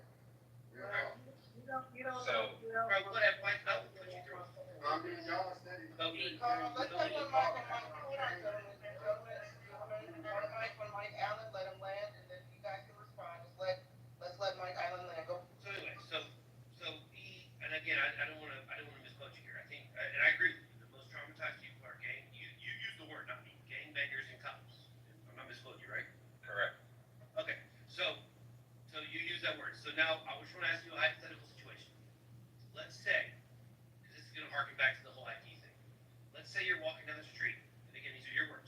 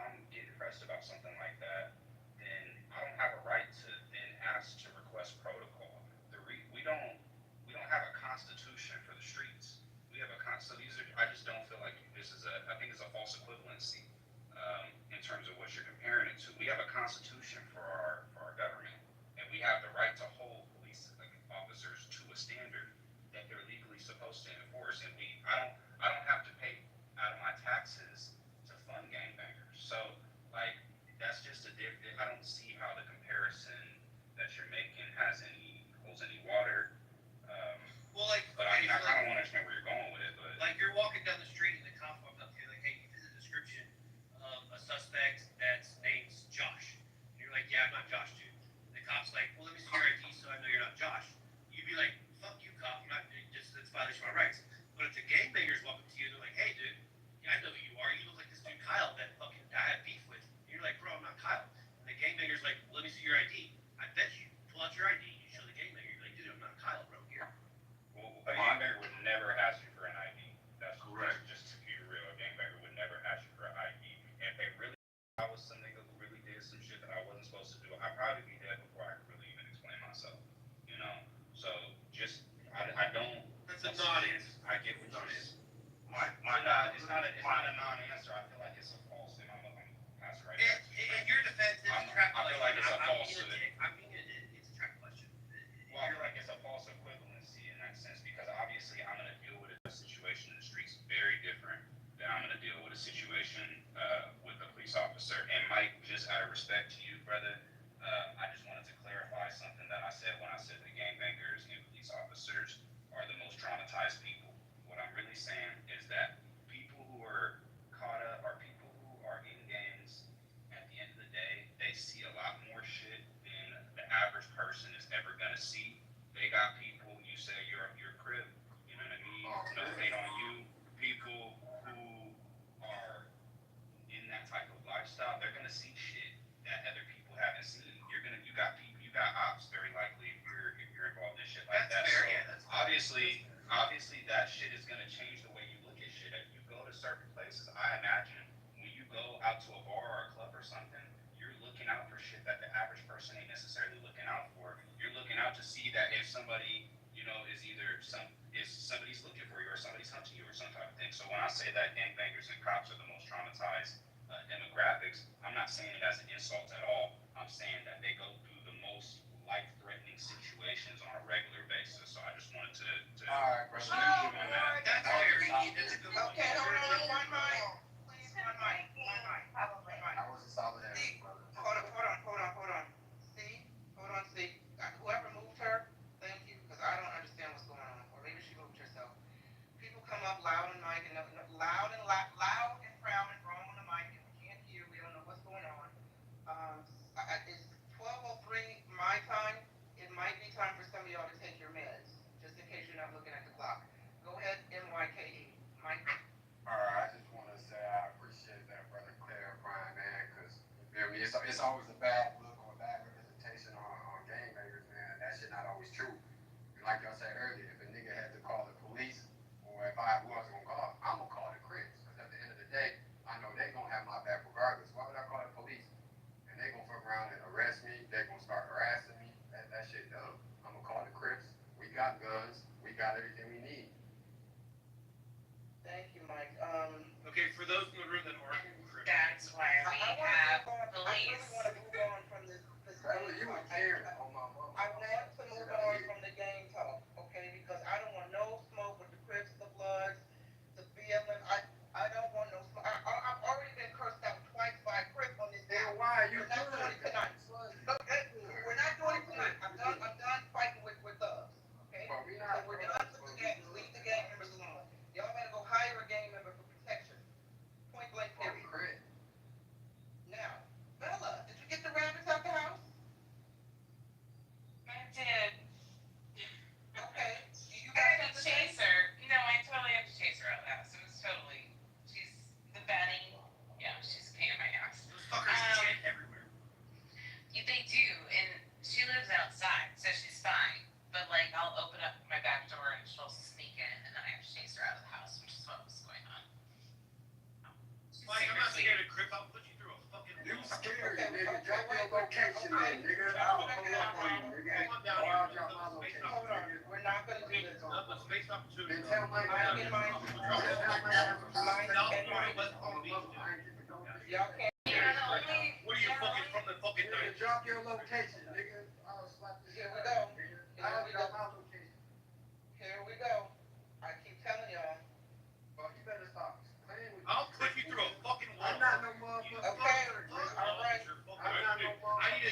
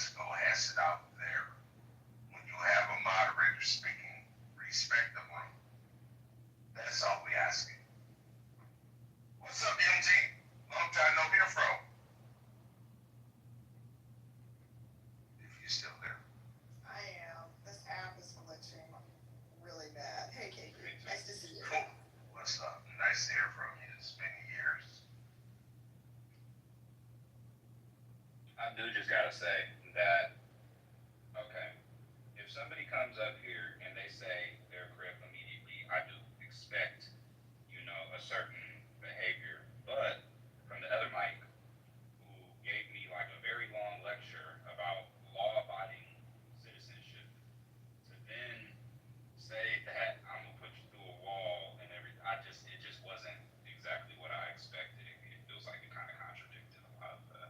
Did you not see what you wrote in the chat? Did you not see what you wrote in the chat? But you're a law-abiding citizen, right? Aren't you? You present your ID. You stand on one foot. Do I have the right to defend myself?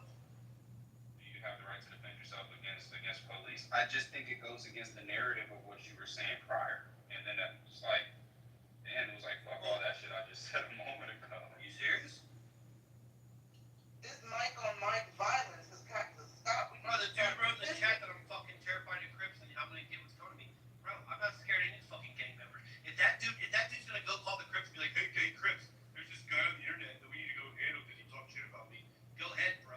Fucking bring as many as you want. I'm not scared of any fucking gang members. Wait, hold Zero. on. I'm scared of zero gang members. Zero. Listen, this is wait. Listen, let's not do crazy violence because this house is not my house, and there are a lot of people behind the scenes who work years to build up healthy debates, and I don't want to get this house clipped because folks are threatening violence on the stage and in the chat. So let's stop. Let's stop it now. Let's not entertain it. Mike, you have every right to stand on business and defend yourself, but I don't want to put healthy debates in the crossfire of being clipped. Fair enough. I apologize, and I will say this. This is why I can't. Fair enough. I just want to say this real quick. Mike with a Y, I would expect him to give me the same amount of animosity if I were to come at him like that, because that's what men do. So I wouldn't expect anything less from the other Mike as he's going to get from me. So that's all. If I can't speak, if it's not a problem. The mic is yours. Frank. Back to my man E. I kind of disagree with what you said. This little bit right here when you said, what is it, police and gangbangers are most traumatized. I believe a male like myself, who I consider myself a L7, I'm 50 years old. Wait, Frankie, I don't mean to interrupt you. Hold on. I'm going to give it right back. You don't even have to mute up. Let me just address Mike Y in the chat. He says, so why is White Mike on stage when he started it, but Kid Mike down? Mike with a Y, I have no problem with you coming back up, but I'm not doing this with y'all going back and forth and arguing. I'm not doing it. I'm not doing the violence. If you want to come back up and submit to the conversation, cool. But I'm not letting y'all back up to argue and fight and threaten each other on the stage. So the people are calling for you to come back up. I'm gonna bring you back up. But the minute y'all start arguing again, you're going back down. So if you want to come up, raise your hand. Go. Nah, I just wanted to say, I'm 50 years old, been married for over 25 years, but when I was living in Chicago, which is very gang orientated, I used to run with a certain clan, and so when my man Mike had spoke on that, I don't know, I was out west most of the time, me and some homies, and the way we were confronted about where we from the area, from the neighborhood, that question gets asked a little bit different than how it's being explained up here. And the reason why I say I'm the most traumatized being the L7 married man, God bless I found my wife, is because when I come out my door, and this is no disrespect to my man Mike, because I'm not saying his character is built like that, but I know, because I live in North Carolina, a lot of young kids gangbanging, they claim something. But when I come out my door, I got to worry about their attitude, because they flagging whatever they flagging on. I got to worry about simple-minded police officers. And then on top of that, I got to worry about these scary ass, because my wife has been through 2 incidents that she's told me about. These scary ass white boys come riding through screaming nigger. I believe I'm the most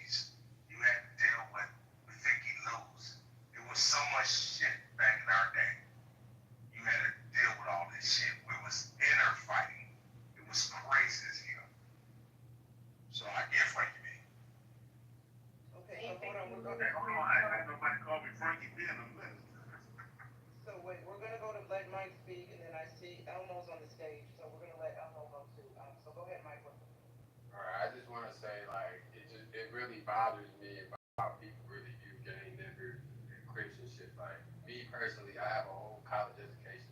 Like I graduated from college and everything, bro. The streets honestly saved me, bro. Like so to hear people always just having a negative image, a negative opinion on gangbangers and all, they just be so scared of gangbangers, bro. That shit crazy. Like, cause to be honest, if it wasn't for the Crips, I would probably be dead right now. I would probably be in jail. I don't know where I would be, bro. The white people ain't give a shit about me. The police ain't give a shit about me. The Crips took me in. So at the end of the day, I'm not tolerating no disrespect to nobody, bro. You ain't gonna disrespect no gangbangers. You're not gonna disrespect the Crips. Cause at the end of the day, y'all don't know them. Y'all honestly scared of them. But if y'all get to know them people for real, instead of judging them niggas, y'all see it differently. I'm a Crip. That's it. Thank you, Mike. That's why I say, listen, I've been on this app long enough to hear so-called members, and I say so-called because I don't know these people personally. I don't know if they're really gangbangers or not. If they proclaim to be, I believe them.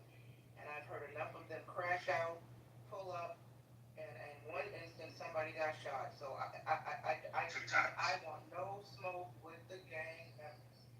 Okay, that's why we have a brother on the app who is an alleged Crip, and he offers $300 package for protection. You got clubhouse beef, pay him $300, he will handle it. And I've got him on speed dial in case I have any problems. Thank you to the gang members for offering their services to protect ninjas. Go ahead. Alright, my woman, I can't talk. Okay, oh no problem, no problem. Guys, go ahead, Katie. Go, KP. Yeah. No, I'm just saying, hey, say hello, I'm sorry. Okay, so it's popcorn style. We're gonna keep the room open for maybe another 15 minutes or so. Go ahead, Drew. When I came up, and I'm from the south side of Chicago. I'm from Chicago. We got a lot of Chicago people in here today. I'm from Chicago. I'm Chicago too. Together. Right on. Chicago. Yeah, no problem. We gotta get together. Right on. In a banger and someone who is a member of a gang, they're totally different things. So when we talk about someone who's a banger hit, quote unquote, banging, that's different than I know. There was in my old neighborhood, and I stayed off 75th and Emerald. My dad did. That is Gangsta Disciple territory at one point. And there was one of the head leaders there who was highly educated, a very smart man that you would not know that he was the leader of this particular gang, because he gave off this nerdy information. Great piece of traffic crossing residential street. Doing acts, So we may as well bangers, begin. So I think that there's a gross difference between the two, and I think we've never experienced that. Or if the new schoolers, I don't know, because this was a different code back then, so things have really changed. But anyway, I just wanted to make that In 79th and Allstate was a bad, fucked up area. If you know. And not to continually bash on her, Bella, when she was here, but I think that's why I didn't resonate very well with a lot of the shit that she's saying, is because what it sounds like is somebody who has really no cultural knowledge whatsoever, and is just making comments about a myriad of different subjects without actually even, and not even caring to try to understand or to listen, just assuming that because the perspective differs from her morals or differs from her lived experience, that must be ignorant. And I think that's why it came off so offensive. And quite honestly, it did come off racist. And that's why I'm disappointed that the men started going back and forth about gangs, because y'all let Bella quietly weasel off the stage before she got this tongue lashing. And that's cool. That's cool. Y'all, she will be back, and the Lord remembers. I want to say to Mike, you're embellishing this gang life. I've been there, done that. And to Eric, I went to college and got myself better. So it's not cool, Mike. You're just gonna end up doing what? 25 years.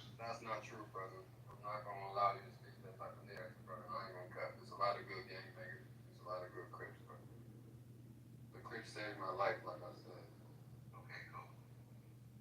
Stay away from it. Been there and done it. I was in GD for a long time. I'm a sergeant in arms, and I still bear those scars. Then you should know what you, bro. That's crazy that you speaking that. That's why I'm telling you. You're younger than I am. Leave it alone. That's all I'm asking. Growth and development, eh? Because you don't want to sit at that table and have to make those kind of decisions. I was, So please leave it alone. wait, hold on, I I was- hear a female voice, go ahead, to the lady. Yeah, it's me. I couldn't get off mute earlier. I worked in Chicago Public Schools for 16 years, and I can say I'm no longer teaching there now, but a lot of my middle school, a lot of my former students are no longer with us because of being in gangs, and it's very unfortunate. I wanted to say that to Mike. Listen, guys, not too much on Mike, not too much on Mike, I don't want no problems with NYKE. But I appreciate everybody trying to speak. Damn, sister, why are you scared of him? I ain't never threatened you, sister. Did I address some of the stuff in the chat here? Hold on, no, wait, Mike, I'm not saying you threatened me, sir, I just said I know how I say this out of respect. And if it's coming out fucked up, I mean, it sounded I like you respectfully, scared of me. no. Come up through your It's hood. just coming from a place of respect because I know y'all are no joke, you dig? Y'all are no joke. And that's what I'm saying. I understand folks on the stage are compelled to offer you some advice and encourage you to leave that life behind. But I think you've made it perfectly clear on multiple occasions that the game saved your life and that we should not judge gang members. There are some good gang members. Some of them are community leaders. They protect the community, et cetera, et cetera. So if my submission in response to you sounds sarcastic or I'm not articulating it properly, I will stand down and apologize. But I'm saying from my experience, especially on this app, I've seen not saying you, a number of gang members crash out on these stages, threaten people, and then if the female mods, specifically the female mods, don't respond correctly, don't handle the situation correctly, then they end up in my back channel threatening me. So that's why I'm trying to put this whole crib conversation to bed. All right, sister, you good, man. It's all love. I just get No, it is love to you too, sir. But I will allow you to have the final say on this if you like. I just wanted to say, man, to everybody out there, man, I hope y'all look at Crips differently, just gang bangers in general differently. Just try to get to know a Crip, try to get to know a gang banger before you just think, oh, we're gonna buy drugs and killing people. Like, just try to really get to know us first, bro. Okay, dog. Don't need to promote that. What he's saying is don't judge a book by its cover. Don't judge a book by its cover. Facts. Like I said, I have a whole college education. Because I can put my life up for wrong. Out there, I don't want to stay racist.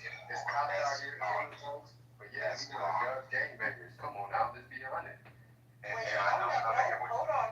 Let me say this, and I'm gonna give it back to the UKP. First of all, I've heard too many black people on social media, black liberals specifically, claiming that as a part of Project 2025, Trump is going to deploy ICE to start rounding up foundational black Americans. Some of you all who believe this are in this room right now. You might be on this stage. And if that's you, if you are under this wild delusion that Trump is coming to take black Americans out of their homes and put them in alligator Alcatraz or ship them off to some foreign nation because you're black, you're going to find a gang member to help you build the new underground railroad so you can save some Negroes. Leave the gang members alone. Go befriend a thug to save the community. Who is the new Harriet Tubman? Who is the new Frederick Douglass? Go befriend a thug and a Crip and a Blood to save these ninjas from thugs. Because y'all talking like your sons and your nephews who claim to be about that life ain't gonna do shit when ICE comes to round you up. If you believe this nonsense, I've heard it. I was on Fanbase a month ago. It was a whole black ass room of black liberals literally crying real tears because they believe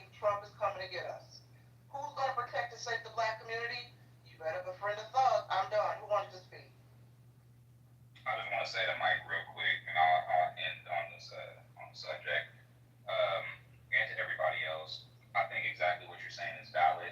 You know, I personally never got involved in gangs because I have family who was on both sides of it, so it really didn't make much sense for me to get involved or to pick a side or anything like that. But you know, I think that people are very dehumanizing toward gangbangers, and just kind of look at them like essentially all they are is violence and care about their set and care about their hood more than anything. And it's like, I do think that's problematic, but I will say on the other side, you know, I have lost a lot of family and lost a lot of friends over it. And from my experience, what I've mainly seen is a lot of pain, and it doesn't end.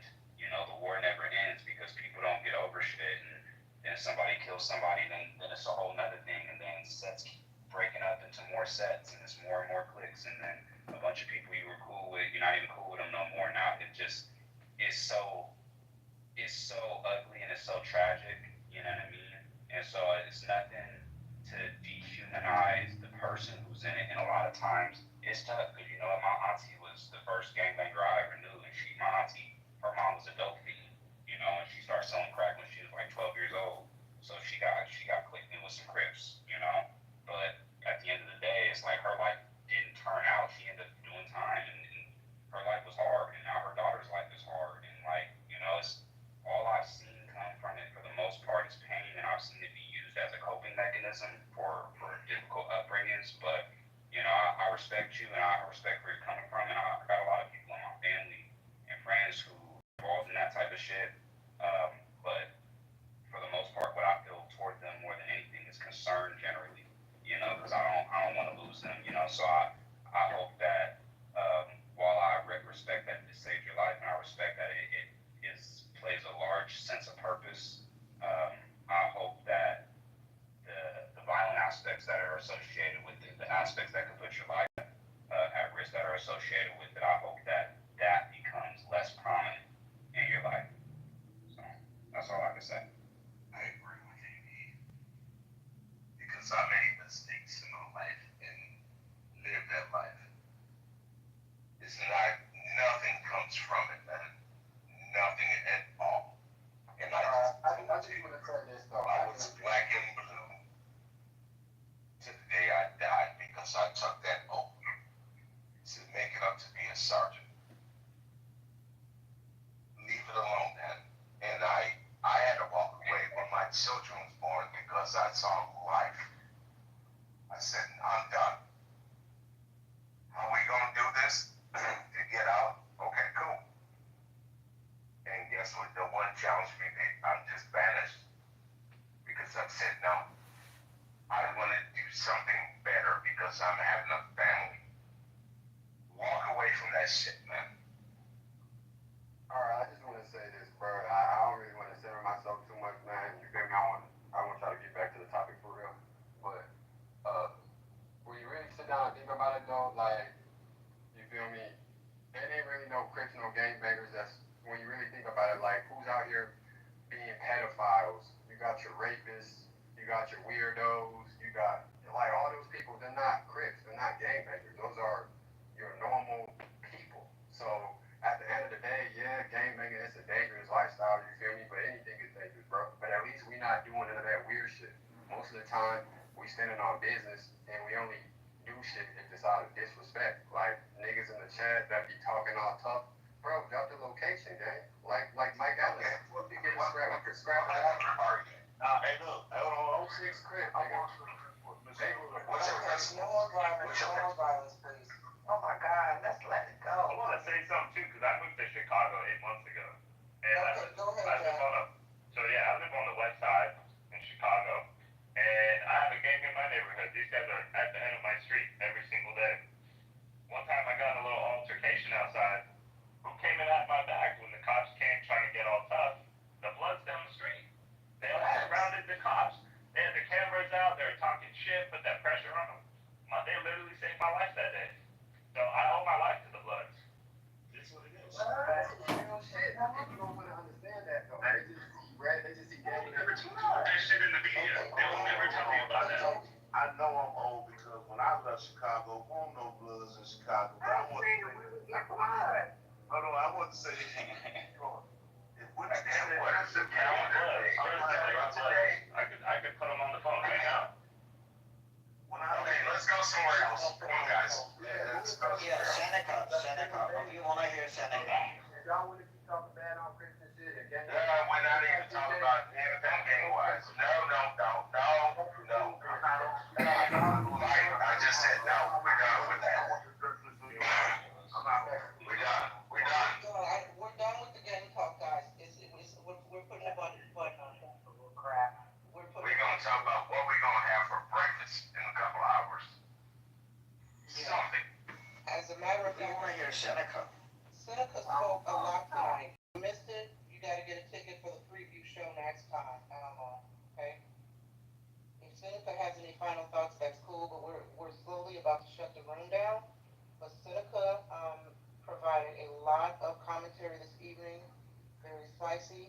He got the crowd going. He helped generate guide the conversation. Whether we agreed with his submissions, we heard a lot of responses. And Elmo, if you missed the show, so be it. Okay, no problem. You gotta get them pre-sale tickets, sir. Hey, you gotta punch your ticket in, Elmo. Come on now. That boy is legit. He's very good lad. Yeah. Anyway, as we start to wind down the stage, anybody have any final thoughts not related to Bloods and Crips and gangs, please? Yeah, I'm running for Congress. Yeah, hold on. Go ahead, John. Okay, sorry. And then you got it, Miss. But let John go, and then you got it. Yeah, I'm running for the 16th district of Illinois for Congress, and Matt Cool down there has been challenging me, as well as Dr. Adams, who has the Darren LaHood PTR at the top of this room.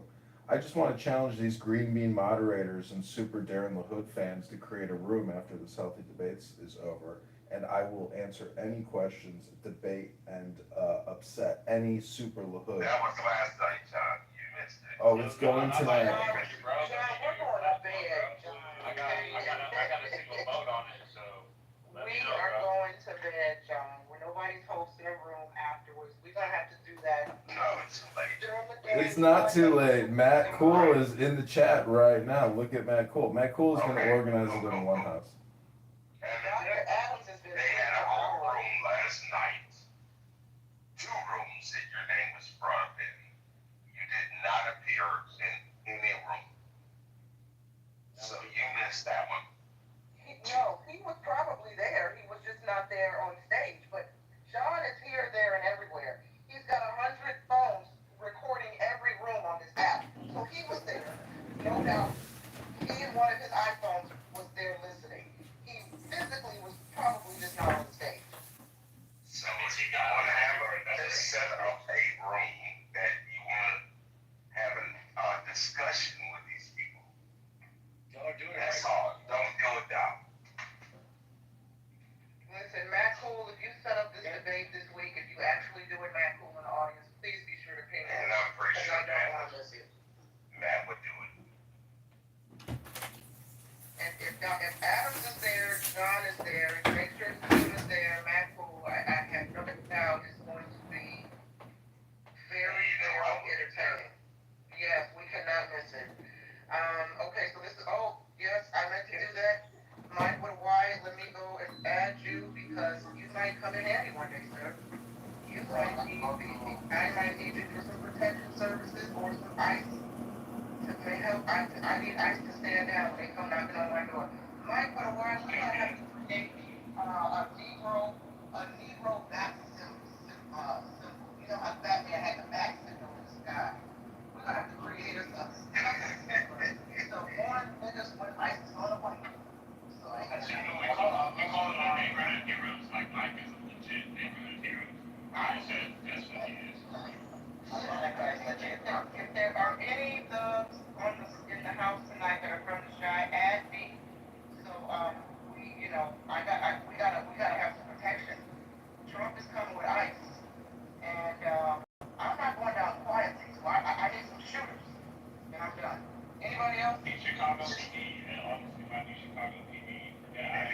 seem like they need a minority, right? Oh, hell, they don't like a white hair looking woman. I'm there with you, girlfriend. Let's go. Let's go. Right? We gotta protect everybody. And just for the record, there's only for the record, there's only two, Beth or whatever her name was, Beth. I don't like white women, so, white her mom. Yeah. I love that. You deserve to hear, so don't. Yeah. Everybody can be protected from ICE. If they come for white, black, they're gonna put a white woman next. That's right. Right? Right. That's the shout out to Elmo. When we finish here, we gonna go to the mansion now. We're gonna go there, bro. Meanwhile, we have crowdfunded from Mr. Seneca. We need a shrine in his name in Africa. Listen, white girls, y'all saw Handmaid's Tale. You know what's gonna happen. You know what's gonna happen. Right? Oh, shit. That's right. They're gonna put me in the kitchen making pancakes and cornbread muffins, and you guys will be the greeters. Come around and find out. Yeah, that's right. That's what I would know. Let's be the fruit, goddamn it. Okay, so any final thoughts from anybody in the room? Yeah, shout out to the crib, shout out to all the gang members. Shout out to Mr. Seneca. Shout out to Mike too, man. Mike too. Yeah, Mike too.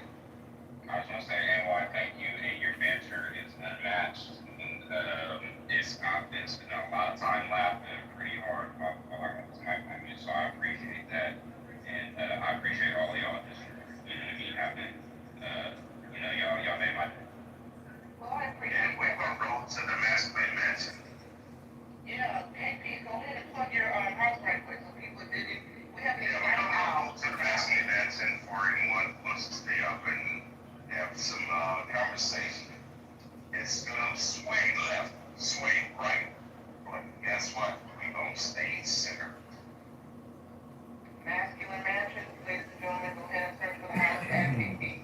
I appreciate y'all keeping the peace. I spend an unhealthy amount of time on this app, and one thing I don't like is when I go into rooms and everybody on the stage is talking over each other. You can't hear the moderators don't manage the stage.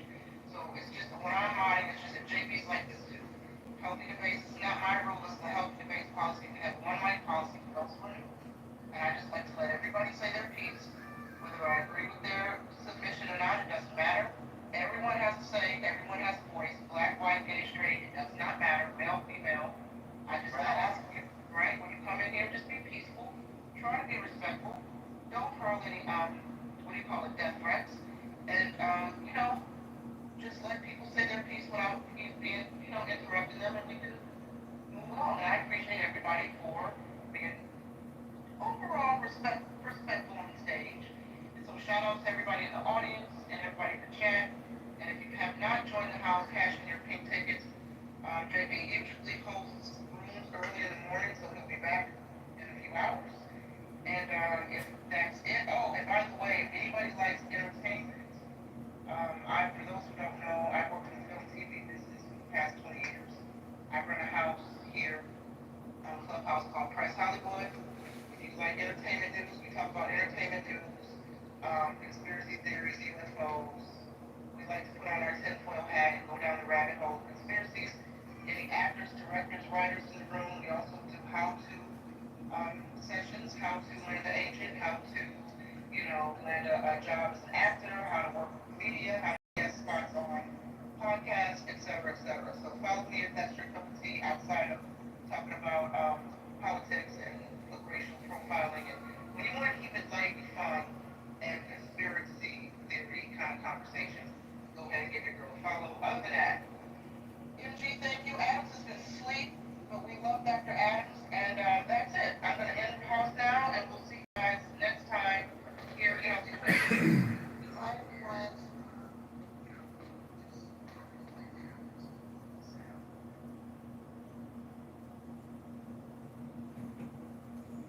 People still here?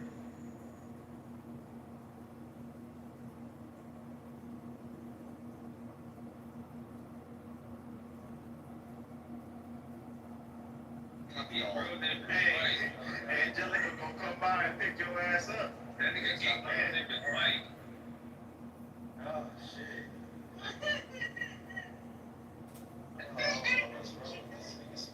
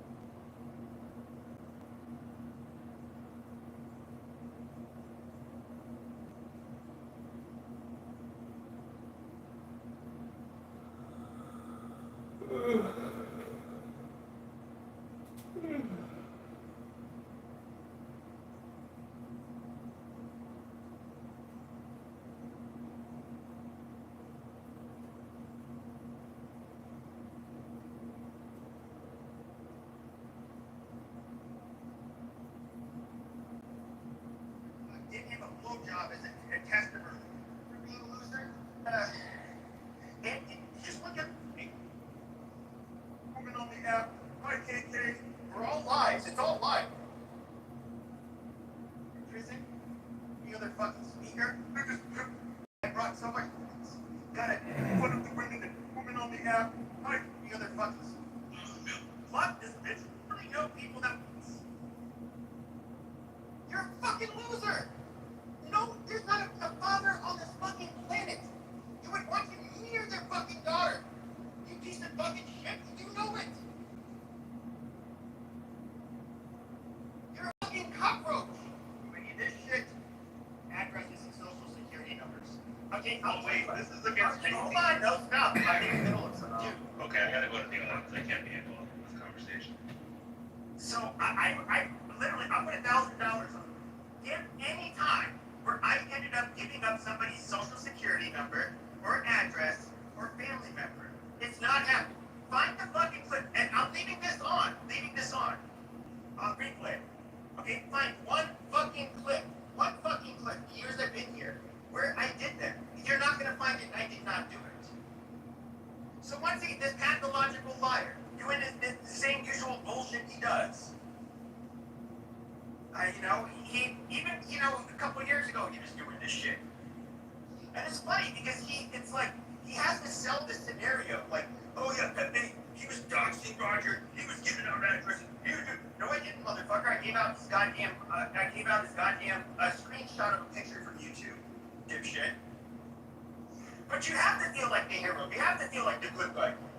I'll stand on Rock 10, I can protect anybody that I'm friends with on this app. Oh, take it easy, fucking tough guy. We've all seen your fat fucking ass. I mean, speaking of another goddamn, ugly motherfucker. Fat fuck. And who the fuck are you gonna, in real life, literally, you wouldn't stand a fucking chance. And that's the funny thing, seeing this little flimsy, whiny bitch sit here talk about me.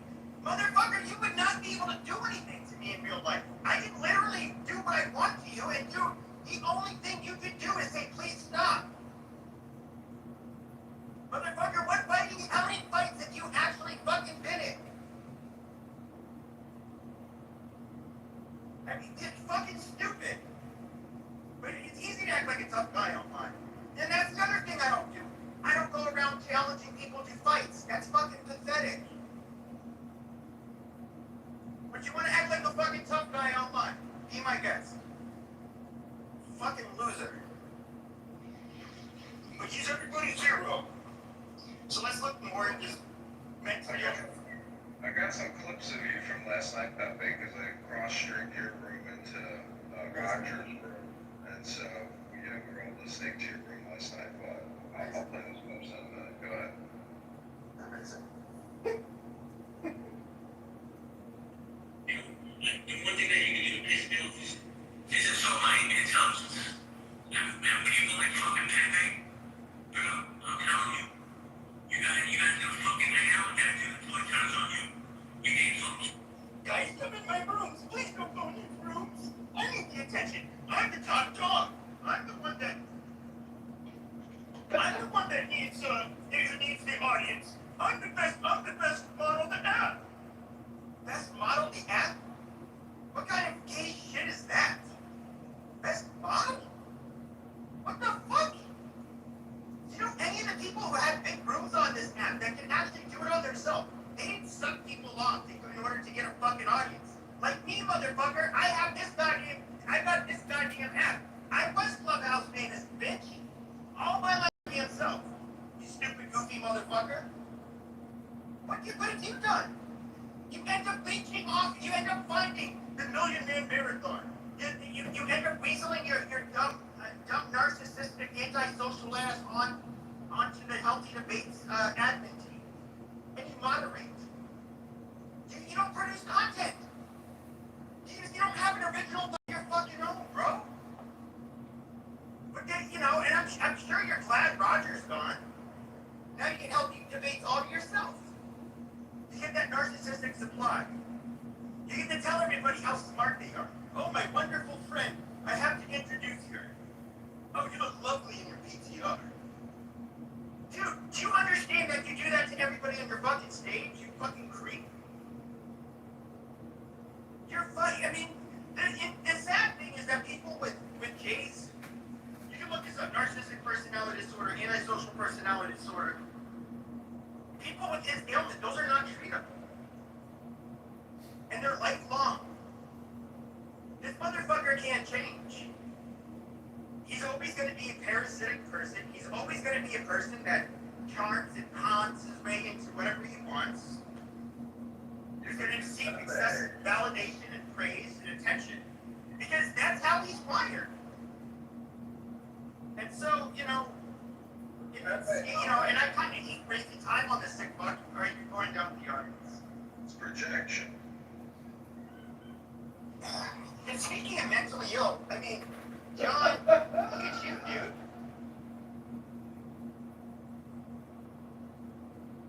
Like, here you are, a grown man in your fucking 40s. You're sitting around in your fucking underwear. You have, what, like 50 goddamn cell phones all pointed around, streaming to different fucking platforms. Nobody fucking listens to you. You have zero goddamn audience.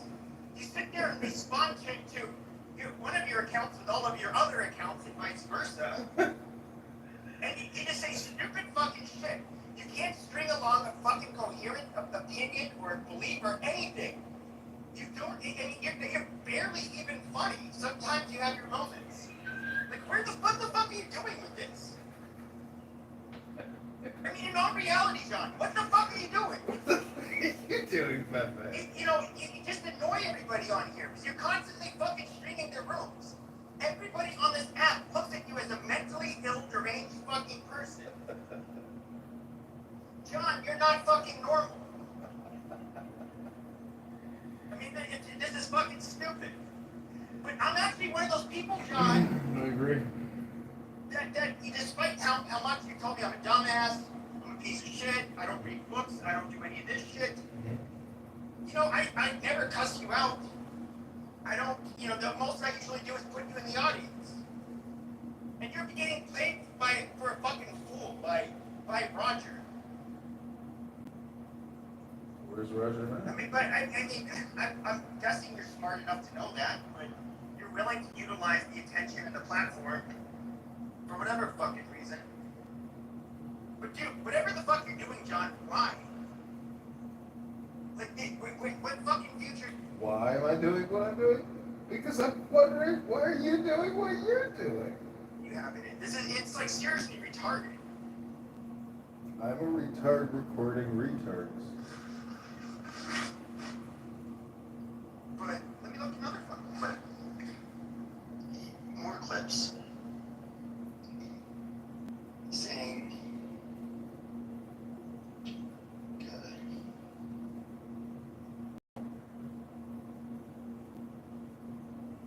what is he saying here? Okay.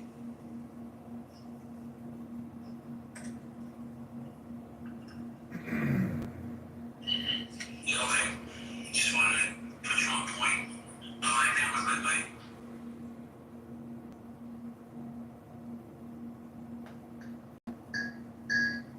Whether religion can be a Freemason, of course the Catholic Church condemns Freemasonry because it's wicked. But if a cop comes up to me and asks me for my ID and I haven't committed a crime, that's my Fourth Amendment right. Not to, she's like, it's not your Fourth Amendment right. Your Fourth Amendment right doesn't have anything to do. That only works if you're on private property. And I'm like, that's not how that actually works. Actually, Fourth Amendment rights pertain to being searched and seized. Personally, that's why we don't have to present our ID. Is because that's an unreasonable search and seizure unless you have committed a crime. And so she didn't know that shit, but she came like trying to finish. She was saying that she knows for a fact that what she was saying was true because she's seen it on CNN. So that was just dumb as fuck. And she's telling the other lady, I forgot what her name was, but she's telling her, oh, black people ask for receipts more than anybody. And then just like nods, and she just says so much dumb shit and and she sounded drunk, honestly. Because she sounded like a female, like that I would be dealing with.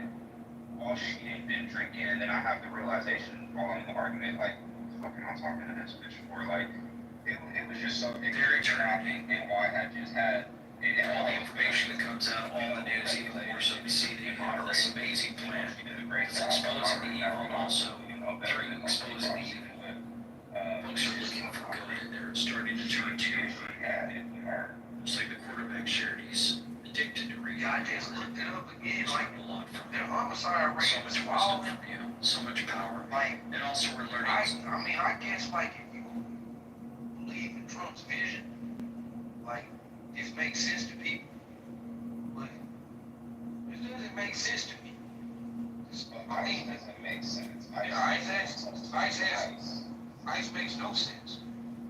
So it's like one thing maybe if you say you wanted to, I'm not saying that they should, but I'm saying it would make more logical sense if you said maybe you wanted to, like, I don't know, if National Guard, like National Guard or SWAT or like something that would, what are we gonna do for people? Like, how does he think, what does he think's gonna happen in a state like Illinois or California? Because he did this, Chicago, Oakland, He's gonna massive incarcerate young brothers.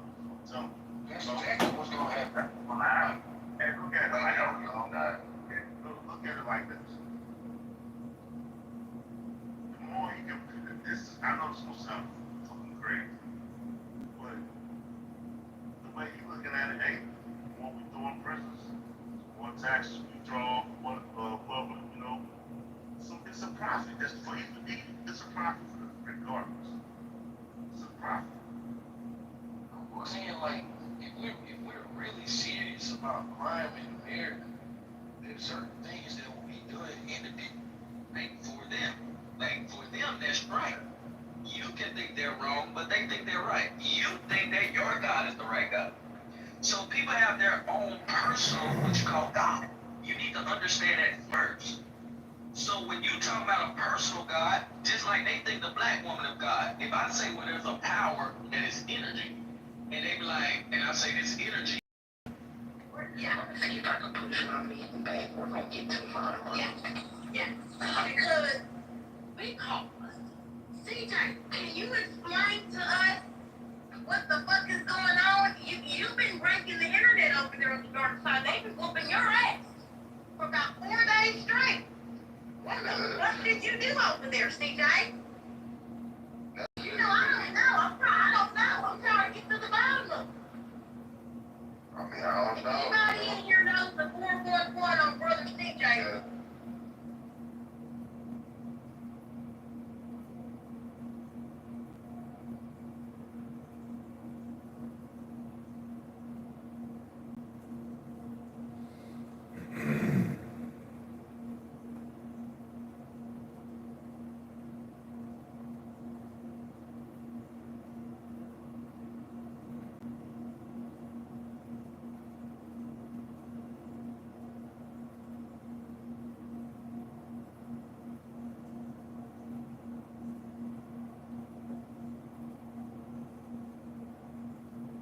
They reach out to me through my official channel on my website, or if you can through Twitter, and we'll try to get connected.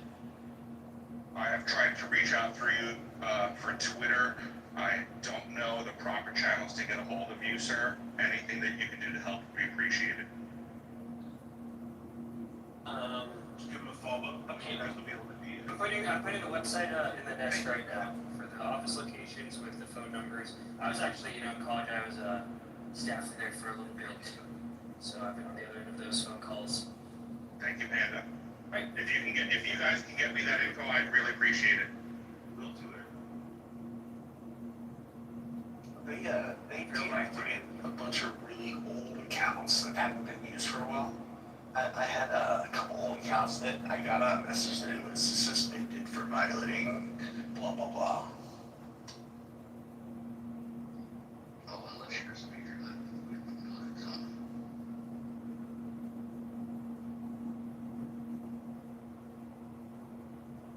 Son of a bitch, they fucking wiped the old Chabad account and some sex bot picked it up. Son of a bitch. Sorry, buddy. that's Yeah, that's why I have a new beat now. You know what? I know I had this discussion before about following the speaker pin, right? I know I did, didn't I? You know,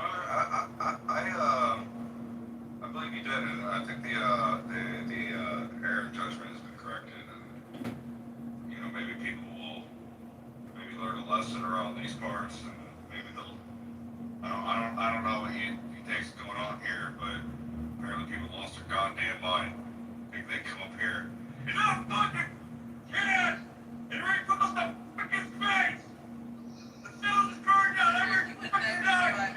Because of shit like this! Oh my god. I mean, this fucking mistake, Steve! It's really not that hard. I needed a friendly reminder myself. Oh, fuck you. This is why we do those friendly reminders. It's just to get everyone a little loosey-goosey, you know, so we just do a nice, easy space without something just being on fire, because apparently I have a problem with Jason. You are from the Jesus. Dude, there's a crackhead right now riding a weed whacker powered scooter down the road. The weed whacker powered Dude, I'm telling you, a weed whacker. He's trying. Well, he was loud, and he was going like all of 3 miles an hour. Kudos, he might be an alcoholic on his 13 DWI. I'm sure. Why are you guys talking about that? His chat man. That would be a great show if that was like here's also time travel. It's funny, like, there's a specific type of person where, because it's so hot, that rides a bike, and he has, there's no rules out there, so if you need to be The guy is not too drunk. You're on the like that beach. It's like it's bad. Having their income psychiatric. Anyway, you don't have a driver's license regardless. So like, I just Margaret, so you know, like no sure. And you bike road, run 30 miles an hour. I think most people on this out. You see some fast. No sure, he like just the signs of an AOI. Hello. Oh gosh. where they have a button-up shirt, but it's open, flopping in the wind. Absolutely. I'm going to give you what evidence about it. 1 second. The timeline is it doesn't match what Richie said. It doesn't match what he said. He was living in Vienna. 1 second. The time it was 1911 or something. She said it's that time Hitler was in Vienna. The timing of this is also very, if you have evidence, if you have something to support what you're saying, then show us, right? Okay, you interrupted me, so let me finish the thought.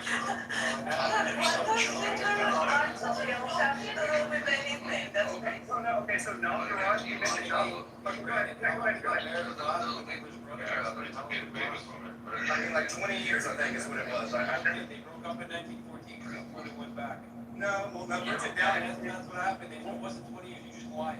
No, well, no, I had The World War I started, and Hitler also served in World War I, so the claim is made, he came to Liverpool to avoid. And he wanted to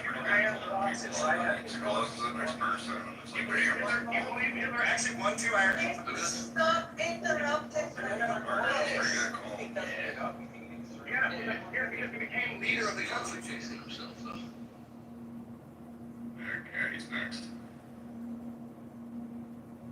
Yeah. Thanks, Reed. What's up, buddy? Hey, guys. How you doing, pal? Anything interesting happening in your world today? I know. Not much lately. Working on some base side. Did I see you make some videos out of Imagine? What? Did I see that you had made some longer videos out of Imagine where you were like taking Imagine clips and putting them together? Yeah, I think I did that. I created a Tesla something. I think I'm sure you have watched it.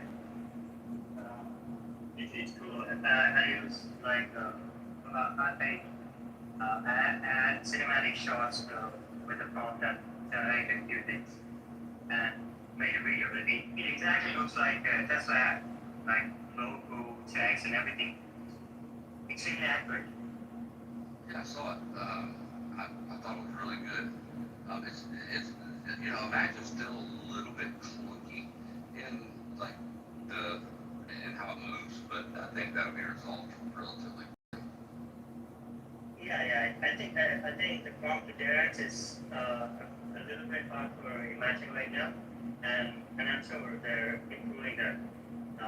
It's hard. You need to extremely prompt it precisely to get the results, and most of the time you don't get it. So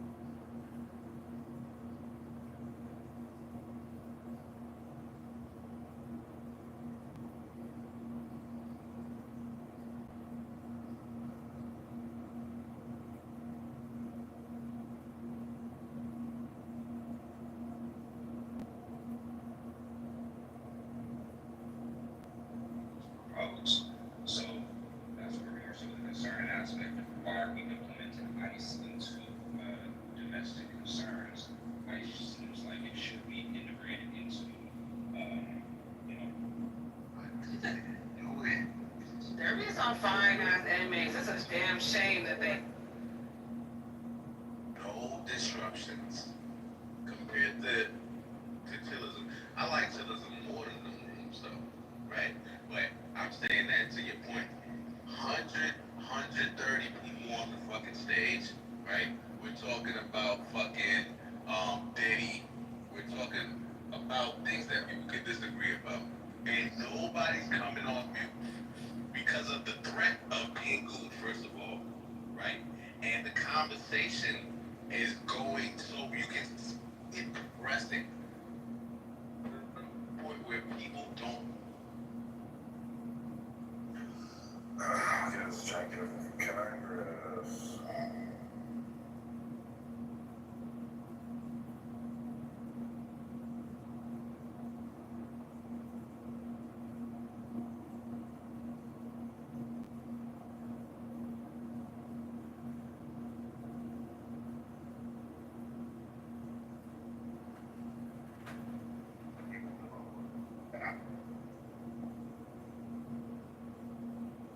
I feel like you have to live on the border to be qualified or educated about the issue.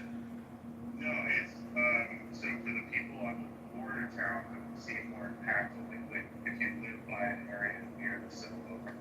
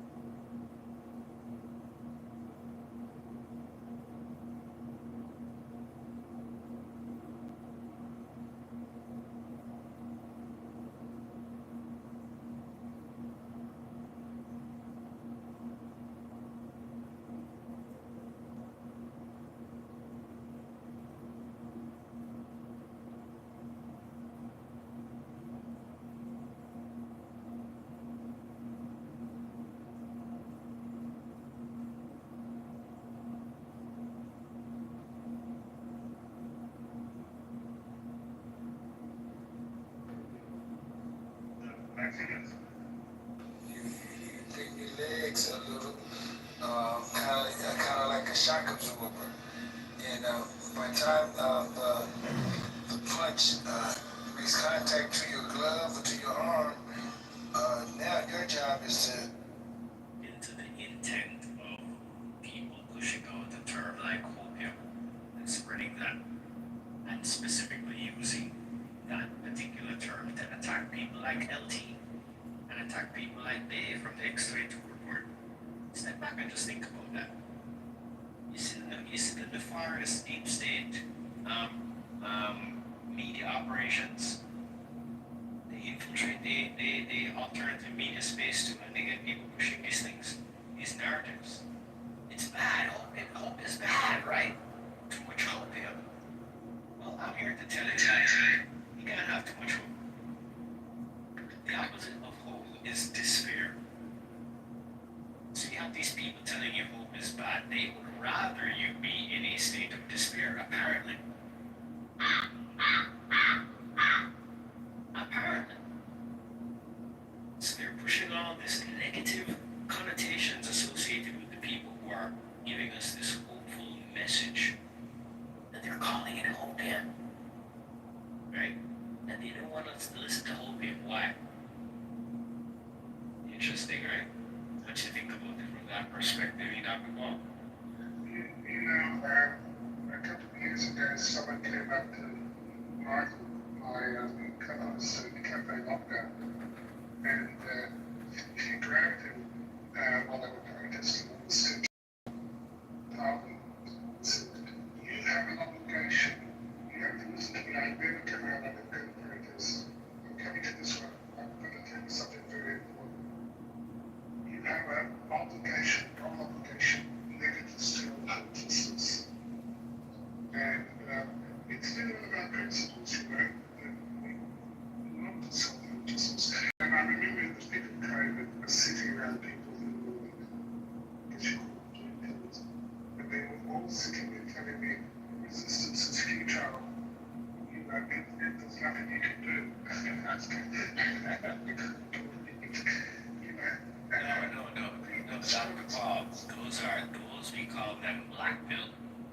The blue pilled ones would be the ones who are still walking around in ignorance. I think that would be the the appropriate corresponding metaphor for blue pill. But yeah, they're calling those people the black pill, the black pillars, right? yeah, but completely without, and of course, rejected that, and I rejected that from the beginning, the idea of hopelessness. If you see how far we've come, and how much we suffer about in the last 4 years, that has come to pass, I'm beginning to wonder about our ability to manifest the future. And it's real. I watched the video where he's talking about the event stream, YouTube now, and the levels of control on the horizon of that. And so, you know, afterwards, I'm worried that we will manifest this, so we better be manifesting positive things. This is a lot like that. But to the extent that you start to get too much right, you may just start to believe in manifesting it.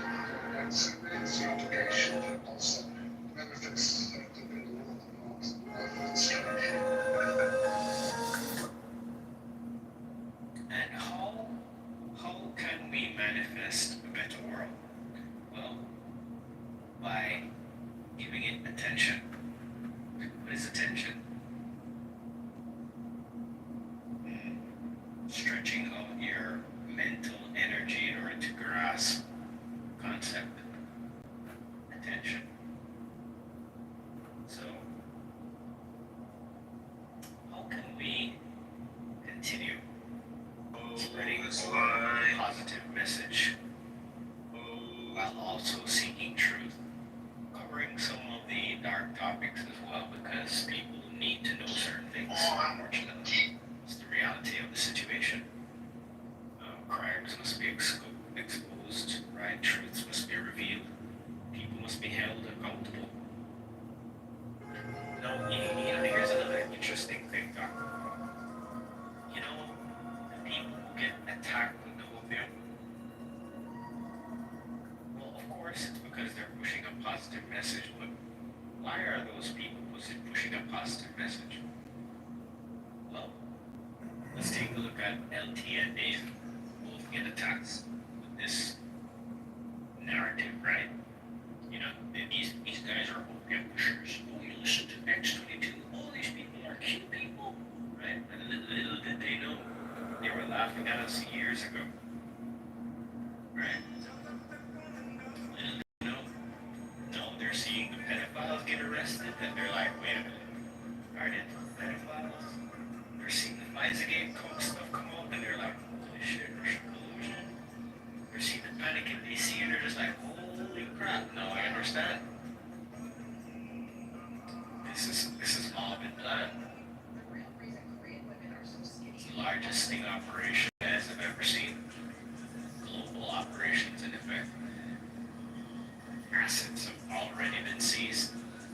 People have already been removed.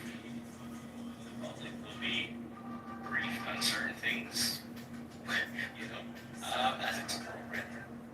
And, the most recent messages that we're getting is that it's time.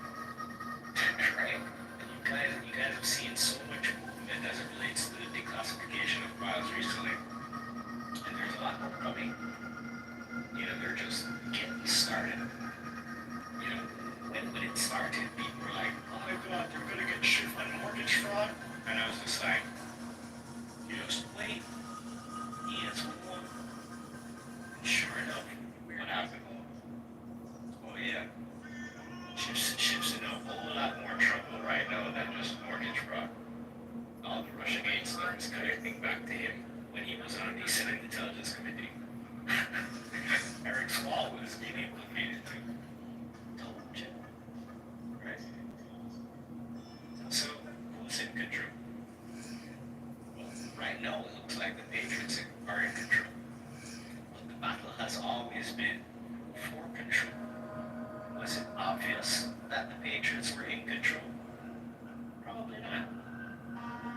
Even some of the things that I saw, I wasn't really too sure.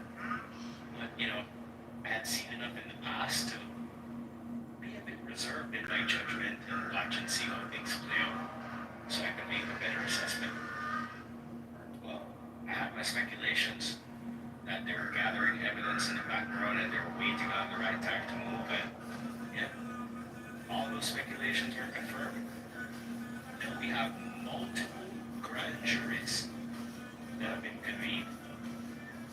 The stuff that's happening right now, as I told you guys before, it's gonna make Watergate look like a puppy show, like a joke. The level of the conspiracy that's about to be unveiled, and you guys are all living through it right now. Just think about that. Yeah. It's going to be very interesting. It has already been very interesting, as we have seen. Are you guys paying attention to what Trump has done with the IRS? And the stuff he's saying about the Federal Reserve recently? I mean, people, we have arrived. Ladies and gentlemen, let's get ready to rumble! I don't know what else to say. There are significant developments that when I look at the bigger picture, I get hope. So here's the thing. This is the commonality between Dave and LT. Both of them have a hopeful message. Both of them also are familiar with the keyboard. They may not be like expert decoders, like some of the the deep divers out there, right? And by the way, I'm definitely not any expert decoder, but I've read the board. I'm familiar with the post and I'm able to access them, right? And when certain connections are made and people are posting references, I can connect the dots. Definitely people are pointing it out, okay? So they're both familiar with the board. So they are also aware of ongoing operations happening in the background. So both Dave and both LT review the board, review the information of the board. They listen to what Trump says, right? They listen to what guys like Scarbino say. They're paying attention to those comms, right? Communications, right? And of course, why is it being done this way? Well, because the deep state is also listening, watching, trying to monitor what's going on. So, information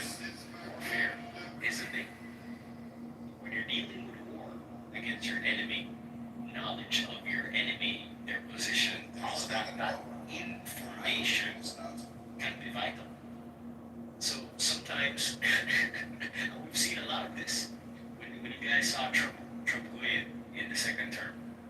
We saw some stuff happening with the media where information got leaked, and there was this whole signal stuff, and then we saw people got fired. What do you guys think they were doing? They were testing the system. They were catching the potential leakers. They had internal operations going on to sniff out rogue members of the syndicate. All happening right before your eyes. They like literally the Trump administration. I would put it past them to put out a set of information just to see, monitor and track things of the information, which media organization they push it to. Because we know there was a lot of leaks going on, right? And then you saw a lot of people lose their security clearance. Interesting, right? All these things are connected. Now you're taking away the criminal syndicate's ability to see what's going on. Now they can't plan and react to certain things. Yeah. And slowly but surely Trump is stripping away power and control from different areas. The intelligence corridor is being cleaned up. Big time. Big time. Right? Big time. I'm not sure if you guys know what's happening at the IRS. But let me give you, before I get to that, so Dr. Paul, both LT and Dave follow the Q board. They understand certain things are happening in the background, so they have a more optimistic flow of people. Because, they're at least privy to certain intel that the majority of the public isn't privy to. And that makes them a bit more, assured, is the word, that there are people in the background doing what they need to do to hold these people accountable in the right way. Now, that, this assurance and optimism doesn't mean that we can be relaxed. That's another thing that the media took advantage of. They started this narrative that, these people that are pushing opium, they just want you to sit back and relax and do nothing. Well, if you read the Q board, the first thing you understand about the plan is that you, me, we, the people of the world, are a part of it. It's not about sitting on your ass and doing nothing. That's the first damn thing you actually come to understand after you go through the Q board to some degree. Yeah, there are operations happening in the background that we have no impact on. Okay, no problem. That's fine. But that's one part of the plan. That's not all of it. The other part of the plan involves we, the people, coming into knowledge, understanding what's going on, understanding who these conspirators are. Why? So that we can do something about it. Why? So that we can remove them from positions of power. Knowledge is important, and knowledge changes the landscape. The reason why the media, the same global criminal syndicate that pushes out propaganda, attacked the Q board and came up with QAnon is because of the threat of the information that it poses to their system. It's quite simple. The Q board told us all about these people who are in high places, who are doing things to children. Not only that, they told us all about Hunter Biden, all about Hillary Clinton, all about Obama, all about the syndicate intelligence network, right? The information was fed to us publicly in an open source manner, decentralized. Anybody can access it. And it was done in this way, for public purposes, so that so that there could actually be a civilian resistance. enough people who understand what's going on have started to inform others about what's going on and about their, need to act and become part of the solution and not sit down on their ass and do nothing. But before you can do something, you got to get informed. And that's why you're here in the Truth Seekers Tavern. So welcome everyone. Grab your coffee, grab your tea. Years ago, I mentioned the term quo warranto. And we got to see it being used in a very interesting affair with the whole redistricting in Texas. You remember that? Yeah. So what's a quo warranto? This is a provision by which you guys can you can use this provision to remove public officials that are not serving the public's interests. And there's a specific procedure, and all you need to do is activate it. But you need to know who you need to target first. And that's why you need to pay attention to what's happening in your states and your counties. We have all the information. We know what to do. We know how to remove these people. Knowledge is power. Just ask questions. Right? I wish Jen Rich was here right now. I mean, we talked about this stuff years ago, and when I saw Everyone is welcome here. You just gotta do it the right way. But you can't do it the right way, man, because like I left not too long ago out of the country and recently went to Colombia. In so many small ways, that's I'm the trying right to way. explain. Let me say what I mean by you can't do it the right way. I recently went to Colombia, and it was not hard for me to go from the United States, fly to Colombia, go do what I wanted to do, come back to the United States, okay? It's not a hard thing to do for most people. The people who are coming across the border illegally, it's a hard thing for them to do because they don't have the paperwork. They don't have a birth certificate. You just said you already said it illegally. Right. The reason they come illegally, right? I recognize that there's a law, man. I just disagree with the law, kid. It's not like I think there's not a law and they're not illegal. Hey, let's bring back Obi Trice. Whatever happened to Obi Trice back in the day? I'm talking about rap artist, period. Tupac, Biggie Small. They're dead. I'm talking about old rappers that dead. I'm talking about today's music. Okay. Just like how they tried hard to get people to hate Donald Trump. They tried hard to convince people that QAnon is a cult. Yeah. Same people pushing the narratives. Pay attention. And this is what discernment is They about. thought they queued down. So, They didn't know it a was lot of time I spam. come in and I get flack for the Q stuff. And I just let it slide because it's just like, people who don't know, they don't know. It's not their time. They're not ready to know. So, force it on them. Right? But I'm definitely not going to let anybody come in and just make some brash statements that are way off base. If you don't agree with it, yeah, that's one thing. That's fine. You haven't seen it, no problem. Maybe you should take a look at it. Right? There's some interesting information there. Right? I mean, you go to those boards and you type in key phrases like Clinton. The amount of information that pops up. Yeah.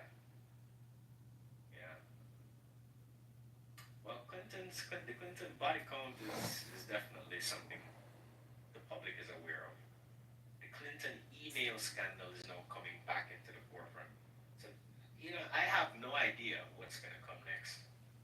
I can't even guess what they're going to be classified next because, Tulsi Gabbard, the morning that Trump went to meet Putin, she declassified files proving that they basically, and by they I mean the deep state within the intelligence community, former DNI and those people, right? Clapper and Brennan and Comey and these people, right? They basically tried to sabotage the relationship between Trump and Putin, U.S. and Russia. Sabotage diplomatic relations. Like there's freaking emails prove that these guys were spinning this nonsense and spinning this story. And she declassified bombshell stuff right before Trump goes to Alaska. Timing is everything, right? So it's crazy. Researcher, what, speaking of emails and controversy, we were talking about, giving the synthetic gene shots to pregnant women, what a scandal that was. Well, there was a character They got a lot of streams going. called Dr. Tom Shimbakuru, who led the Vaccine Safety Data League for the CDC. And he was behind some of the papers that purported that, this is safe, we haven't studied it, but this is safe, give it to all your pregnant women. And he's come under fire. Senator Johnson asked in the Senate, in the subcommittee on investigations, to issue a formal subpoena to the Department of to the HHS, asking for all the emails and Slack communications and surveillance related to C-19 safety that was issued by this Dr. Tom Shimbakuru. It was explicit, it was comprehensive. And guess what happened? 2 weeks after that, there was destruction